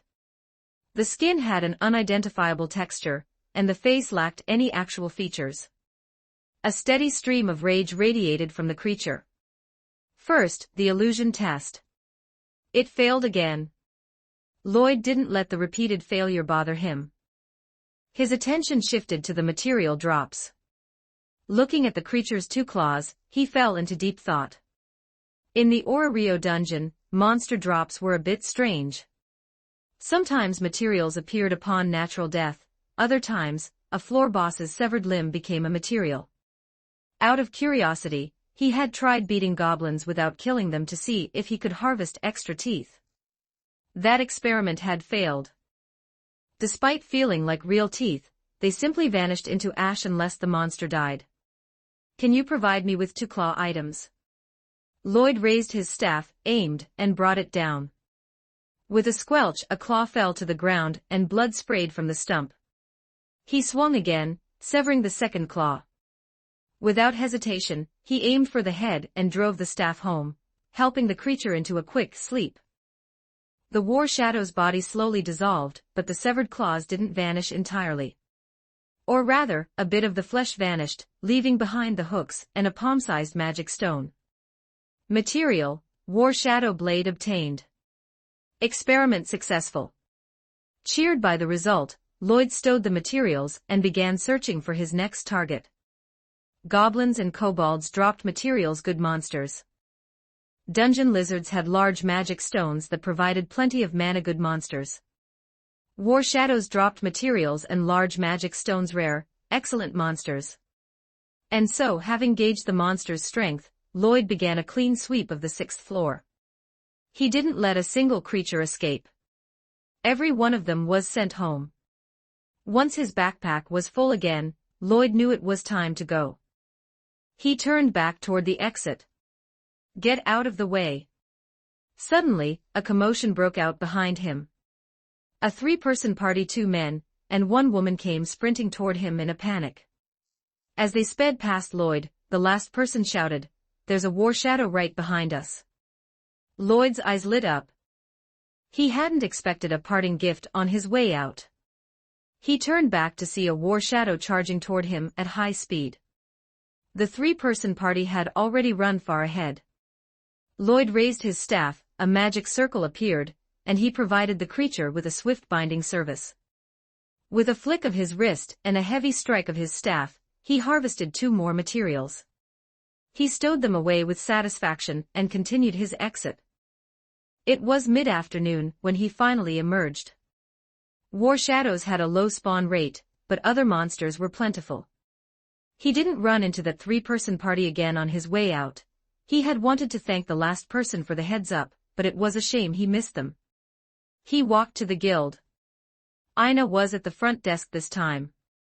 Lloyd saw his opportunity. He went to a nearby stall, bought a drink, and held it in his hand as he approached. "Miss Ina, it's been a while. How have you been lately? It's so good to see you're safe. Are you heading into the dungeon now?" Ina smiled at him. Seeing a rookie she had registered return safely was always a highlight of her day. "I don't have a habit of going down at night. Last time was an accident. By the way, did the vendor get that drink to you last time?" "So that drink was from you, Mr. Thank you." The flavor was very distinct. Glad you liked it. Please have this one too. I have things to do, so I'll be going now. Lloyd left. He left after delivering a distinctly terrible drink. Ina stared at the cup in silence. In the end, she didn't want to waste his kindness. It had to be said that human adaptability was a powerful thing. The first time she drank it, she was miserable. Now she could drink it with a completely expressionless face. The human body really was a miracle. Hey, friend, I'm here to sell materials. Have a drink on me. It's been a few days. What have you brought me this time?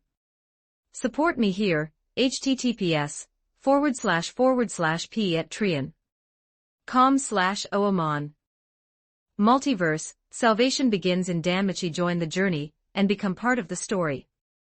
Chapter 22, Tsubaki. I feel like you could afford a bit more debt. 1485 words, what else could they be? There are only a few things a rookie can actually hunt. It's mostly just goblin teeth, and kobold claws again. You should be satisfied that you can get this many materials every single time.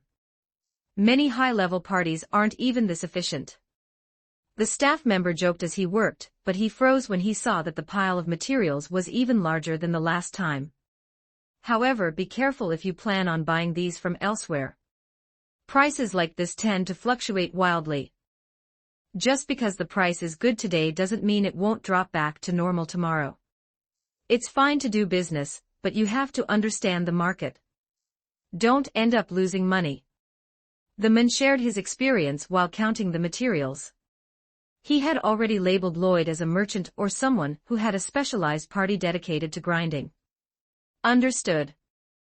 I'll definitely keep your words in mind, brother.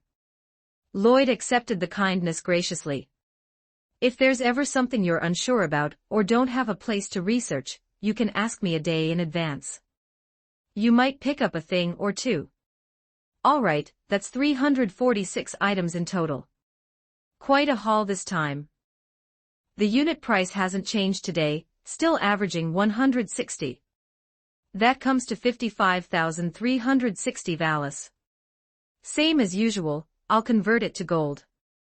Give it a count. After stowing the gold coins, Lloyd smiled and pushed forward a new set of materials. Hee, no need to count. By the way, brother, could you take a look at these? More materials. Is it the same as, wait, let me see. The man's words cut off abruptly as he caught sight of the finger blades. He snatched one up and inspected it minutely. After a moment, he set it down, his expression turning serious. War Shadow blades. This is high-quality stuff. The guild's buyback price is 300,000. But I recommend you take these to a smithing familia. If they're made into weapons, the value will be at least 1,000,000 valis or more. The guild's buyback is that low. Lloyd was puzzled. The guild has a lot of overhead. Raw materials aren't worth as much on their own. The forging labor alone could cost between 100 to several 100,000, and when you add in the guarantees, and the final sale margins, buying them raw just isn't profitable for us. The man glanced around cautiously, then pushed the items back toward Lloyd while whispering, if you have connections, the buyback price goes up. But if you don't, go get them forged into weapons. If you're short on cash, I can lend you some. If you can't find a suitable smith, come see me. And if anyone tries to buy them off you on the street, don't agree. These materials have a great market among adventurers. Don't go leaking that you have them. The man returned to his seat. Oh, you have your own plans. Well, then I suppose that's that. Good luck to you. Lloyd didn't say much else, he simply nodded and left. As he watched Lloyd depart, the man took a sip of the drink he'd been gifted. His face contorted instantly. Yep, still tastes terrible. On the other side of town, Lloyd thought it over and decided to head toward the Hephaestus Familia. He wasn't necessarily going to commission a forge yet, but he wanted to check the prices. I have to make sure I bypass Hephaestus, though. Otherwise, I feel like I'll just end up in more debt.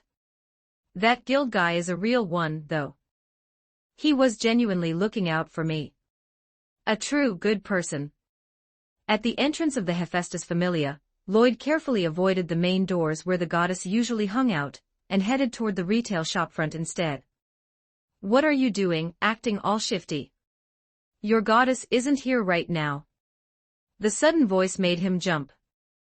He turned around to see Tsubaki looking at him with a strange expression. Oh, it's Senior Tsubaki. I'm not looking for the goddess. By the way, where did they go? Those two went out shopping. I'm watching the shop since I don't like wandering around for no reason.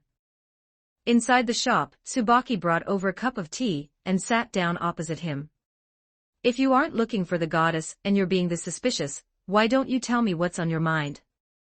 Lloyd figured Tsubaki should be fine. She didn't seem like the type to trap him in a debt cycle. I went adventuring in the dungeon today and got a few war shadow blades. A friend at the guild told me they're valuable if made into weapons, so I wanted to ask about the forging fees. Let me take a look. Lloyd pulled one out. Tsubaki took it and inspected it thoroughly. The quality is good. The standard approach is to make them into iron claws, or melt them down to forge short swords and daggers. The claws are simpler to craft. The fee is around 200,000, and they sell for about 1 million. Since they're relatively rare, they sell better if you have a custom order. The daggers are what most people go for. They're a popular category and easy to sell. As for the price, the forging fee is 300,000. They usually sell for between 800,000 to 1 million. They have high plasticity too. If you add some ore to increase the quality, the price goes up easily. More importantly, they're never hard to sell. If you get lucky and pull an elemental attribute, the value is even better. Lloyd took notes as Tsubaki spoke. Tsubaki was quite satisfied with his attentive attitude. She caught a glimpse of his petite frame beneath the cloak and his fair, delicate hands. Combined with that slightly raspy, pleasant voice and the way he respectfully called her senior, she found herself growing curious about the mystery beneath the hood. Most people react to the unknown with either curiosity or fear. Tsubaki happened to be the curious type. All right, notes finished. Thank you for the answers, Senior Tsubaki. Lloyd prepared to take the war shadow blade back. Now that he knew the forging prices, he could plan ahead once he had the money. Even including all the costs, he'd make at least a 500,000 valis profit per item. It was a very lucrative deal. Did you know? This one is from a left hand. War shadow blades have a peculiar trait. If you find a left one, you're almost guaranteed to find a right one. Which means you must have another. There's actually a difference between left and right. Normal people or average smiths wouldn't know. I spent a few months holed up in the Familia workshop out of interest, so I learned the distinction. Tsubaki pinned the material down with her hand, a confident smile on her face. Those months of isolation were a cherished memory, as they ensured she could tell the difference with absolute certainty. I do have more, actually. But I'm not forging them yet. Tsubaki was puzzled. Was it the price? Did he not like the styles? Or did he want to gather better ores first? To be honest, Senior, it's quite simple, I'm broke. I still owe Goddess Hephaestus 700,000. And I have no idea how much debt I'll incur for that factory we discussed the other day. I really just don't have the cash. Lloyd sighed. How did this happen? How is my debt actually increasing? Tsubaki fell silent. She really hadn't considered that reason, only remembering now that the kid was a brand new adventurer, and his familia was just starting out. Well, let me see the other one to confirm the quality. I don't want you getting scammed later. Lloyd was delighted. What luck. Hee, thank you, Senior Tsubaki. This quality is also good, but this is still a left one. Haha, I must have grabbed the wrong one. Try this one. The quality is just as perfect, but it's still a left one. And this one. Still a left. He had 4 in total, and every single one he pulled was a left.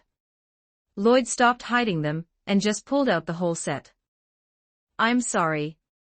I wasn't trying to waste your time, or take advantage of your appraisal. I really just can't tell them apart. Tsubaki shook her head at the apology, and began inspecting them with an expressionless face. It's fine. I don't mind. After checking them all, Tsubaki looked at him with a look of deep suspicion. Where exactly did you get these?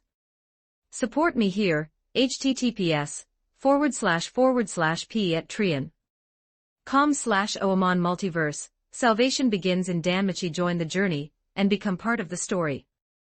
Chapter 23, The Temptation of an Incubus, Beyond All Understanding. 1360 words. I went to the 6th floor today. I barely managed to win thanks to the magic from my staff, but there weren't many monsters. I only ran into 3 war shadows all day, and one of those was only because it was chasing someone else. Lloyd spoke with a humility that made Tsubaki start to doubt her own reality. War shadows were supposed to be dangerous monsters, especially for rookies. How did they sound like easy kills in this kid's mouth? In fact, why did he sound so disappointed that he didn't find more? Is this kid really a rookie who just arrived 2 days ago? Is he actually an Amazonian in disguise? His strength feels like he's already at level 3. Are you actually a girl, kid? From the Amazon race? Lloyd was floored by the sudden question. How did she even jump to that? Did I miss something? Why is my race changing now? I'm pretty sure I'm human. And I'm a man. A pure, 100% man. He emphasized his gender at the end. Such a major detail couldn't be allowed to be misconstrued. Then your talent is truly impressive. No wonder the goddess is so interested in you. Tsubaki thought about it but didn't pry further. Regardless of his talent, he wasn't part of her familia, and their relationship wasn't close enough for deep questioning. Everyone had their secrets. Besides, at 16, having this level of strength wasn't entirely unheard of in the annals of genius. I guess I'm all right. Lloyd felt a bit awkward. Being treated like a kept man by a rich goddess felt nice, but he still wanted to stand on his own feet. Since business is concluded, I won't disturb you further. Thank you very much, Senior Tsubaki. He reached out to take his materials back, but she suddenly snatched them up and clutched them to her chest. Senior Tsubaki. Didn't I promise to help you? I'll forge these for free this time. Just pick a style. Do you want me to make individual weapons, or do you want me to just do what I do best? I highly recommend the second option. Wait, what? Lloyd wondered if everyone in this familia operated like this. Is it a requirement here to force people into debt? The goddess does it, and now the captain is doing it too. Despicable. And the worst part is I can't even fight her to get my stuff back. He felt a chill of indignation. What kind of forced buying and selling is this? No, I have to stand up for myself today. Lloyd, even if you're weak, you can't let others make decisions for you. If you go with the second option, I'll add in extra minerals for free. The final weapon will be worth at least several million valis. I'll only charge you a 1 million valis forging fee. Furthermore, if you let me see what you look like under that hood, I'll cut the forging fee in half. There's a deal like that? Are you serious, Senior Tsubaki? Of course. You're hiding for your own reasons, so as long as you let me see right here, I won't tell anyone else. Lloyd felt her sincerity, and began calculating furiously in his head. Forging all 8 blades separately would have cost at least 2.4 million valis. With this deal, the cost was already down by 1.45 million, and showing his face cut another 500,000. That's a total saving of 1.9 million valis. 9 million. Lloyd suddenly shouted. Tsubaki was startled. She was about to say it was fine if he didn't want to show his face, but Lloyd continued. I have to stay by your side and cheer you on. Otherwise, I won't feel right taking such a massive discount. I'll be in your care, Senior Tsubaki. With that, he lowered his hood. Is this okay? Or do I need to take the whole thing off?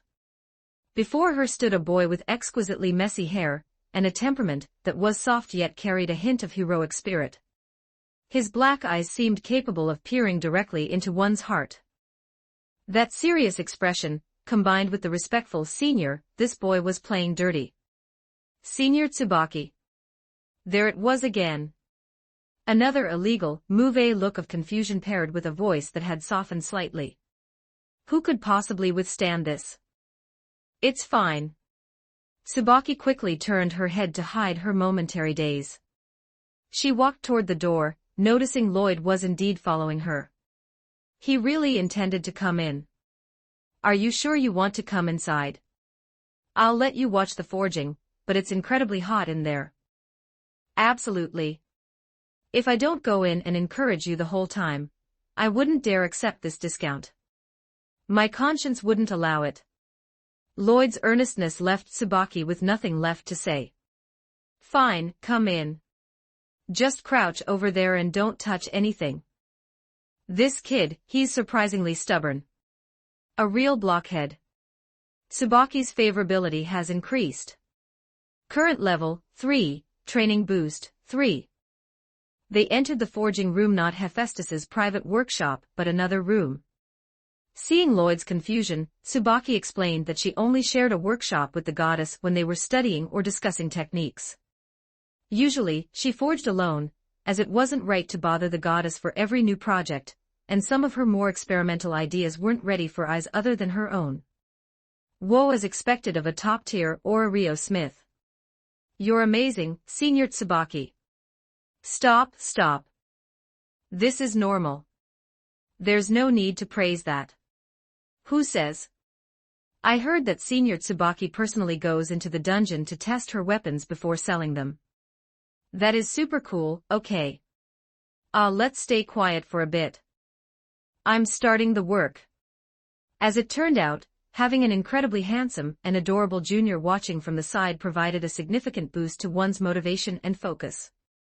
And when that junior was constantly gasping in awe, offering praise, and radiating pure admiration and affection, the worker's mindset entered a very specific, heightened state. Some might think it wouldn't matter, but what if that junior possessed innate charm and natural beauty passives, and you had absolutely zero defenses against them? The result was currently being demonstrated. This mineral increases hardness. Adding it. This one increases toughness. Adding it too. This one increases sharpness. In it goes. Awesome. This one reduces weight without sacrificing quality. Adding it. Whoa, wait, hold on. Senior Tsubaki, that's not right. You're adding way too much. Lloyd watched as she relentlessly tossed in various high-grade minerals. Her weak-colored skin had taken on a faint reddish glow, and a mysterious, slightly dazed smile was plastered on her face. Most importantly, her emotions were currently at a fever pitch. Was forging always this exciting? Looking at her, maybe it is. It's not too much. How could it be too much? This has always been the standard, okay. You don't know what you're talking about, so just watch. Leave the rest to me.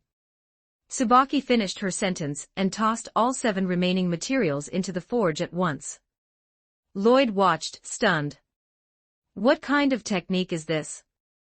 Seeing Tsubaki pull out a pile of unknown objects and begin the forging process in earnest, Lloyd decided to remain silent. She was a top-tier smith, after all, she must have her own plan. Better get back to my job.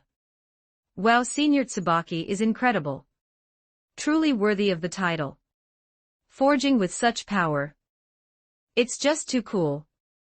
Of course it is. Tsubaki barked, ripping off her outer layer of clothing until she was left in only her white serrature bindings.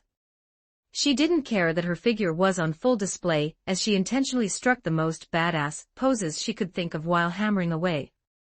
This scene left a profound impact on the young incubus's impressionable heart. Blacksmiths.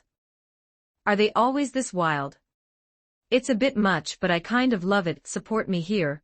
https://p@trian.com/oamon Multiverse. Salvation begins in Danmachi. Join the journey and become part of the story. Chapter 24, Tsubaki, let's do it one more time. 1335 words internally, Lloyd began to harshly criticize himself. He was supposed to be a decent person. How could he think such things? Senior Tsubaki. I think it might be better if you put your jacket back on. I know it was already revealing, but this is a bit much. Besides, I'm a man. It's better to maintain some boundaries. Seeing Lloyd blush, Tsubaki only grew more spirited. It's fine. I like to forge like this, otherwise it's uncomfortable. And so, no matter how much Lloyd tried to persuade her, it was useless. He was forced to appreciate the beautiful scenery. To be fair, it was truly a sight to behold. The healthy, wheat-colored skin combined with the lean muscle of a girl who trained constantly was incredibly easy on the eyes. Lloyd looked on openly. If he liked it, he liked it. He wasn't going to be a hypocrite about it. Finally, amid a continuous stream of praise, the forging ended. Tsubaki and Lloyd leaned in together to look at the short sword, their faces reflecting an identical state of confusion.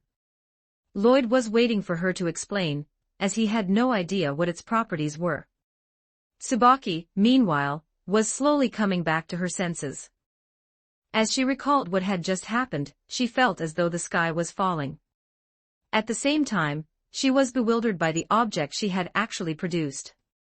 A mixture of various ores and 8 claws. She had never forged something like this before.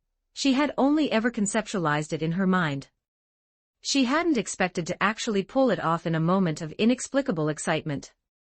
She snuck a glance at the boy beside her, who had already donned his hood again, and a strange thought flickered through her mind. While she was known to act a bit eccentric at times, she was definitely a rational person. Why had she been so easily riled up today? Was it because of his constant praise? Tsubaki recalled the way he had marveled at her work, and she felt a sudden, tingling sensation throughout her body. It's not impossible. This kid was a bit off. No, she couldn't let him back in here next time. Senior Tsubaki. Is it finished? Could you tell me about it? Lloyd asked, puzzled. Not quite. It needs a bit more processing. Come back tomorrow afternoon, Tsubaki said after a moment of observation. She couldn't make heads or tails of this thing. She'd have to wait for the goddess to return, and let her take a look. Lloyd confirmed the time was set for the afternoon, offered his thanks, and left. On his way back, he stopped to buy some ingredients, and happened to run into the goddess duo returning from their shopping trip. You're back. Are you buying food? I want tomato beef stew tonight. Yo, Lloyd. Good afternoon. Looks like you made it back in one piece again. Goddess Hestia, Goddess Hephaestus, good afternoon. Yes, I just got back. Lloyd, did you hear me? I want tomato beef stew. Hestia was noisy at his side, acting much like a child. Lloyd nodded. Yes, yes. I'll go buy the ingredients in a moment. Looking at the doting Lloyd and the pampered Hestia, the image of a father and daughter flashed through Hephaestus's mind. She shook her head to dismiss the strange thought, bid them farewell, and returned to her familia. Just as she entered, Tsubaki walked up to her, holding a short sword. Goddess, please take a look at this blade. The materials are 8 war shadow claws, along with minerals for hardness, lightness, and a few others. The method was melting them all together and then forging. Tell me what you think. Hephaestus was confused. What exactly were you trying to build? Why is it so cluttered? Don't you know that using too many conflicting ores can cause instability? But since her captain had brought it to her, she took a look. Let's see. The different attributes are certainly numerous. Sharpness is off the charts. That's strange. Why hasn't it broken? After observing it for a long time, Hephaestus was utterly baffled. She turned the short sword over and over, her eyes filled with immense confusion. This shouldn't be possible. How can it be functioning normally and be high quality across the board? Why is this happening? Her tone was filled with disbelief. After a moment, she explained it to Tsubaki. Normally, equipment focused on a single attribute. The special ores of the dungeon possessed mana, and melting different ores together often led to disastrous results. If the mana or elemental attributes clashed, the internal circuits of the weapon would become a tangled mess, causing the item to break or lose its function. Thus, a single attribute was the standard to maximize efficiency. But this blade possessed multiple attributes simultaneously.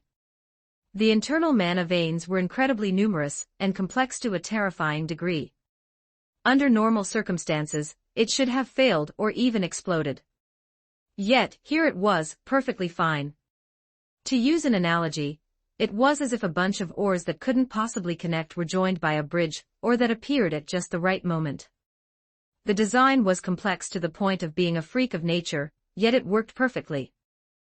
More importantly, it manifested all the strengths of the materials while showing none of the potential weaknesses.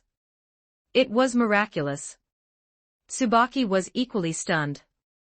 How on earth did I forge this thing? The goddess and the captain shared a look and walked over to the forge. Tsubaki began trying to replicate the steps. A moment later, they stared at a dull, dead piece of scrap metal. They fell silent.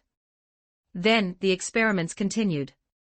At the Hestia Familia residence, the goddess and her captain were eating the delicious tomato beef stew. Lloyd, you're so good at this. How did you learn? Eat up if you like it. I just picked it up here and there.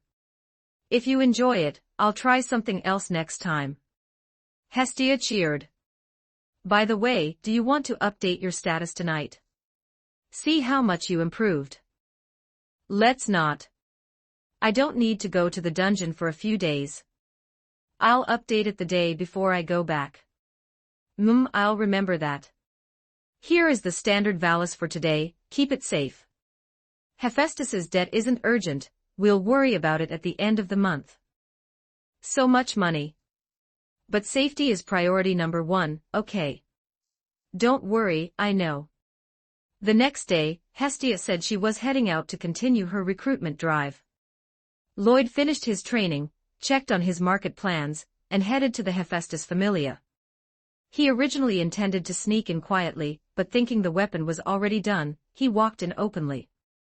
He then spotted Tsubaki and Hephaestus crouching on the floor, seemingly observing something. Incidentally, Lloyd was looking from behind them.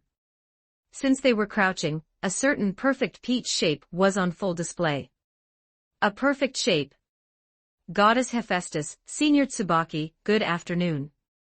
Hearing Lloyd's voice, Tsubaki spun around instantly. She had heavy dark circles under her eyes, which were bloodshot and filled with deep confusion and irritability. To be honest, it was a bit scary. After muttering his name, her voice suddenly boomed. Goddess Hephaestus, go out shopping. Come back in 2 hours. Wait, I don't want to go shopping right now. If you don't want to shop, go find a friend. Just don't stay here. After shooing her own goddess away, she grabbed Lloyd and dragged him toward the back. We're doing exactly what we did yesterday. We'll talk about the weapon when we've finished. She gripped his hands tight, her expression dead serious. I'm counting on you. Support me here, https://p@trian.com/oamon Multiverse. Salvation begins in Danmachi. Join the journey, and become part of the story.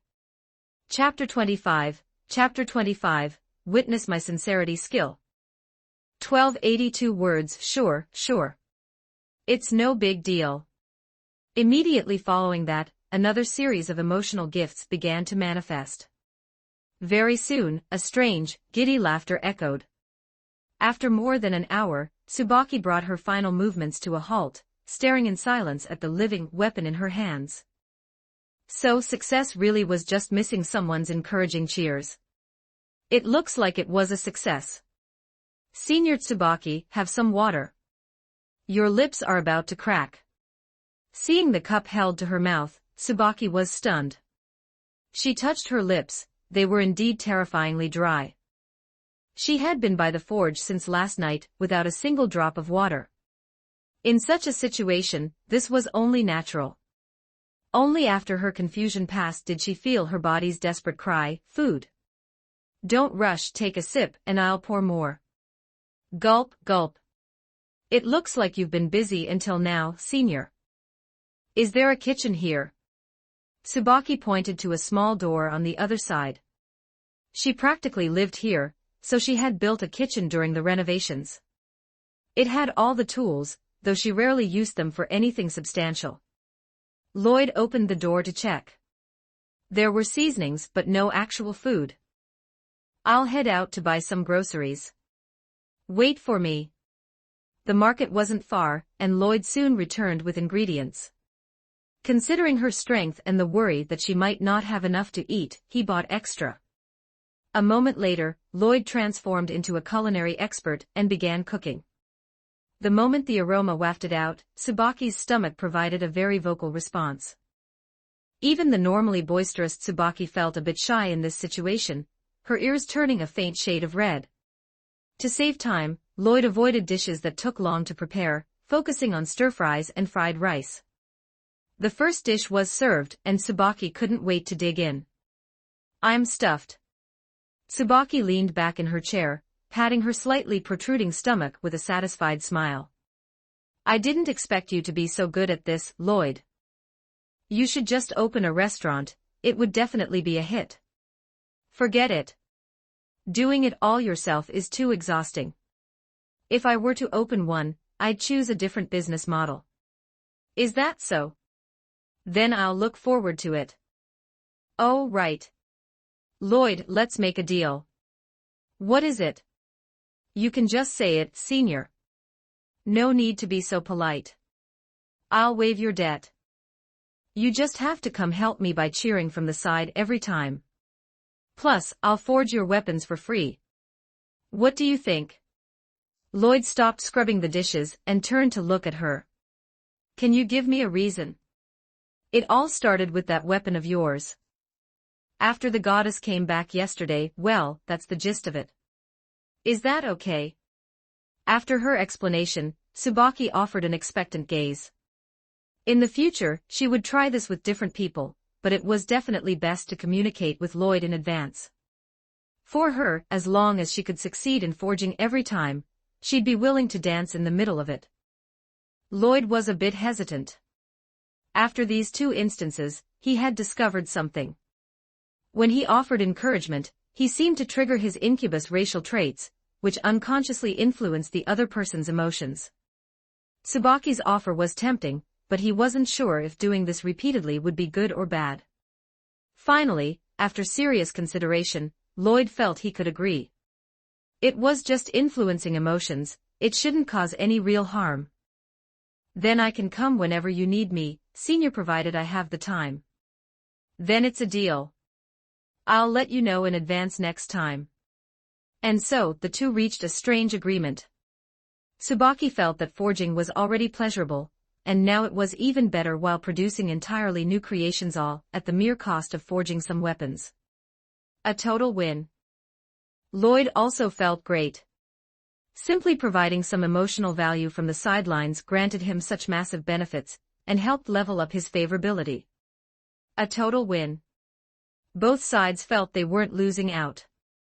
Truly a celebratory occasion. Next, Lloyd formally learned about the forged short sword. It was an absolute short sword that merged multiple superior qualities, a true magic item. Its value was at least several million valis, but since it was a one-of-a-kind original, the price could easily soar to over 10 million. Tsubaki's advice was that there was no need to sell it. A weapon like this was better kept for himself, whether for combat or as a collection piece. Lloyd handled the expensive weapon for the first time. The short sword was an ashen white, roughly 50 centimeters long including the hilt. It felt light in the hand but incredibly solid. Having a melee defense like this isn't bad. If I hide it in my cloak, it might even be a trump card for a surprise attack. With the weapon business concluded for now, the next 3 days were spent on training, mana reinforcement, scouting land, and planning. Goddess, could you help me update my data after dinner? Sure thing. Level, 1 level up available strength, F366 D512 endurance, G278 D543 dexterity, G211 F309 agility, G203 E433 magic, D564 C674. Skill, mana compensation magic, none 2 attributes are already over 500, and 1 is over 400. Lloyd, do you want to level up now? Hestia asked curiously.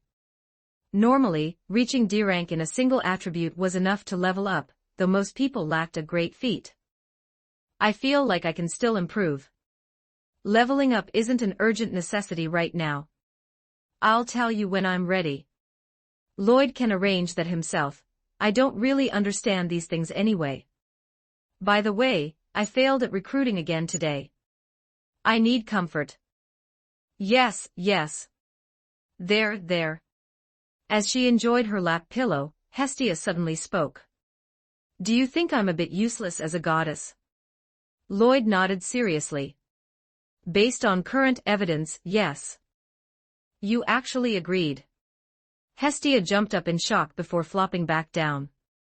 This time, however, she turned the back of her head to the boy, her small fists lightly drumming against his legs. But it's the truth. Right now, compared to most other familiars, you really don't offer much practical help. Hearing this, Hestia stopped her movements. She didn't speak, but Lloyd could clearly sense her dejection. He placed his hand on the small head in his lap. Others might think that way, but those people aren't me. To me, you are the one who took me in. You are my best friend here. You are currently my most important person, my pillar of support. Other adventurers might think a goddess like you is useless, but I think you're the best. You're kind and considerate. You'd nag a friend for days just to get me equipment. You'd force yourself to take on a member's debt. I feel like... Lady Hestia, you are the best goddess ever. For some reason, the air seemed to hum like a boiling kettle. Hestia was buried face down in his lap, and Lloyd could feel an incredible heat radiating from her. A moment later she whispered. I've always thought so.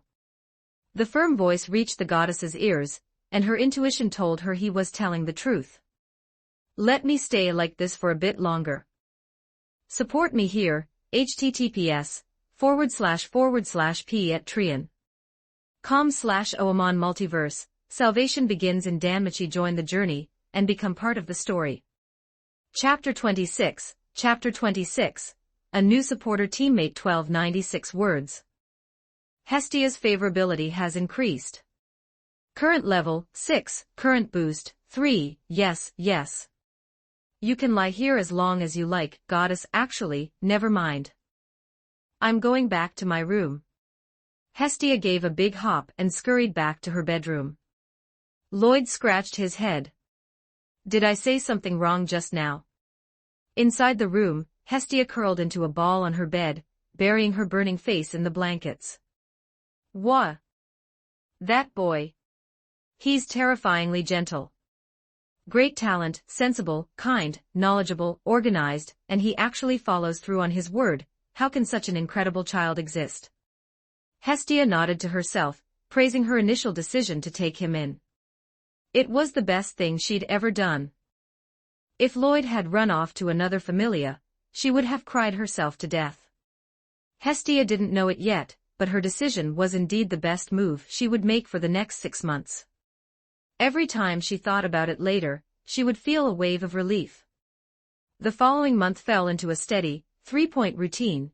Every 3 days, Lloyd would head to the dungeon for a full day of grinding. This was followed by 3 days of physical training and mana reinforcement on the surface. During his downtime, he also served as the atmosphere builder for Tsubaki. Under his enthusiastic encouragement, he managed to have his short sword further reinforced several times.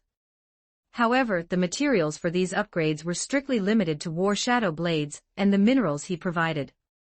Because of this, his dungeon trips were primarily focused on farming materials. Mana was essentially an overflowing resource for him. He would reinforce his body while simultaneously slaying monsters. The mana reinforcement process also restored his stamina, greatly increasing his efficiency. However, mindful of his first collapse, he made sure to exit the dungeon and rest his mind before his mental energy hit zero. He stuck to the floors above the sixth. It wasn't that he couldn't go deeper, but after calculating the travel time, income, and overall efficiency, this floor offered the best cost-to-benefit ratio for his current needs. With a 4-day cycle, he completed 8 cycles in a month. In those 8 trips, he averaged about 50,000 valas per excursion, as material prices fluctuated. Over the course of the month, he gathered 20 pairs of war shadow blades. Sometimes he'd go down and not find a single one, which was always a disappointment. During this time, the factory location was finally settled, and 20 plots of land on the outskirts were purchased. All the construction materials were nearly ready. Work was scheduled to begin in about a week. Thanks to a month of grueling training, his status had skyrocketed.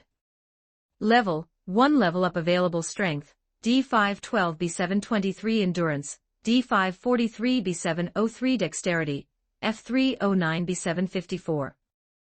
Agility, E433 B726 magic, C674 A839 skill, mana compensation magic, none through deliberate, specialized training. His attributes had reached a staggering average of 700. During this month, he hadn't neglected his relationships either. His total training multiplier had reached 3. Hephaestus, favorability level 4 Hestia, favorability level 6 Ina, favorability level 3 Zelial, favorability level 7 Tsubaki, favorability level 4. As for his system panel, it remained largely unchanged from before. Lloyd, do you want to level up now? Let's wait a bit longer. I feel like I can still push these numbers higher. Then just tell me whenever you're ready. Back at the Hestia Familia residence, Lloyd felt a sense of accomplishment. Reaching this level in just over a month was incredibly fast compared to a normal person. But compared to the protagonist of the original story, he felt like a bit of a slacker. At least in terms of his dungeon status. By the way, Lloyd, are you still planning to stick to the 6th floor? Ever since his average stats crossed 500, Hestia had been asking this frequently. She was worried he'd suddenly bolt for the lower floors given his habit of farming materials. I don't plan on going deeper for now. The current model fits my needs. I'll probably wait until the factory matters are settled before considering a deeper delve. Or I'll consider it if I can find a way to increase my efficiency. Until then, there's no need. Then I'll make sure to have a hot meal waiting for you when you get back. I'll be in your care then, goddess. Going deeper meant returning later. To ensure dinner was ready at the right time, asking for his schedule was a necessity. After a month of continuous failure in recruiting new members, Hestia had temporarily given up and turned her passion toward cooking for her only child. As for how the food tasted, Lloyd could only describe it as edible. At least it was better than her first attempt. With the recipes he had written for her, it was mostly fine. The next day, Lloyd walked toward the dungeon as usual. For someone with a clear objective, there was no reason to change a path he had already mastered. Same plaza, same entrance, same. Oh, unfamiliar faces. He spotted a small figure in the distance that looked increasingly familiar the closer he got. Hello, excuse me, do you need a supporter? A supporter? No, no thanks. Hello, do you need a supporter? A supporter. How's your strength? Only level 1. Too weak, we don't need you. Hello, do you need a supporter? A supporter, huh? What about the pay? How much per trip? Whatever you think is fair. A supporter, we're heading to the 10th floor. Flat fee of 1,000 valas, but we don't guarantee your safety. Finally, a foreman party didn't reject the offer immediately. But the price and the terms were clearly wrong. The leader was sizing up the small supporter, his eyes wandering over the backpack and the silhouette of the body beneath the cloak with an unmistakable, predatory look. My strength is too low. The 10th floor is too dangerous for me. I'm sorry. Hey, don't be like that. The leader suddenly stepped into the supporter's path and reached out, flipping up the hood of the tattered cloak. Upon seeing a relatively decent-looking, male face, his eyes lit up. Safety is negotiable. We'll protect you. Just come with us. What's your name? My name is Da. I'm sorry, I've decided not to enter the dungeon today. Excuse me. Little Da clearly sensed the danger and turned to leave. The leader blocked the path again, leaning down to whisper in the supporter's ear. Don't think about refusing. You don't have that right anymore. If you don't want us to just drag you along, you'd better come with us quietly. A large shadow loomed over the petite body. Fear caused Little Da's frame to tremble, and the words died in his throat. This was the worst-case scenario. The tone and the look in the man's eyes were those of a hunter watching prey. Someone, please, someone help me. Excuse me. Sorry to interrupt, but I have a question. Just as Little Da was about to be surrounded and forced down, a hand suddenly dropped onto the leader's shoulder. To the leader's shock, a cloaked figure had appeared beside him. Are you the people who were being chased by a war shadow in the dungeon about a month ago? Yes, that did happen. Then I've found the right people. What was the idea behind leading that war shadow right to me? And where are the rest of your teammates? Support me here, https://p@trian.com/oamon Multiverse. Salvation begins in Danmachi. Join the journey and become part of the story. Chapter 27, A Misunderstanding. 1354 words. The rest of the group was about to explode in anger, but Lloyd's words made them choke back their rage. They all looked to their leader to see how he would handle this. Anyone who could encounter a war shadow and survive wasn't someone to take lightly. Even if they had run away, being on the floors where war shadows appeared in the first place said a lot about their strength. Furthermore, Lloyd's voice was perfectly calm, which suggested he had emerged from that encounter without much trouble. The leader shook his head internally. There were too many variables here, there was no need to start a fight. Didn't these idiots see that he couldn't even move? Feeling the immovable weight of the hand on his shoulder, especially with the stranger standing so close to his neck, the leader decided that being cooperative was the best policy. Brother, could you let go of me first? Whatever business you have with that kid is your own, we don't even know him.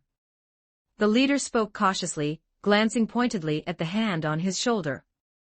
The stranger seemed to notice only then. Oh, is that so? I thought you were causing trouble. After all, this fellow helped me out back then. If you don't know him, then go ahead and leave. The hand on his shoulder released. The leader nodded frantically with a forced smile. Right. We'll be going now. Without a moment's hesitation, he led his 3 subordinates and sprinted into the dungeon. There was only one of him. Why didn't we just take him out? We could have snatched them both and sold them to the pleasure quarter. You idiot. Look at this. The leader showed them his shoulder, which was already turning a deep shade of purple. He felt a lingering chill. The guy pinned me with one hand. His strength is on a different level. He might even be an upper-class adventurer. We're lucky he didn't start swinging. And stay away from that little shorty for a while. If we touch him, that cloaked guy will be the first one to come looking for us. He had survived in this business for as long as he had by being cautious and never picking a fight with someone risky. As the foreman party fled, Little Da stared at the strange, cloaked figure holding a staff. He remembered now. About a month ago, he had run into this person while being chased by a war shadow. Combined with what the guy just said. Out of the wolf's den and into the tiger's mouth. How are you? Are you hurt? Did they do anything to you? Concerned about me? The sudden shift to a gentle tone left Little stunned. After regaining his senses, he pointed at himself in disbelief. Of course. Didn't I say I was here to thank you? You gave me a warning last time, remember? I've been looking for you, but I never ran into you again. I was usually working at the West Gate before this. No wonder I couldn't find you. So you're a supporter. Do you have a party right now? Not at the moment. Today was my first day at the East Gate. Little lowered his head, pulling his tattered cloak tight to hide his face. I'm Lloyd. A rookie adventurer. Thank you for your help. By the way, do you happen to know a prom girl named Lily? Lloyd's sensitive perception told him the boy was lying. He had clearly become agitated for a split second. Wait, he said he's a boy. Are they just related? You look a lot like a friend of mine. I thought you might be her. My name is Da. His heart didn't flutter. He truly believes he is Da. Is this not Lily using Cinderella magic? The system didn't give a notification either, which meant this wasn't a major character encounter. Or rather, it wasn't the character the system recognized yet. Still, the boy definitely knew her. That much was certain. Lily was definitely a character who would trigger a multiplier. Building a rapport now would make it easier to meet her later. Well then, would you like to party up with me? I'm going to the 6th floor. I need someone to carry my loot. Is that okay? I'm very weak. I won't be much help in a fight. Why would I need you to fight? You're a supporter, aren't you? Just do your job well, and that's enough. The boy went silent. This matter-of-fact tone, as if this was exactly how things should be, was worlds apart from the party he had just escaped. So, what do you say? Come with me. I'll make sure the pay is to your satisfaction. Little originally wanted to refuse. Lloyd's appearance was a bit intimidating. But for some reason, the memory of those kind words of concern from moments ago swayed him. Then I'll be in your care. Please let me know if you need anything. And so, the two formed a party. This was the first time Lloyd had delved with a companion since arriving in Rio. They walked together into the dungeon, heading straight for the lower floors. Every floor's exit was at the opposite end from the entrance, so they had to traverse the entire floor to descend, encountering monsters along the way. Monsters ahead. Should we run? Or before Little could finish, Lloyd had already walked up to the creature and snapped its neck with a casual flick of his wrist. It burst into ash instantly. Don't waste time on the road. Just keep up. You can start collecting the materials now. Keep the materials in your pack for now. Just hand the magic stones to me. Understood. Watching the cloaked man casually throttle another monster, Little nodded obediently. How is this guy so different from other adventurers? Shouldn't there be a cautious battle, maybe a flurry of fancy moves to defeat a goblin? That was how a rookie was supposed to act. This casual strangling was something else entirely. But Little soon grew accustomed to it. On the way down, he saw it all, monsters dying from thrown rocks, the staff piercing skulls with surgical precision. He began to feel that something was definitely off about his new employer. Especially after they entered the 5th floor and Lloyd dispatched dungeon lizards with the same ease, Little reached a conclusion. This person is definitely an upper-class adventurer. He's at least level 2. All right, we're here. Time to get to work. Under Little's confused gaze, Lloyd began to warm up. He turned back to the supporter. From this line to the end of the corridor, you just walk straight ahead and gather the materials and magic stones. Don't worry if you lose sight of me. Just focus on your job. I'll be keeping an eye on you. I'll stop to rest every once in a while, and you can take a break then too. No matter what you see next, try not to be too surprised. Especially regarding the materials. Lloyd finished his instructions and handed over a map with several red lines drawn on it. These were his optimized farming routes: low traffic, high spawn rates. Little didn't understand the reason for the arrangement, but he nodded repeatedly to show he understood. Lloyd offered a small smile, turned, and began his route. He looked like he was walking slowly, but his pace was deceptive. Little found it impossible to keep up. He could only watch as monsters manifested, only to vanish a second later, leaving magic stones and materials scattered across the floor. Little scrambled to scoop the items into his pack. When he looked up, Lloyd was already a significant distance ahead, with a trail of loot marking his path. Wait for me. Support me here, https://p@trian.com/oamon Multiverse. Salvation begins in Danmachi. Join the journey, and become part of the story. Chapter 28. Chapter 28. A strange yet serious man. 1375 words. If he was even a second slower, the other man would have already vanished from his line of sight. Little felt a wave of helplessness. He could only scramble to collect the items scattered across the floor. He continued gathering loot all the way to the end of the corridor, where he finally caught up. Lloyd was standing there, holding a bag, having apparently already cleared an entire loop.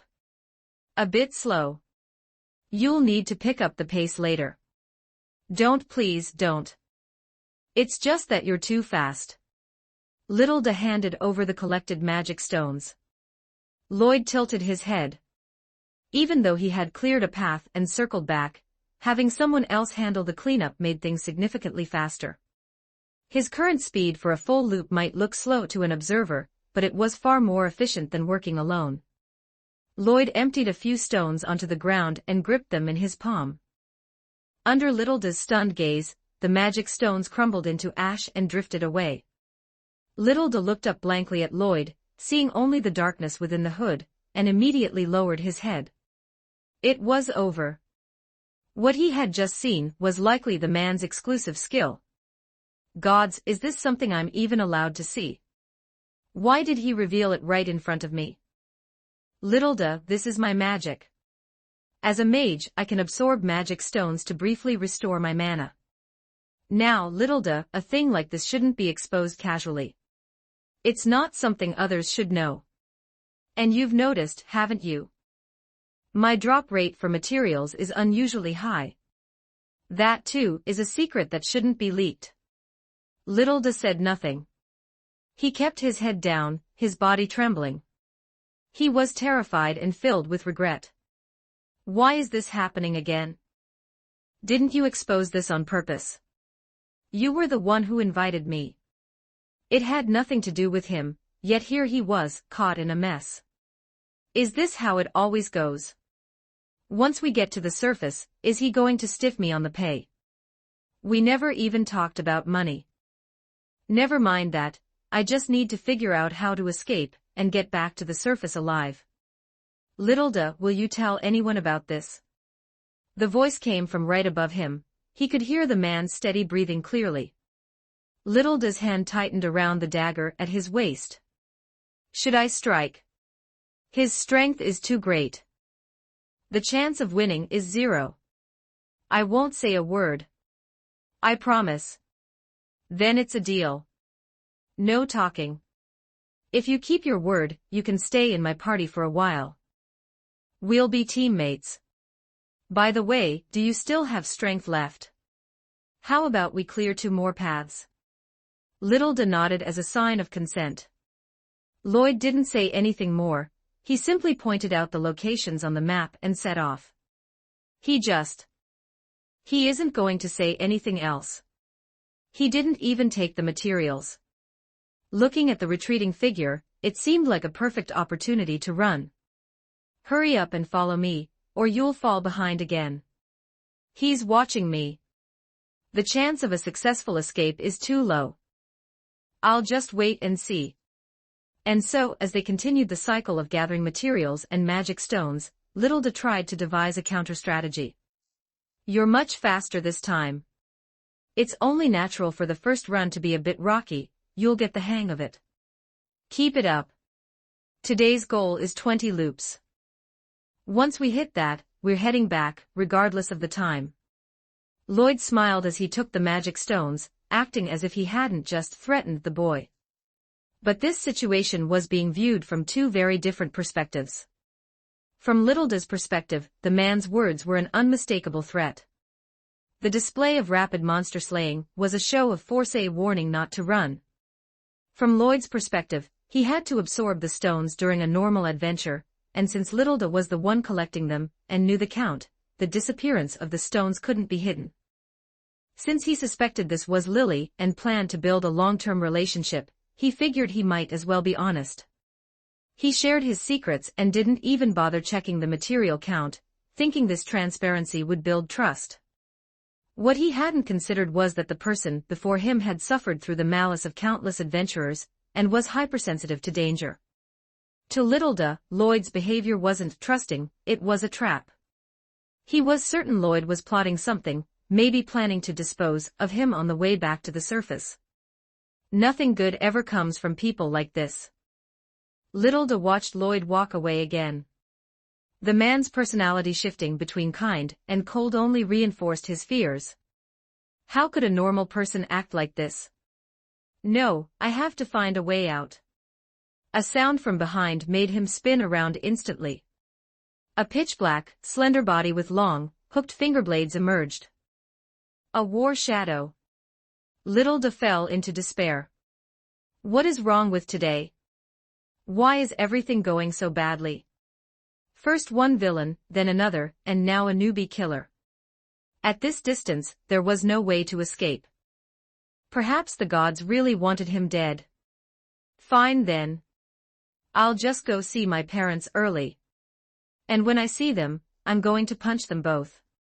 How could you leave your child alone in a place like this? Thump, thump, thump. The war shadow closed in rapidly. Littleda closed his eyes and waited for the end, a look of grim resignation on his face. A war shadow. You've got great luck, Littleda. Finding a war shadow this early, if we find more today, I'll give you a bonus. The expected pain never came. Instead, a voice of genuine delight reached his ears. He opened his eyes to see the hooked claws frozen inches from his face. The war shadow couldn't move. Thick, vine-like roots were coiled tightly around its body. The cloaked weirdo walked up quickly. Did he actually sound happy? Step back a bit, Littleda. I don't want you getting splashed with blood. The man pulled out a short sword. With a few swift strokes, the war shadow's arms were severed and red fluid sprayed everywhere. Lloyd dodged the spray with practiced ease, clearly a veteran of such gore. Littleda was horrified. He began to imagine his future. This was how it would end after his labor had been squeezed dry. Why is he such a freak? Is he going to take me apart piece by piece too? I'd rather just die now.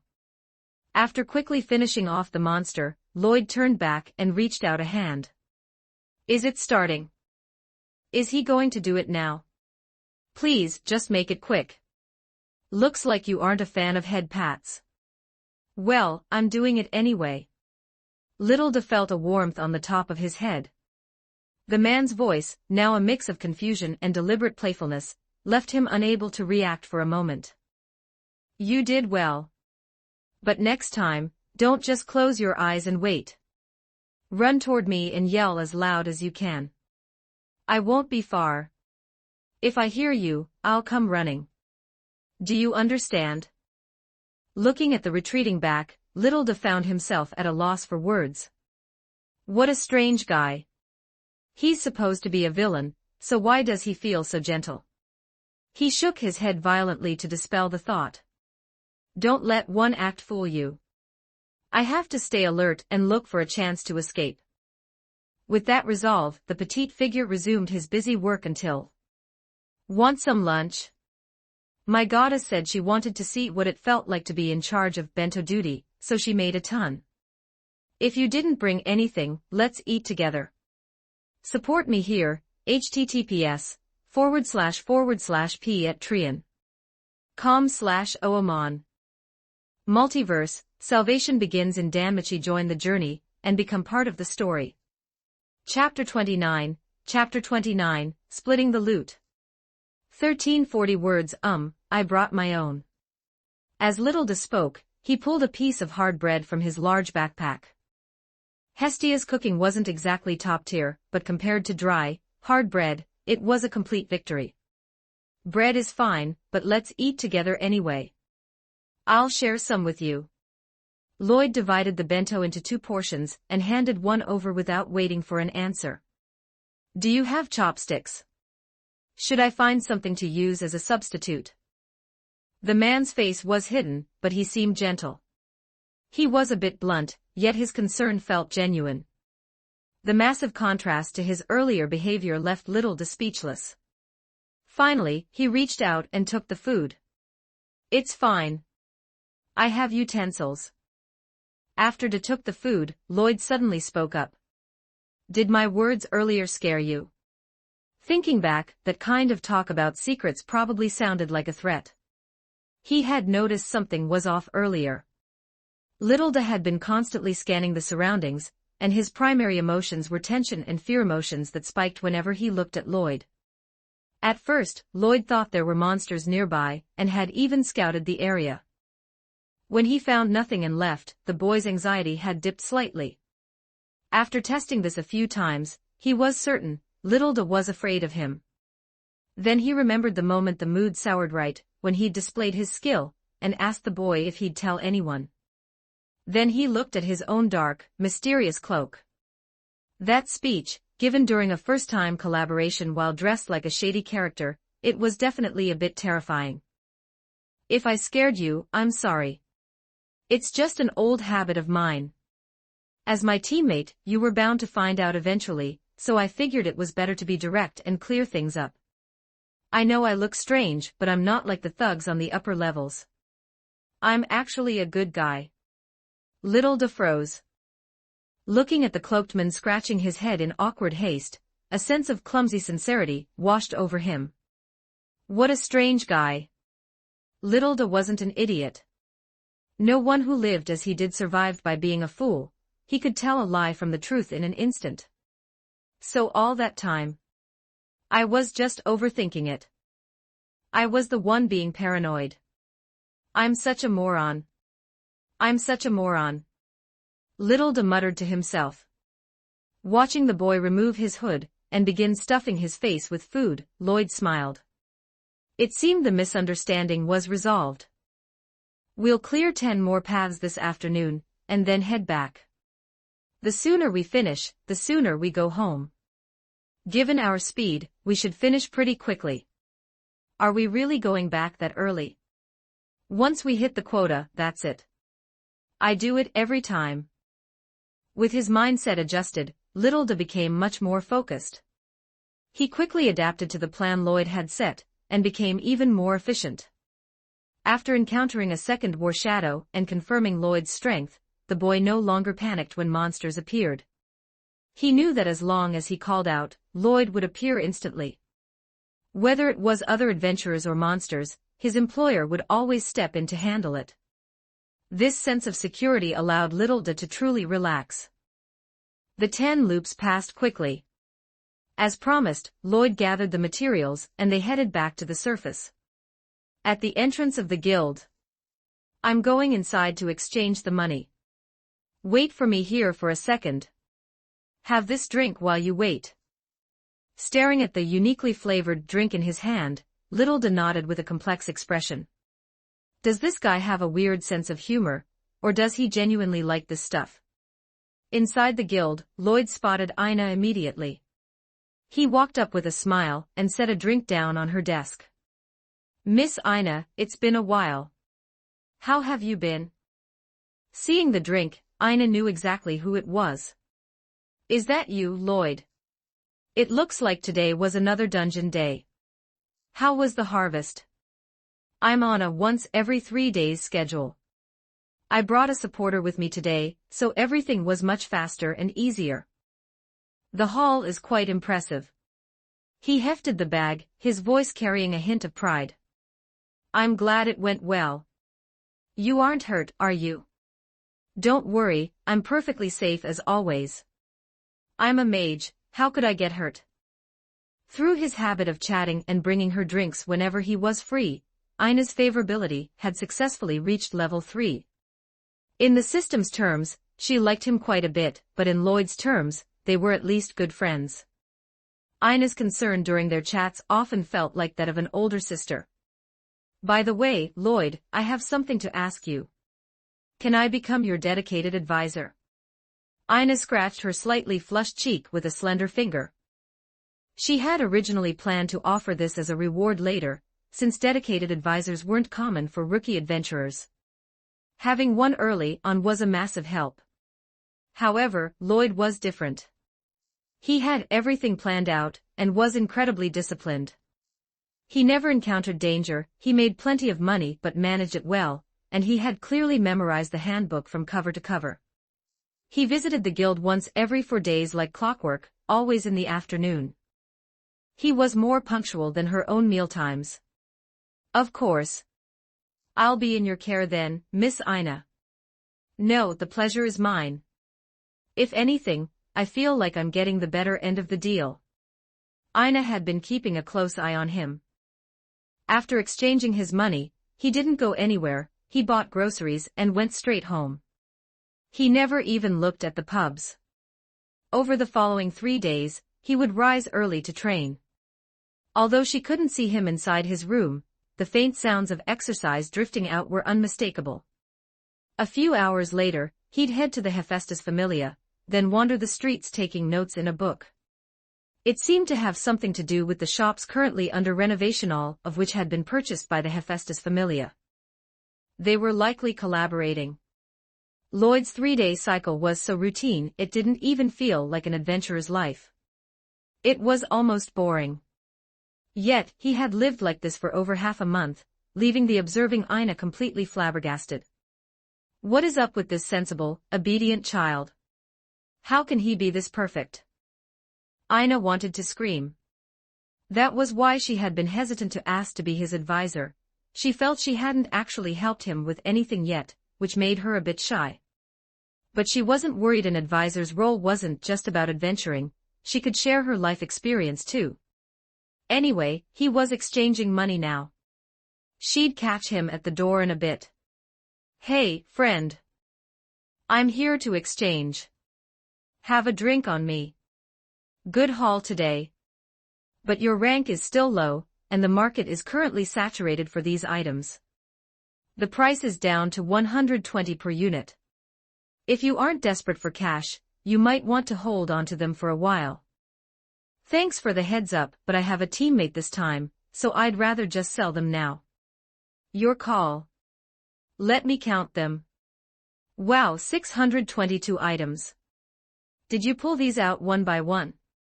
Total is 74,642 valis. Converting it to gold now. Thanks, brother. I'll be going now. Don't go spending it all in one place. Stay safe out there. Lloyd bid the clerk farewell and stepped outside. He immediately spotted the large backpack, and the petite figure standing beside it, lost in thought. The exchange is done. Let's split the gold. Support me here, https://p@trian.com/oamon Multiverse, salvation begins in Danmachi. Join the journey and become part of the story. Chapter 30, he really is a good person. 1448 words. Lloyd plopped down on the ground nearby, and placed the large coin purse between them. The total is 74,620 valis. This is a new record. The sight of the glittering gold coins made Little's eyes glaze over, and he couldn't help but gasp. Lloyd, on the other hand, was much more composed. He was already immune to this amount of money. The only thing that brought him joy was watching his savings grow. Do you want to count them? Just to make sure I'm not lying to you or anything. No. Little shook his head frantically. Then let's start splitting it. We'll base this on our contribution ratios.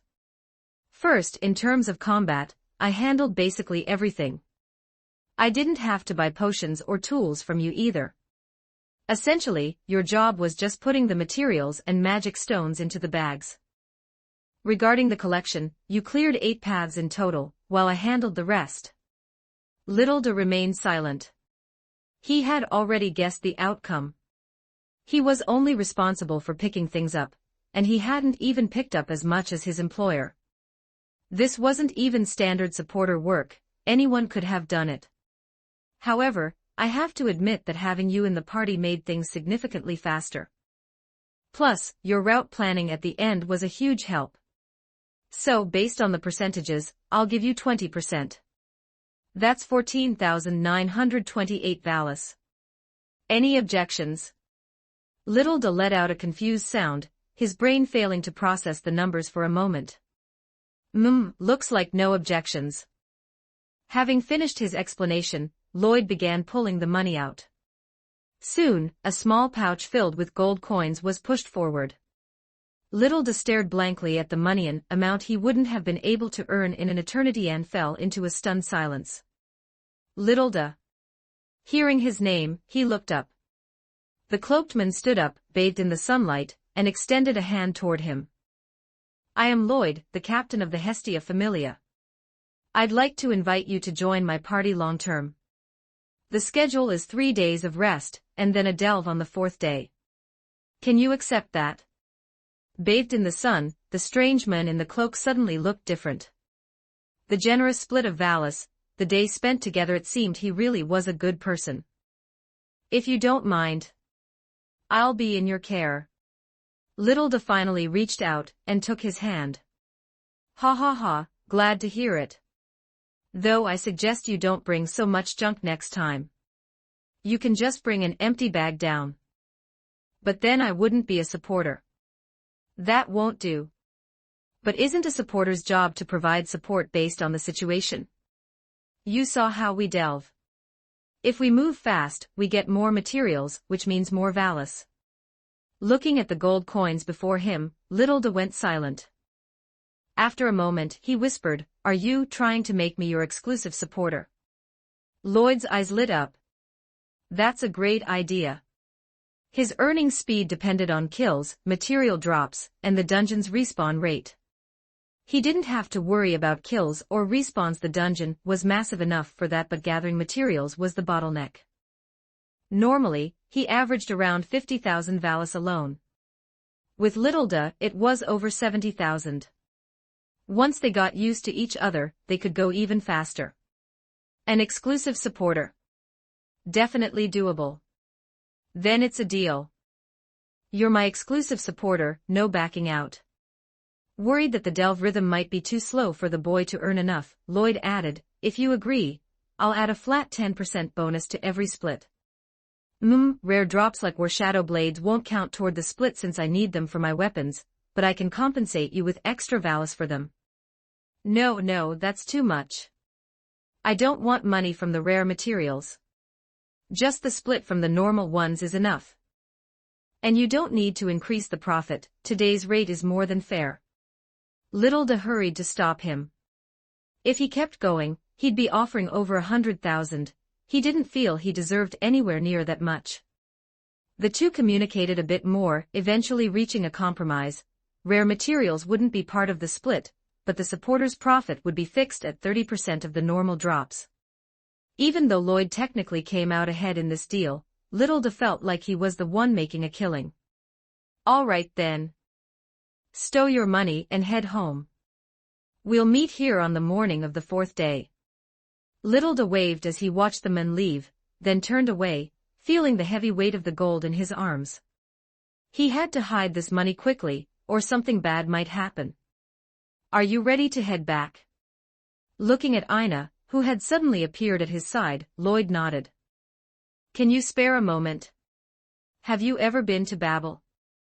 As your advisor, I should take you on a tour, help you learn about equipment, armor, and all that.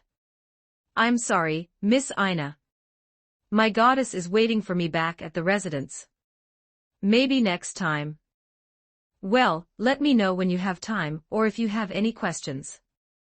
Ina watched Lloyd walk away, shaking her head with a sense of regret. Since she'd missed her initial chance to be useful, it was proving difficult to get back in the game. I'll just have to find another way to prove my worth as an advisor. There will be a chance. I'm home. Lloyd, you're back early. Just a second, dinner will be ready soon. Because he had returned earlier than usual, Hestia hadn't finished cooking yet. Lloyd thought for a moment and decided to join her. You don't have to. I can handle it myself. It's fine. I don't like sitting idle anyway. Let me help. During dinner, Lloyd handed the valise over as usual. This is the money from today. I teamed up with a supporter, so we finished earlier than expected. The goddess with the blue ribbon instantly became alert. A supporter. Boy or girl? A prum, I think. He's quite a little fellow. Hearing it was a boy, Hestia relaxed. As long as it wasn't a girl. After all, with Lloyd's looks, any girl who approached him on her own was bound to have an agenda. What's the plan for the next few days, Lloyd? Same as before. Training and checking on the renovations. But we also need to prepare for recruitment and training for the staff. Goddess, do you want to handle the management? I don't know anything about that. I'd better pass. You could learn from Goddess Hephaestus, or just act as an assistant. Why do I feel like Lloyd just wants me to work? The goddess gave the boy a dead fish look. Hestia recalled some unpleasant memories, namely, the time she'd overestimated herself, and tried to learn from her friend to help Lloyd. It had been a traumatic experience. Ha ha ha, not at all. Lloyd averted his gaze slightly. He didn't mind being the one to cook, but he couldn't exactly tell her that Goddess Hephaestus had asked him to nag her more, so she wouldn't just mope around the house. It's Hephaestus, isn't it? She told you to say that. As expected of Hestia, she knew exactly who was behind it. Lloyd placed some food in her bowl. Don't be mad, goddess. You know she means well. Hestia didn't respond, huffing as she stuffed food into her mouth with an indignant expression. It wasn't that she didn't want to go out or recruit for the Familia, but no one wanted to join. What was she supposed to do? If it weren't for Lloyd, she'd have had to go live with her friend. Given her pride, she'd probably have ended up working a part-time job to make ends meet eventually. Honestly, it was easy for Hephaestus to talk. She only stayed here because she felt guilty about spending Lloyd's money all the time. By the way, the shop will need a poster girl and a mascot. Would you consider that, goddess? You'd just need to take some photos and show up for events every now and then. That's good, that's good. Hestia nodded repeatedly. This she could do. With her looks, success in that department was practically guaranteed. Support me here, https://p@trian.com/oamon Multiverse. Salvation begins in Danmachi. Join the journey and become part of the story. Chapter 31, Dual Goddess Shop Poster Girls. 1,300 words. The next day, at the Hephaestus Familia, Lloyd brought up a new proposal. Having poster girls is essential. It's not just for promotion, it tells everyone whose shop this is and whose territory they're standing in. I agree, Hephaestus nodded. We can add the Hephaestus mark to the signs or the brand name. That's a given, but I have a better idea. Lloyd looked at the red-haired goddess and smiled. Though she couldn't see his face beneath the hood, she felt a sudden chill. A bad premonition bubbled up in her heart, and sure enough, it was immediately confirmed. I feel that Goddess Hephaestus is stunningly beautiful, truly a feast for the eyes. You'd make an excellent poster girl. Goddess Hestia already highly recommends it. I can't do that. Just let Hestia handle it. The goddess of forging shook her head frantically. She was a smith, not a model. But Lloyd didn't seem to hear her. He turned to seek a second opinion. Senior Tsubaki, what do you think? I think it's a brilliant idea. Excellent. 3 votes in favor, 1 against. Motion carried. I'll be in your care, goddess, Senior Tsubaki. The 2 girls already on board gave a thumbs up, signaling that the matter was settled. In truth, Lloyd had his own calculations. This was Orario, after all, opening so many shops without sufficient backing was asking for trouble. The Hephaestus Familia had Tsubaki, a level 5, and held immense influence as the premier forging familia. Until his own strength was sufficient, relying on their reputation was his best bet, especially since they were already the majority shareholders. Now, regarding recruitment and wages. Tsubaki leaned in to look at the notebook. Recruitment is easy, leave that to me. I can arrange as many people as you need. Thank you, Senior. Now, what about the wages? That's up to you. You're the one in charge, we won't interfere, Tsubaki said, before turning a flat gaze toward her own goddess and emphasizing each word, isthat right. Having secured a definitive answer, Tsubaki looked back at Lloyd and raised her head proudly. There you go. In that case, if I keep only 10% of the profits for myself and distribute the rest as bonuses to the workers, would that be all right? The 2 bickering goddesses froze. Even Tsubaki looked at him as if he were an idiot. Do you even know what you're saying? With only 10%, it'll take you until the next era to pay off your debts. You won't even see your initial investment back for a long time. Exactly, Hephaestus added. Why would you think that way? If it doesn't make money, there's no point in running the business. As Hephaestus and Tsubaki voiced their objections, Hestia watched the silent Lloyd and stepped forward. She gently placed a hand on his head. Can you tell us your reasons, Lloyd? She asked softly. It's nothing much, really. I just feel a bit saddened seeing people work their entire lives without ever making enough to truly live. It was just a passing thought. Don't mind me. Over the past month, Lloyd had wandered every corner of Orario. He had seen families forced into the dungeon just to survive, and workers toiling away only to be unable to afford a single item in the shops they passed.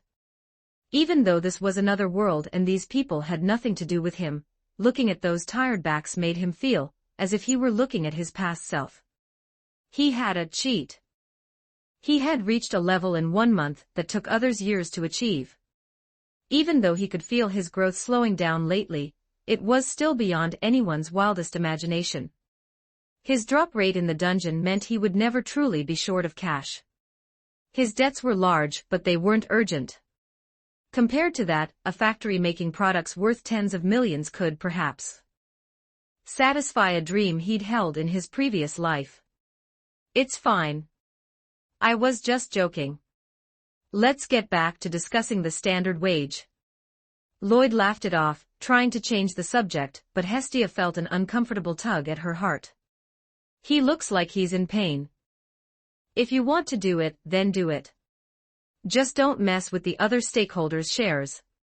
Hestia's sudden interjection made Lloyd blink. I said, if you want to do it, then do it. You'll only feel miserable if you don't. The goddess with the blue ribbon looked much more relaxed now, happily patting his head.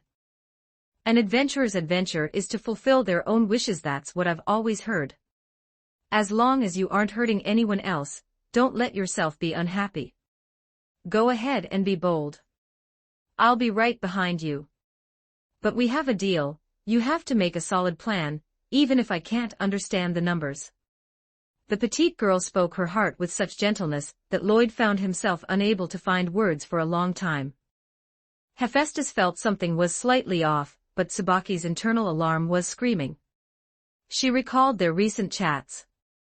The wanderer whose village was destroyed, the soul who traveled through countless hardships to Orario just for a glimmer of hope, and their talk just 2 days ago about those struggling to survive. She'd spoken too soon. This was a wish-level goal for Lloyd.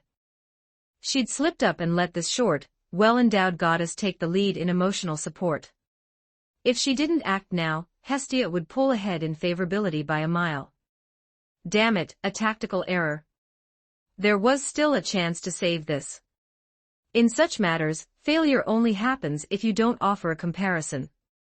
And right here was the perfect opportunity to align themselves. Having made up her mind, Tsubaki leaned in toward her goddess. Goddess, it's not like we're short on money anyway. Why don't we just throw our lot in with him? Tsubaki, you too. This is one of Lloyd's core wishes, Tsubaki whispered. If we want to bring him into the fold, we can't be stingy about a little gold. Lloyd, we're in too. What's a few tens of millions? Small change. Hephaestus flipped her attitude in a second. She hip-bumped her best friend to the side and threw an arm around Lloyd's shoulder, patting her chest confidently. Since you're the one in charge, I'll leave my share of the money for you to manage. And as for the poster girl thing, I'll do it. To maximize favorability, Hephaestus was going all out. If it meant being the face of the shop, so be it. Lloyd felt tears of genuine emotion pricking his eyes. There are so many good people here. Why didn't I meet people like this in my last life? Still, the thought of becoming a son for others was exciting. With the major shareholders granting him full authority, Lloyd finally began to move at full speed. First was the schedule, a strict 8-hour workday. Room and board were included. Wages consisted of a base salary of 5,000 valas, with everything else paid as piece rate bonuses. He even included 8 mandatory days off per month. He was implementing every benefit he'd ever wished for in his previous life. As for whether bad people would try to snatch these positions, Lloyd planned to use detailed background checks. Plus, since his goddess was currently very free, she could personally visit the applicants' homes to see their situations. Bad people. The factory is small for now. Those just looking for a free ride shouldn't even think about getting in. Support me here, https://p@trian.com/oamon Multiverse. Salvation begins in Danmachi. Join the journey and become part of the story. Chapter 32, Lily's Diary. 1385 words. Lily's Diary. Entry date, 1 month before meeting the sun. My name is Lily Lilaruka Arde. I am an adventurer of the Soma Familia in Ora Rio. As for why I'm in this familia, it's because my parents were members. You want to know where my parents are? When I was very young, they ran out of money and went into the dungeon to earn more, but they never came back up. So, ever since I was a child, I worked very, very hard just to stay alive. But once, while I was locked in a life-and-death struggle with a goblin in the dungeon, I realized something. I am not cut out to be an adventurer. Eventually, I chose to become a supporter. Though I was weak, I could stay alive with the help of some uncles in the familia. But as time passed, those uncles gradually left, and the familia became filled with unfamiliar faces. From then on, I chose to join other parties as a temporary supporter. Oh, you two big idiots of parents, why didn't you ever tell me that some people out there are truly evil? Even when we agree on a price, they intentionally pay me less. Do they think they can exploit me just because I'm weak? And I don't know when the people in the familia changed, but they've started saying such nasty things. Our goddess has vanished from sight, and the captain is the one in charge now. The atmosphere in the Soma Familia is getting worse and worse. It's filled with nothing but drunks. It's completely different from the place I remember as a child. Even though everything is bleak, I haven't given up on myself. I believe a beautiful future is waiting for me. I thought things would stay this way forever, until a day a month ago. The weather that day was so beautiful. Because of the previous party's malice, I chose to leave. They even threatened me, so I had to move to a new area. I didn't expect to run into another problematic party immediately. This wasn't my first time dealing with such things. I figured I'd just escape once we got down into the dungeon. But then, a strange man in a cloak suddenly appeared. You two idiots of parents. At first, I was really grateful, but once we got down there my gratitude turned into fear. Who just blurts out their secret information like that? Just as you'd expect, I thought he was a bad person at first.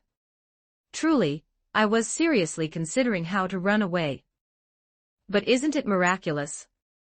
He seemed to sense something and explained himself to me, saying that teammates should know these things. How ridiculous. It was the first time I'd ever met someone like that. According to his logic, was I supposed to just blurt out that I have transformation magic, and that I might be the friend he mentioned? He's a truly strange guy. But later the misunderstanding was resolved. When we were at the guild entrance and he gave me a huge pile of Valis and invited me to be his long-term teammate, I finally confirmed it. He was telling the truth. Hey, you idiots, is this someone you arranged to look after me because you saw how pitiful your daughter was from up there? I don't know if he is, but I've already left flowers for you. If he is, please make it last a little longer. Just let the time before he gets sick of my weakness and stops grouping with me be a little longer. Just a little bit longer. Lily's diary. Entry date, 1 month after meeting this son. Dear parents, thank you for your protection. It looks like those flowers weren't a waste. We've been a team for a month now. And he has never shown a single sign of being fed up with me. Even when I make a mistake, he's very gentle. After solving the problem, he'll tell me what I need to watch out for. He never gets tired of answering my questions, and always adds his own insights. Thanks to him, I've learned how to look at things from different perspectives. Plus, he's so wise. He can explain anything clearly. He's almost like the dream brother I never had. During this time, I also learned his age. He's only 16. I thought he was much older. Aside from not knowing what he looks like, I also found out he doesn't have a girlfriend. That's very important. Also, his magic is so strong. He even noticed the fluctuations of my transformation magic, but when I told him it was for increasing my carrying capacity, he stopped asking. He's so silly, clearly he's so strong. Why does he believe whatever I say? Also, he seems to be a boss. He said his shop above is about to open, and that I can come work for him when we aren't in the dungeon. He even said he wanted me to be the store manager. Honestly, how could I ever have that kind of ability? I refused at first, but then he said I could learn, and that I'm smart, and would learn quickly. He even gave me a head pat while praising me. And parents, do you know how much money I've earned lately? We went into the dungeon 7 times this month, and my share each time was around 20,000 Valis. That's 20,000 Valis. Honestly, I've never seen so much money in my life. It's absolutely glittering. I've hidden all 140,000 Valis safely. I buried them under the floor beneath my bed, right here with this diary. Don't let your wealth be seen, I know, I've always known. I have to go now. His shop finished its renovations today, and he invited me to come take a look. Dear parents, please continue to protect your daughter. Protect me so that nothing goes wrong during this time. And protect me so that when I finally say I'm leaving the Soma Familia, there won't be any major accidents. In the small, dim room, the girl finished writing her diary with a sincere heart. As she wrote the last stroke, a smile spread across her face. It's almost time. Better get moving. I hope he won't be disgusted by what I'm wearing. But since I'm going as Da, I can't wear anything too nice. There's no helping it. Lily looked at the clothes in her hand and bit her lip, using her transformation magic to get dressed. Once I leave the Soma Familia, I'll tell him the truth. Dear parents, please protect me. She lifted the bed boards, crawled halfway into the space beneath, and carefully arranged the dirt and stone bricks to ensure everything was perfect. Only after checking several times did the girl finally feel safe enough to leave. You didn't see it wrong, did you? You're sure there's a lot of money? Not long after the girl left, 3 figures walked up to her door in broad daylight. Relax, there's no way I saw it wrong. I've been watching her lately. I ran into her and that guy when they were teamed up on the 6th floor. That guy is incredibly strong, the girl couldn't even pick up the loot fast enough. When they come out of the guild, he hands her a bag. Based on the shape, it can only be Valis. One of them looked a bit worried. They're teammates. Won't he come looking for trouble? This is an internal matter of the Soma Familia. What right does he have to interfere? Besides, what is there to be afraid of? There are so many of us, and our captain is an upper-class adventurer. If he shows up, we'll just make him cough up all his money too. I just want to be sure the money is here. If it isn't, we'll just be alerting the prey. Impossible.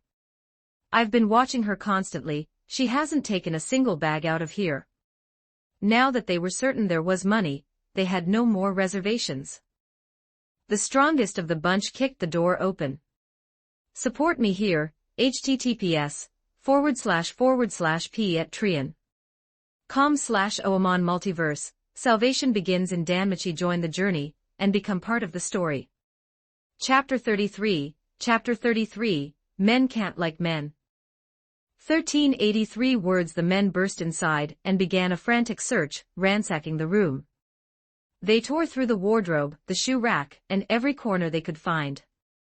They even flipped the bed and tore apart whatever they could reach, eventually smashing the furniture into pieces, but they found absolutely nothing.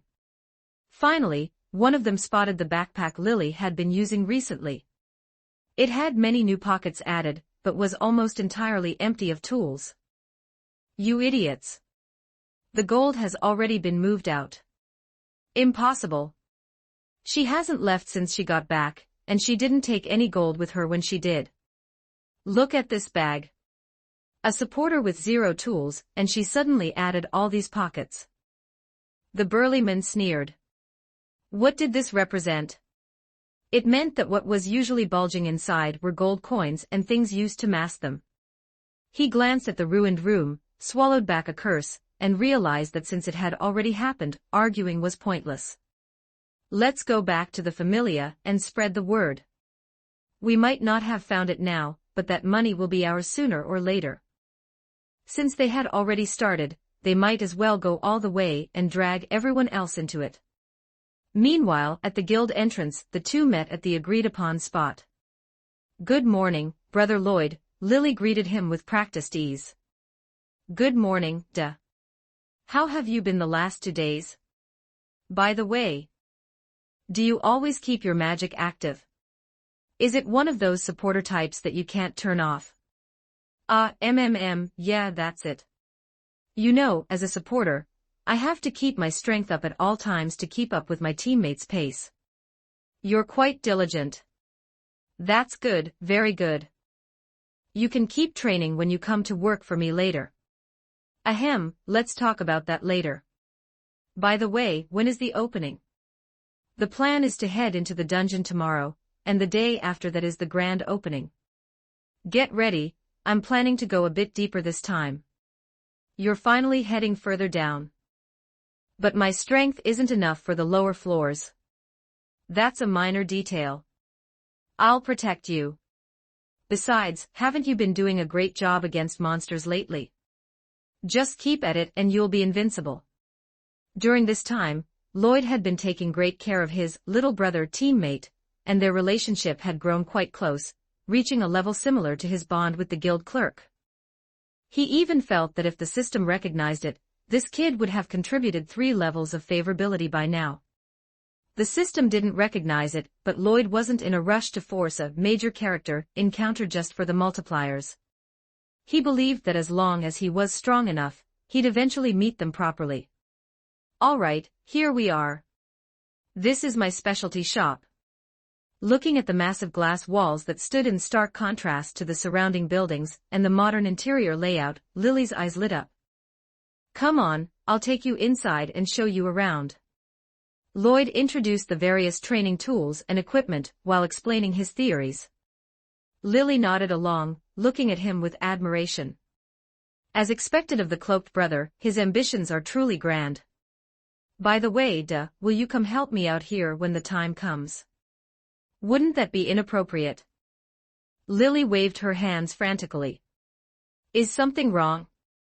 Lloyd frowned. If he was busy, there was no helping it.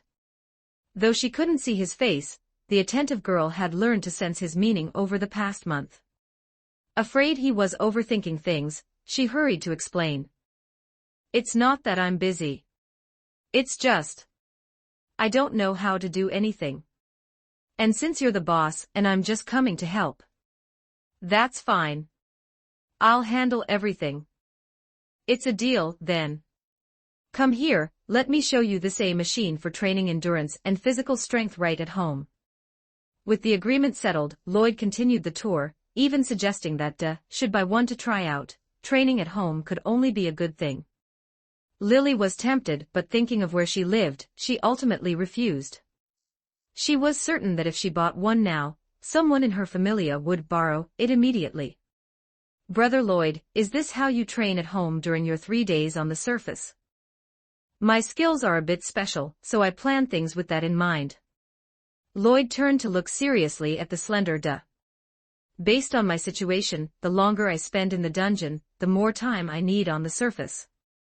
If you want to sync with my schedule, you should try to arrange things. If you can't, I can help you out. Hearing his older brother tone, offered a smile. Then I'll be troubling you in the future, Brother Lloyd. The tour ended quickly. Lily looked up at the sign above the door in confusion. Is this shop in collaboration with the Hephaestus Familia? The sign Lloyd had chosen featured a poster girl in beautiful clothes, striking several promotional poses. They're the major shareholders. They aren't here right now, but I'll introduce you next time. Thank you, brother. The girl sat on a stool, staring at the goddess on the sign. She's so beautiful, when will I ever get to wear something like that? Brother Lloyd. By the way, what kind of girls do you like? The moment the words left her mouth, Lily froze. Why did I say that out loud? I'm going to die. I'm going to die. What if he figures something out? I've felt something was off with you for a while now. You keep asking me these kinds of questions. Are you? Lily's body went rigid, her face filled with tension. Am I going to be exposed? I know that physical factors can often lead to psychological issues. Even for a prum, you're quite fair and delicate. But you can't let your sexual orientation get messy. Men should find women, and women should find men. You can't just mess around with the natural order. I'm telling you, it's fine to watch that kind of stuff in anime, but you can't let it change you in reality. The ancestral laws cannot be changed. I'm not, you're not what? I've seen you staring at me all the time, and you're always so happy when you're near me. I thought you called me brother out of respect, but it turns out you had designs on me. But don't worry, once we get back from the dungeon, I'll get you started on a plan. I guarantee you'll see results in a month, and in 3 months, I'll turn you into a muscleman. Lloyd made the promise with absolute sincerity. He truly viewed this little brother as family, especially after hearing about his home situation. A child without parents, don't worry. Your older brother has your back. I really am not. Lily felt like she was having a breakdown. How did it turn into this? If she didn't clear this up, how was she ever going to reveal she was a girl later? She had to fix this immediately. Taking a long-term perspective, Lily spent over an hour finally convincing him that her orientation was perfectly fine. But for some reason, even though she was truly a woman, using a man's body to insist she didn't like men felt. What a mess. Fortunately, no other mishaps occurred. After lunch, they headed their separate ways.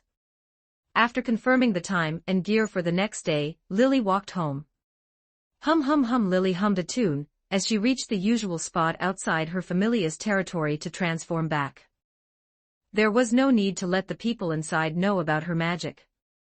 She passed by the familia's usual gathering spot, intending to ignore them and go straight home. But this time, it seemed that simply trying to avoid them wouldn't be enough for the girl to escape. Support me here, https://p@trian.com/oamon Multiverse, Salvation begins in Danmachi. Join the journey and become part of the story. Chapter 34, Chapter 34, the same ending 1421 words. Lily, why not stop by the Familia now that you're back? At least have a drink and sit for a while. Looking at the burly man blocking her path, a sense of dread washed over Lily. I won't be going.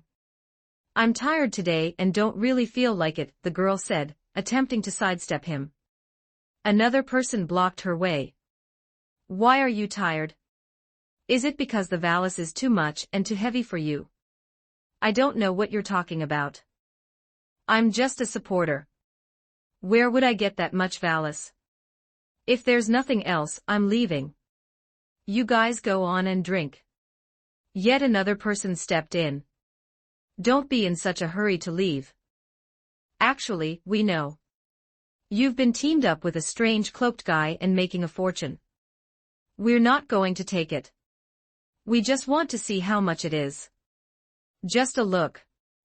I don't know what you're talking about. I'm just a weak adventurer. I want to go home now. Seeing Lily's persistence, the first burly man began to lose his temper. There's nothing left at your home, so what are you going back for? Lily snapped her head up, staring intently at him.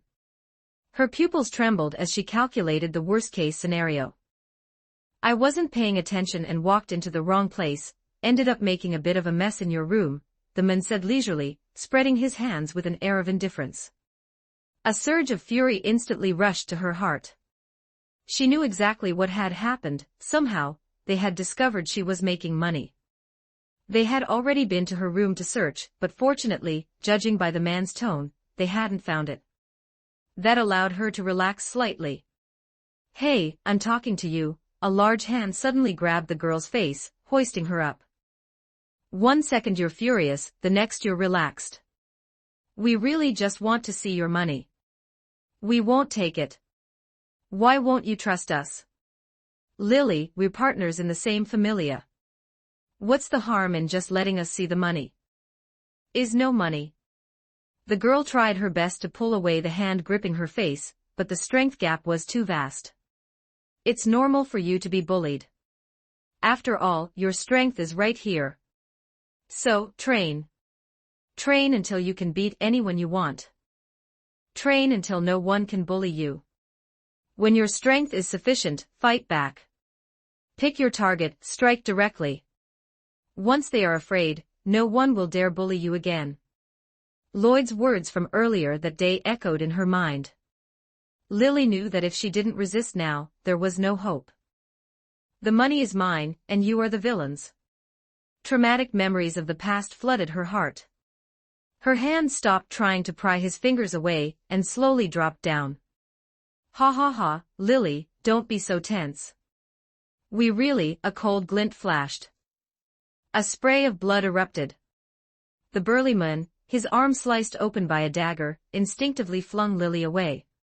Her petite body tumbled over a dozen times across the ground before slamming into a wall. The pain from the powerful impact was agonizing. She forced herself up, not sparing the crowd a single glance as she ducked into a nearby alley, stumbling and sprinting toward the exit. I can't stay here.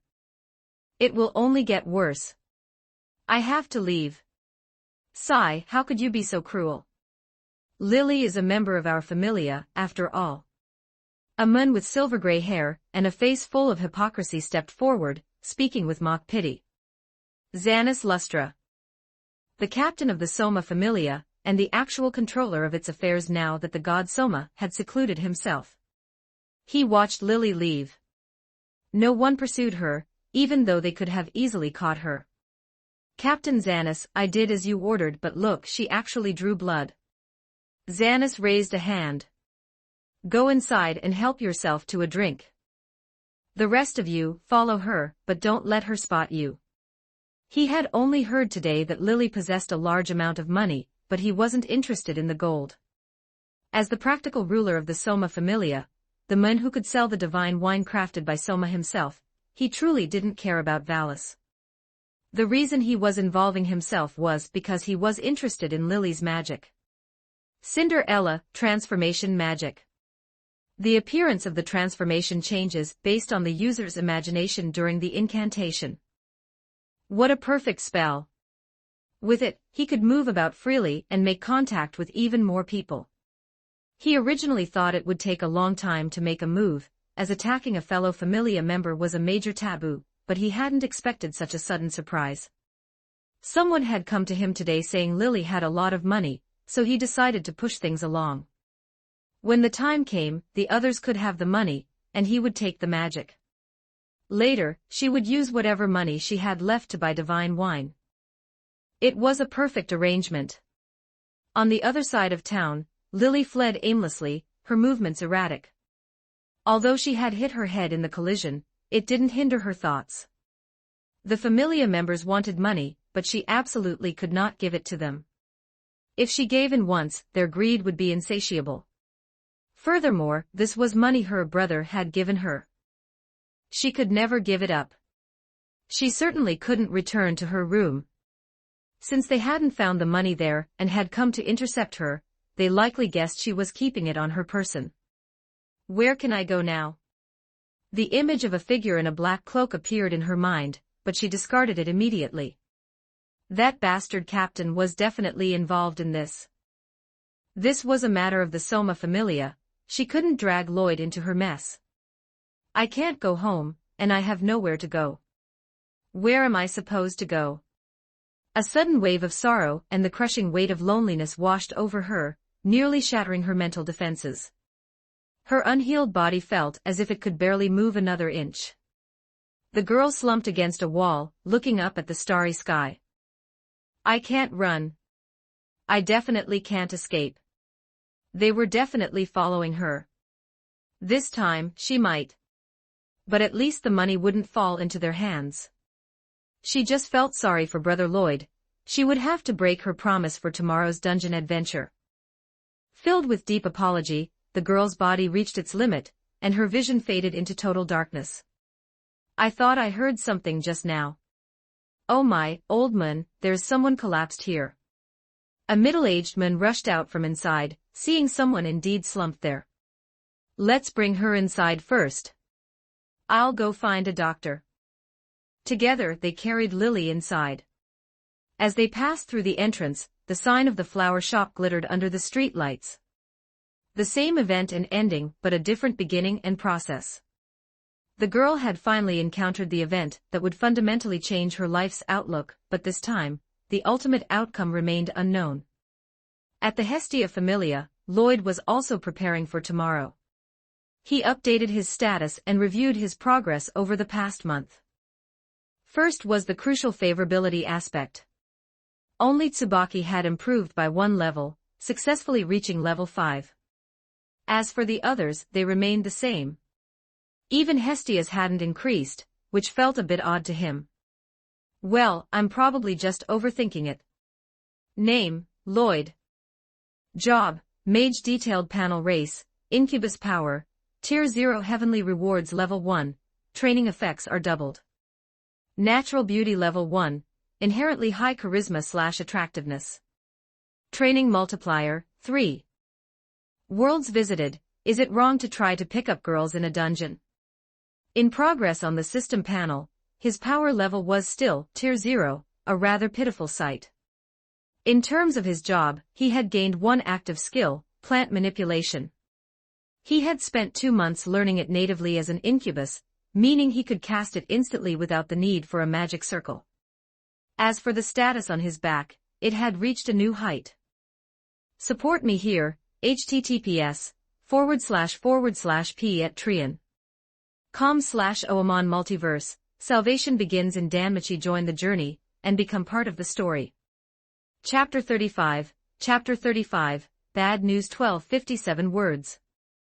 Level, 1 level up available strength, B723A899 endurance, B703A899 dexterity, B754A899 agility, B726A899 magic, A839A899. Skill, Mana Compensation Magic, not applicable. Although it took an entire month to grind these numbers up, they were finally capped. Lloyd could feel his physical attributes continuing to grow, but the dungeon's status panel was stuck. Usually, the two forms of growth moved in tandem. Now, one had hit a ceiling. It felt like being a high-capacity reservoir, with only one intake pipe left open. Uncomfortable. Lloyd, everything is capped now. Ready to level up? Hestia sat on his thighs as usual, swaying slightly as she asked the question that had become a routine part of every status refresh. Let's wait a bit longer. I'm planning to head deeper this time. I expect to be down there for 2 or 3 days. I want to see if I can trigger a breakthrough. Just stay safe. I'll have a hot meal waiting for you when you get back. The next day, Lloyd arrived at their usual meeting spot on time. However, the familiar petite figure with the oversized backpack was nowhere to be seen. Is he not here yet? In over a month of teaming up, this was a first. He probably has something to take care of. He'll be here soon. Half an hour passed. He should be coming any minute.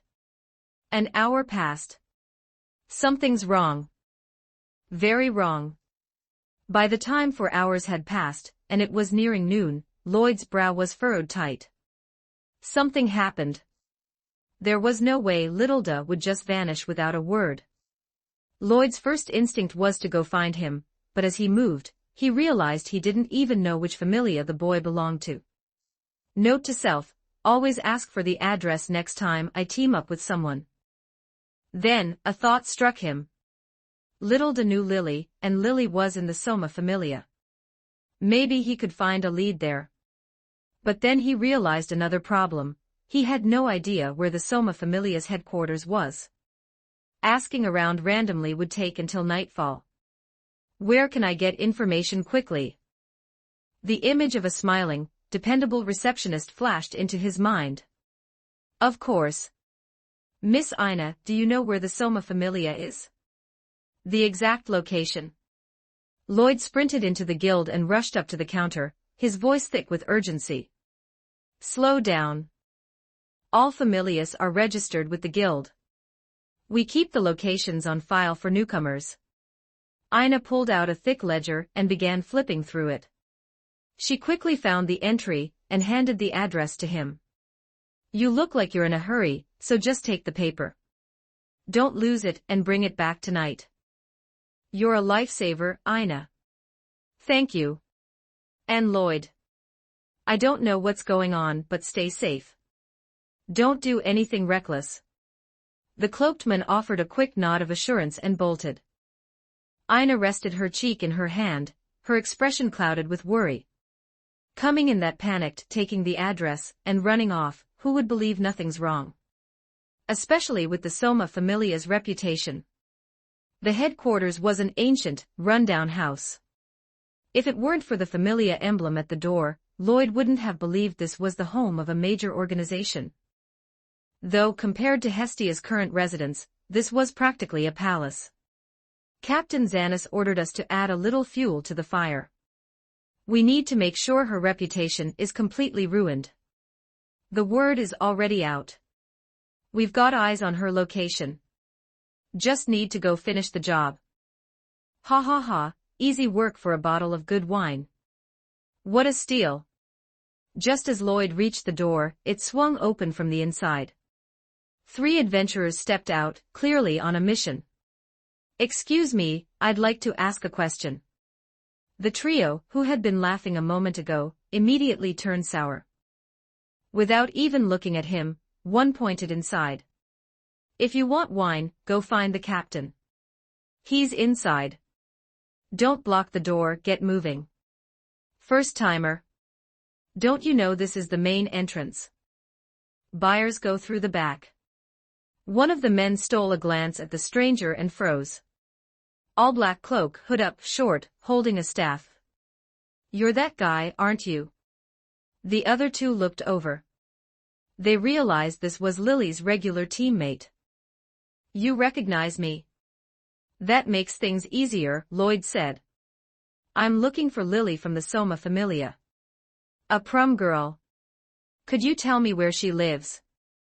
I have something to ask her. Lily the prum. Never heard of her. no one by that name in the Soma Familia. One of the men leaned in, placing a hand on Lloyd's shoulder. He whispered with a sneer, but we do have a little rat who stole hundreds of thousands of valis from her comrades. Is that who you want to meet? The pungent stench of alcohol hit Lloyd's nose, and the mocking tone made his jaw tighten. Could you be more specific, friend? Nothing much, she just made off with 30,000 valis from the rest of us. To be honest, we don't know where she is either. If you find her, let us know. There's a reward in it for you. The man, fueled by alcohol and arrogance, reached out toward Lloyd's hood, curious to see the face beneath. Faced with the provocation, Lloyd didn't back down.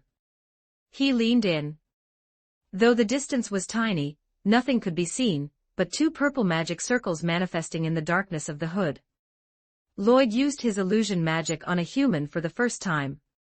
Where is Lily? And she didn't steal the money. The burly man's eyes glazed over. He pointed a finger. Keep going that way. There's a flower shop, she's there. She didn't steal anything. Captain Xanis just told us to say that. A flower shop. So it is that part of the story. A stroke of luck. If he helped her now, his favorability with her would skyrocket. Plus, he could find out what happened to Littleда. Two birds, one stone. Nothing happened just now. I asked you nothing. Lloyd finished his command and turned to leave. Being around these people was suffocating.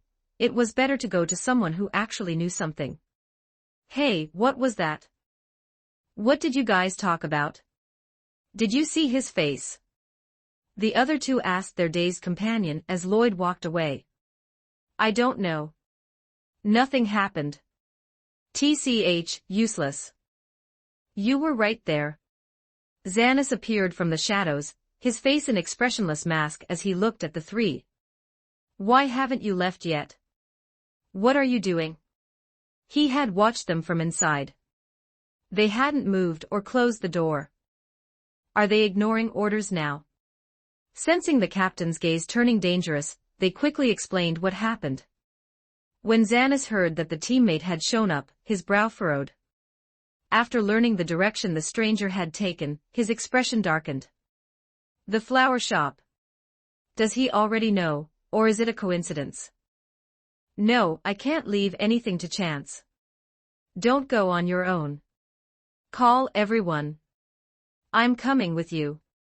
We're going to bring our thief companion home. Support me here, https://p@trian.com/oamon Multiverse. Salvation begins in Danmachi. Join the journey, and become part of the story. Don't forget to like and subscribe to Novels Wonderland.